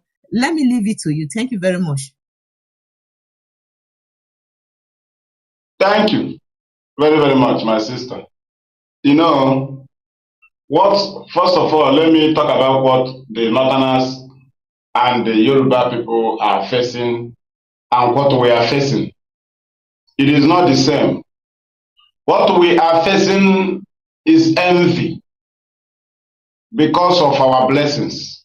But other Nigerians are facing punishment of their evil deeds against us. That is how their own is different. That is why they cannot be bold enough to stand on their feet, because they have offended us. They conspire with their government. Just like recent times, I'm coming back to Mazi Nnamdi Kanu. Just like recent times, to show hatred of Nigerians against us as a people. Nigerian youth started NSAS and ended NSAS. But Nnamdi Kanu, in the 15 amended count charges, there was NSAS there.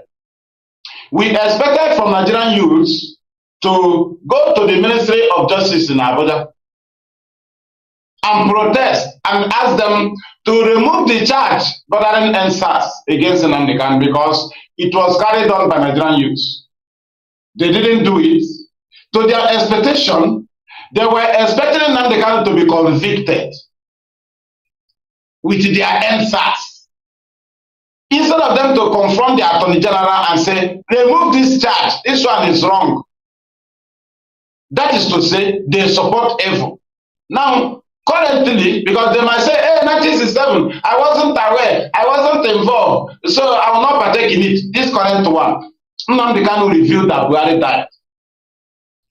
Nigerians, all of them, they knew it, they are aware, but because Nnamdi Kanu said it. Now, when Nnamdi Kanu was kidnapped in Kenya and brought back to Nigeria, we expected Nigerian youths to confront the Minister of Justice and say, why is it that in all the charges against Nnamdi Kanu, you did not add that he said Buhari died? That is to say, the Nigerian citizens are wicked, even to themselves. So they are suffering their wickedness, and we are facing hatred. And that is why we can stand up boldly to confront our enemies, because we committed nothing. But for them, they committed it. That is the scenario the Nigerian government wanted to set. They want to play a game that terrorism issue will be all over Nigeria.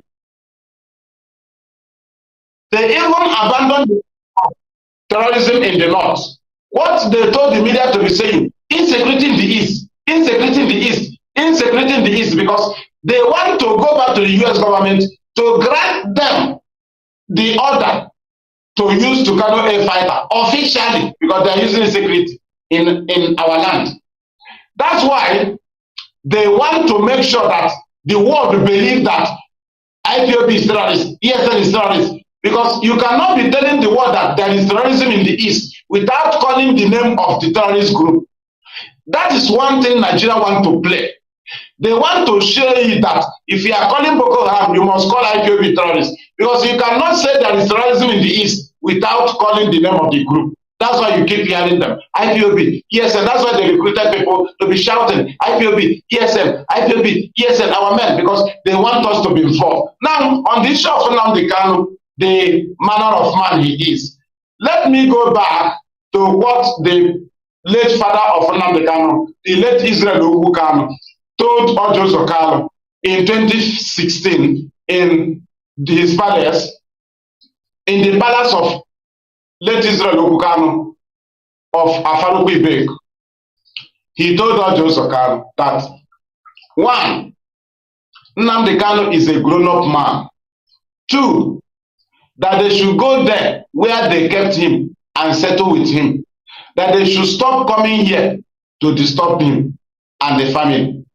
But one thing you want to tell them is that this is his son. That since he was born, there is nothing he hold like this, and he will leave it without taking that thing. So that they are not begging them. What they are telling them is to go there and settle with him.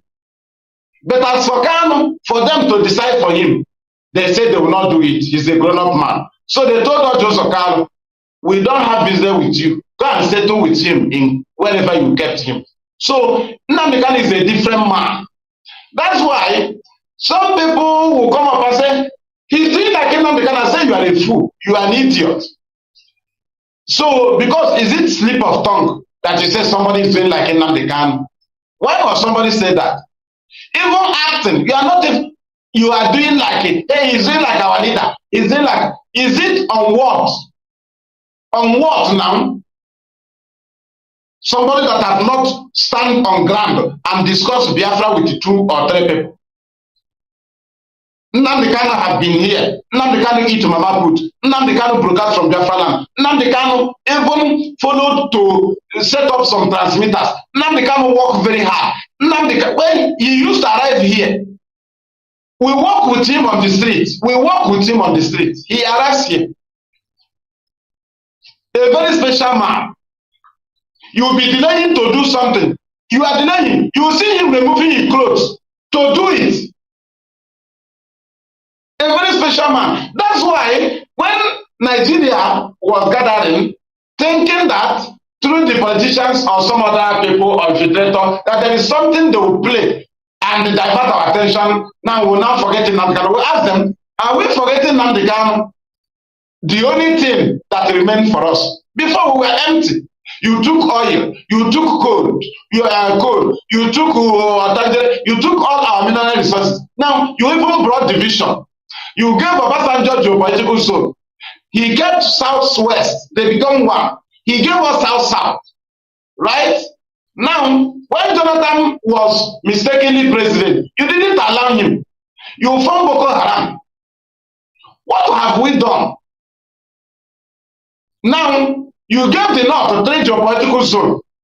They remain North. They vote in the name of North. Why is it that after all these things, okay, 1993, Abiola contested, Tofa contested, they are not from the East, but we are the people that was victim of HAUSA Abiola.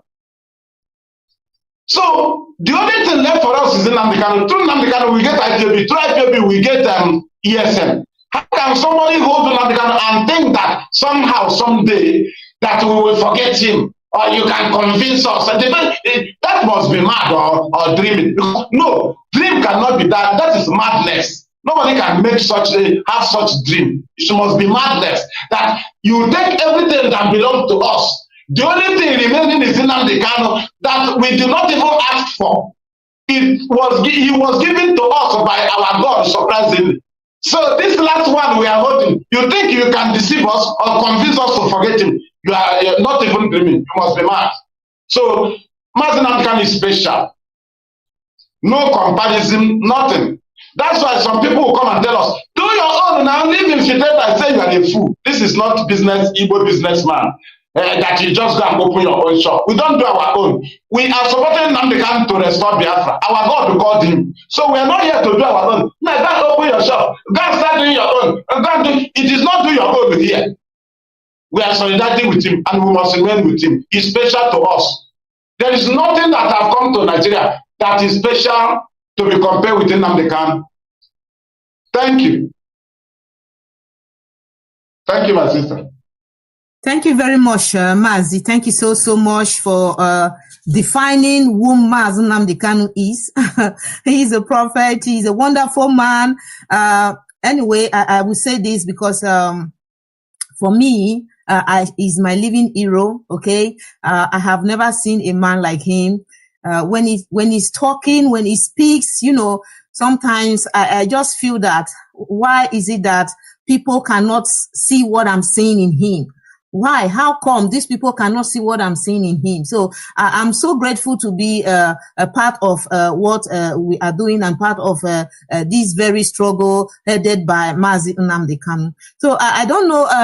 We'll be taking some calls, a few calls before we close this program. I'm sure that Biafrans will be very pleased to call in to also ask some questions. The number to call on is on the screen. As you can see, our fearless evangelist is ever ready to answer your questions. Now you can see the number is +33753904725 +33753904725. Biafrans, this is a WhatsApp number. You can call us and then we'll pick your call and you ask your questions. Thank you very much. So we have to put a music while waiting for a call to come in. Okay.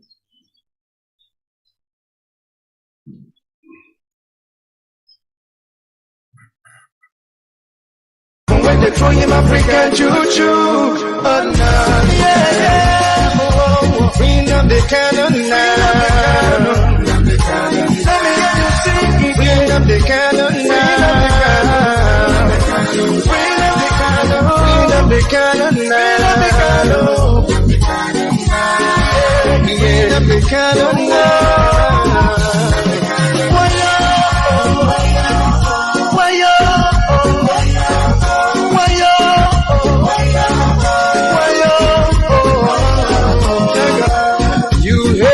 Because of envy, we love him, it's one and only. We follow him because he's ready to die for the freedom of his people. Whatever he said, it's a prophecy. Take it on your living letter, you believe. He's so fanatical and ever ready to die for the freedom of his people. There is a breaking news to those who never knew. But make me to give you a clue. In the morning sun will rise. There is a breaking news to those who never knew. But make me to give you a clue. The morning sun will rise. We know the canon now. We know the canon now. We know the canon now. We know the canon now. We know the canon now. We know the canon now.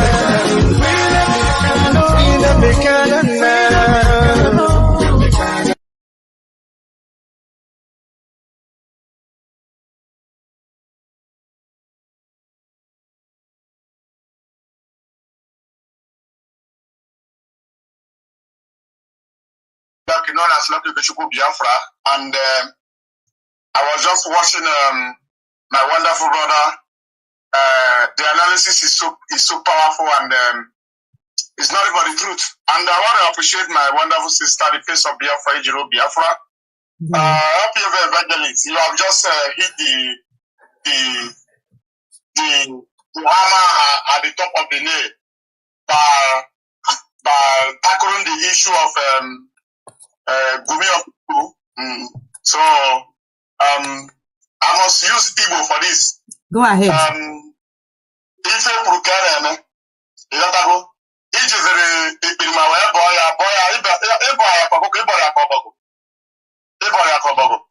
Happy evangelist. We don't really want to make it. You see,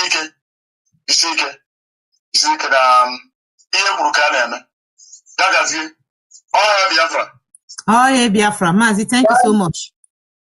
Thank you.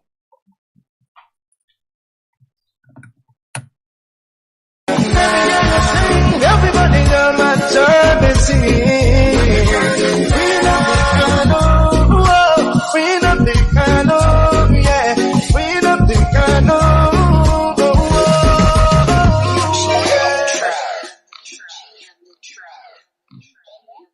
Hello. Yeah. There we Yeah.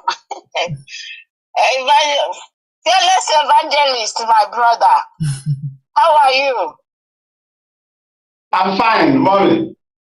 Good evening. Good evening from here.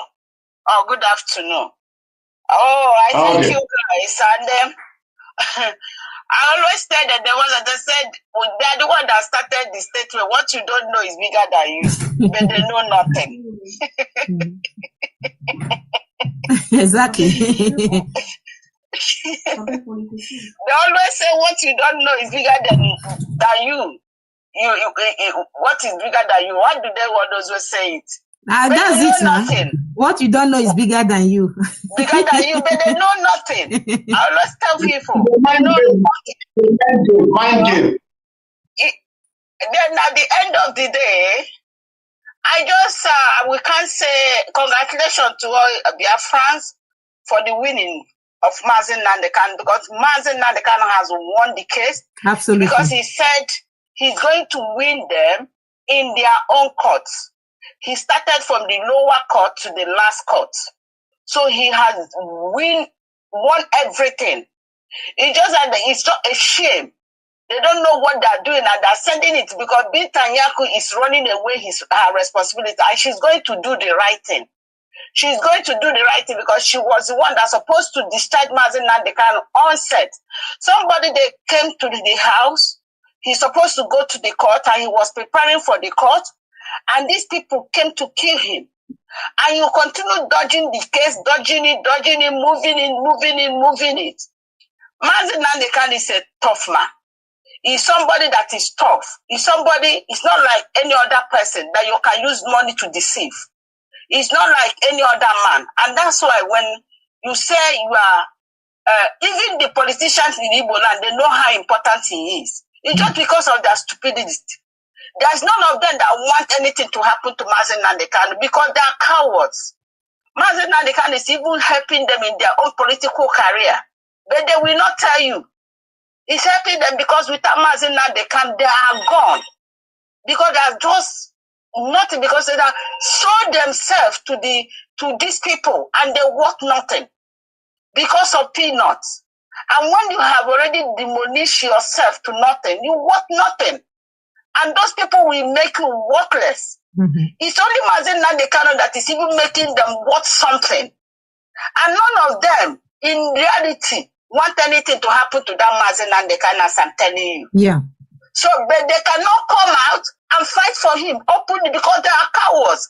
They have soiled their hands.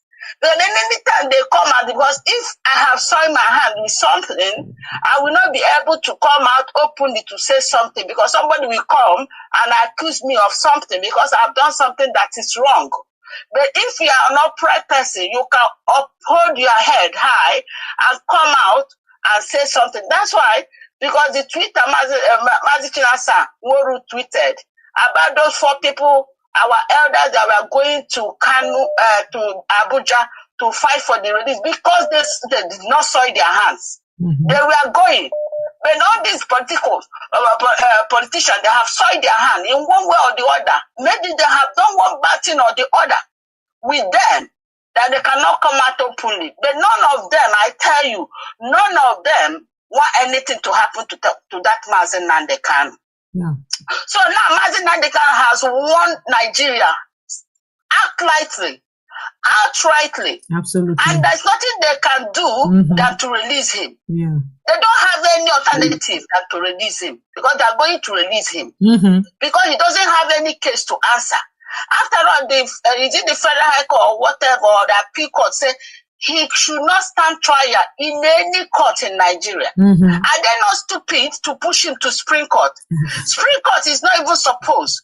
The devil punish them, they still start hear the case. Because when the appeal court has told you, which is lower than the Supreme, do you understand? Supreme is not supposed to allow that case to come to them.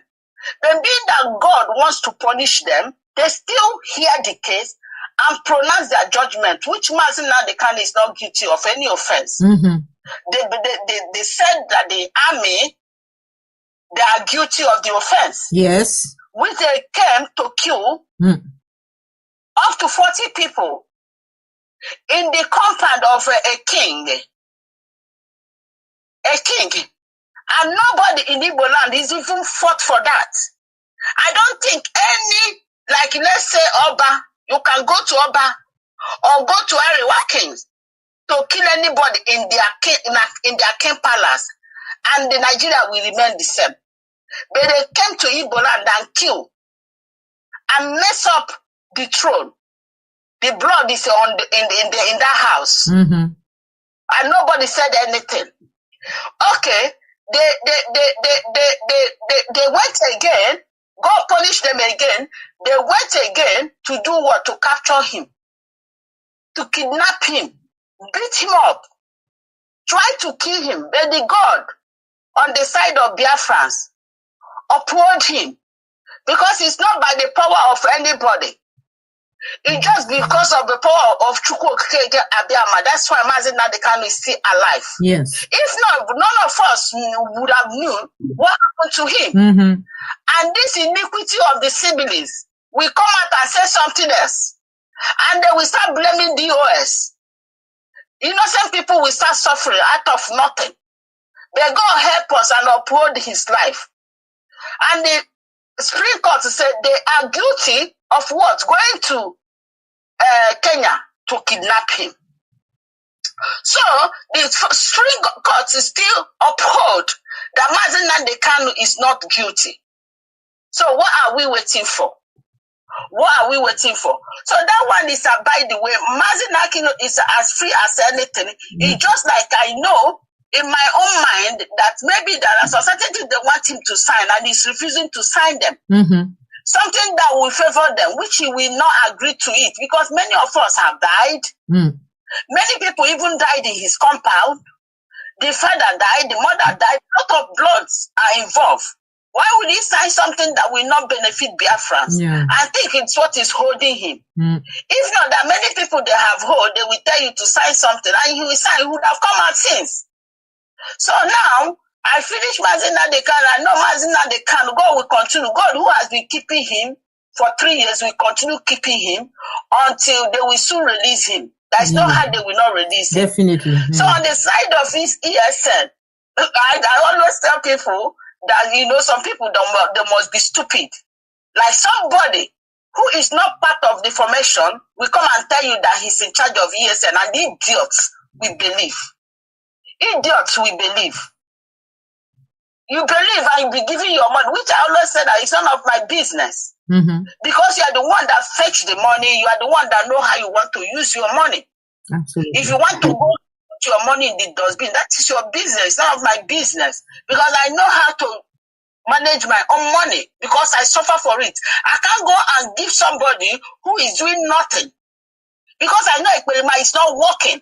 He's not working. He's depending. He has been looking for opportunity to be like somebody who he cannot compare himself, even 1/10 or 1 million, 0.0000001% of Mazi Nnamdi Kanu, he cannot even get it. But he wants to be like him. He wants to be like him. He doesn't. He's not a humble person. There's no way you can compare. And somebody from nowhere who doesn't know where something started, he doesn't know the formation, he doesn't know how they head, he doesn't know how they tell. You come and tell you I'm in charge, I'm doing fundraising, and the idiots are putting their money. Because that is how I can clarify you. Yeah, absolutely. Anybody who has put his money in the raising of ESN, he said ESN, you must be very stupid and foolish. I'm sorry to use that statement. Because that is what it looks like. So it means that you don't have any poor person in your village you can go and spend that money on. You don't have beggars on the street. Because you are just giving a lazy man money to come and cook indomie for you on television and doing content for you. And you say you are fighting for freedom. You are fighting, you are giving ESN money. And I'm using this opportunity again because you are talking about the website. You know, you start looking at how poor, it doesn't matter how the education, that reverend father that gave a password to this idiot of our area account. Because he wasn't in charge, he doesn't know anything. He was just like when he started after the ESN, when everybody during that COVID time, and people, when Mazi Nnamdi Kanu established ESN, you know, a lot of people, they are indoor, they are not doing anything. COVID IPOB members, you know, they were not doing anything. Everybody were indoor. Everybody was indoor. So you see them, they jump in, and you see somebody that just come in, and that person, you were able to give password of anyway, that reverend father will still give account of that Umweri account. Because nobody forced him to give a password to an idiot. Are you getting what I'm saying? He hijacked it. Yeah. So at the end of the day, they can see. I'm not going to tell you that ESN, some of them did not derail. Yeah. And some of them, the thing ended up in their premature death. Yeah, of course. Which this person is going to pay for it. I want to tell them that anybody that contributed their money in the ESN of this idiot is going to pay in one way or the other. It might not be physical, but you are going to receive the portion because you help to kill people, because you are giving your money to the wrong hand and they are using guns to threaten our people. You can see where the money is going. They look at the people who are selling food stuff in the market, our women who are suffering already. You are going to disturb them. You see that your money is going in the wrong way, but every day you people are contributing money. But now it has shown. If they play, they show. Absolutely. If they play, they show. That's so. So that is why I thank the ESN, the people that stood still until this moment.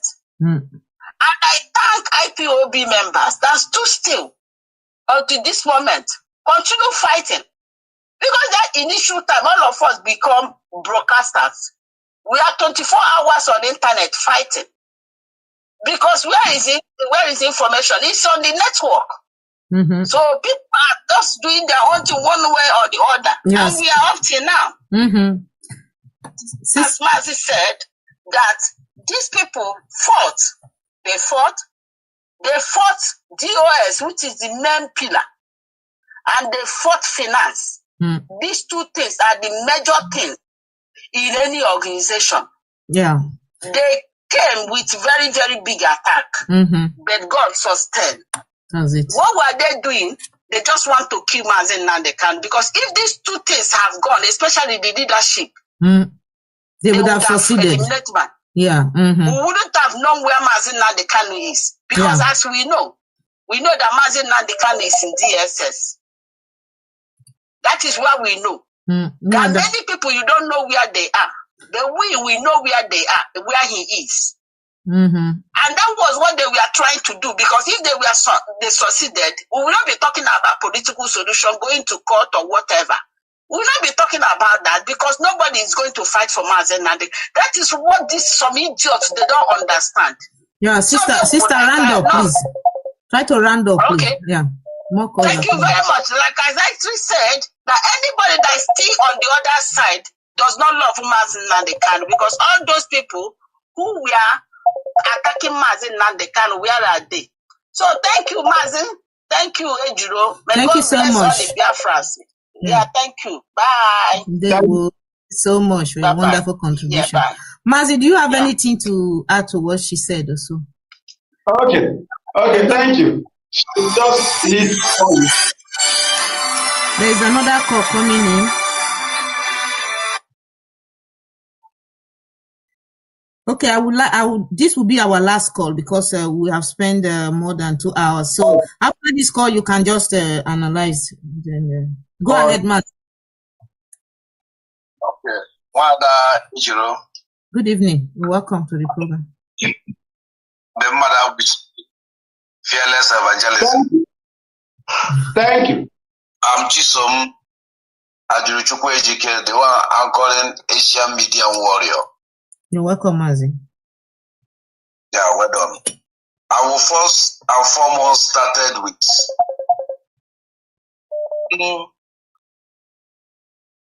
Dele Momodu interview our leader.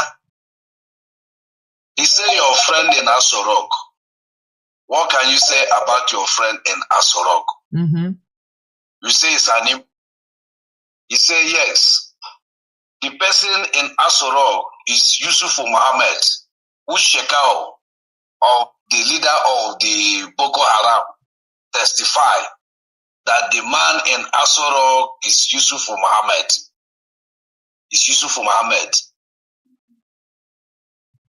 Then if he can organize Nigerian youth to ask to speak Fufuti, the mother's tongue of the Fulani people, that he will do what? We surrender the Biafran, the IPOB agitators, Biafran restoration, and hand over himself to any nearby security. Let them deal with him, whatever is their wish. I think this is the highest word can somebody in such magnitude will say. If it's oath, is the highest oath somebody can take, or highest shorty somebody can give. Why not Dele Mohamedu or the Nigerian youth or the Nigerian people or the Nigerian media to carry on? He said not to check in DNA again. Let him speak Fufudi, the Fulani language, to the youth. Mm-hmm. Then he will surrender the Biafran project. But Dele Mohamedu died. He did not come up with it again till today. Why are they prosecuting? Why are they killing people? When Nnamdi Kanu are giving them the alternative, how to end the Biafran agitators and the Biafran project. And they left it. Start doing another thing. Start killing people. Start spending money. Giving our own oil well free to buy bribe and other things. When Umar Abuchi say that the Nigerian youth are wicked, that the Nigerian people are wicked, they are more than, they are mean. Anything more than mean is what they are. That hatred has still them up to date. Here we are up to date. They never forget those things up to today. We are the one offended. When people will come out, they will say peace. How can you make peace without justice? There's no way you will make peace without justice. You cannot make peace without justice. They should have it in mind. And I want to let Tinubu to know the best thing for Tinubu to do as one of the leader of Nadeko. If we can throw back during Nadeko, Tinubu is in the front. He ran away for his life during Abacha. The same thing, the former Senate President David Mike, he did the same thing. Many of them today. Tinubu said he didn't believe in Nigeria. He don't believe in Nigeria. He's everywhere in the net. He's everywhere in the paper. Nadeko stands for justice. Nadeko stand for justice, and which is the front, and which he is in the front line of the Nadeko. Why not him to implement that justice? Nigeria has happened to him. Injustice has happened to him, and he stands against injustice. Why now? That country he say he didn't believe. He has achieved his goal to be the president by tricks or by anything, to be the president. Why not rechange and stand for justice? And let Nnamdi Kanu go and put dates for referendum. That is one. Two, again, I want Tinubu to understand, even though he ruled Nigeria for 1 million years, Nigeria cannot be savage. The only thing for him to do today now is to release Mazi Nnamdi Kanu and put date for referendum. His name will be written in a gold. Our children will be reading him. We will be immortal. He will be an immortal. But if he say he want to stand to thief money or to do anything, his name will be, tissue paper will be better than his name. Tissue paper that you will flush in the toilet will be better than his name. That is what I want to let Tinubu and Co to know. The only good thing he will do, let Biafra go, let Oduduwa go, let Arewa go. His name will be immortalized. Every children will read about him. That is the only thing he will do and get free. If not so, his children will be hurt. Other people's children will be hurt too. They are creating enmity. This hatred has reached, even my own children has known about all these things. How will I take it out from them? There is no way.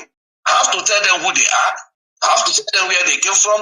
I have to tell them who hold their uncle and who killed their auntie and who killed their uncle. We have to do all this is open. That is the worst thing that they are doing. Today we have media. In 1976, in 1967, we don't have media.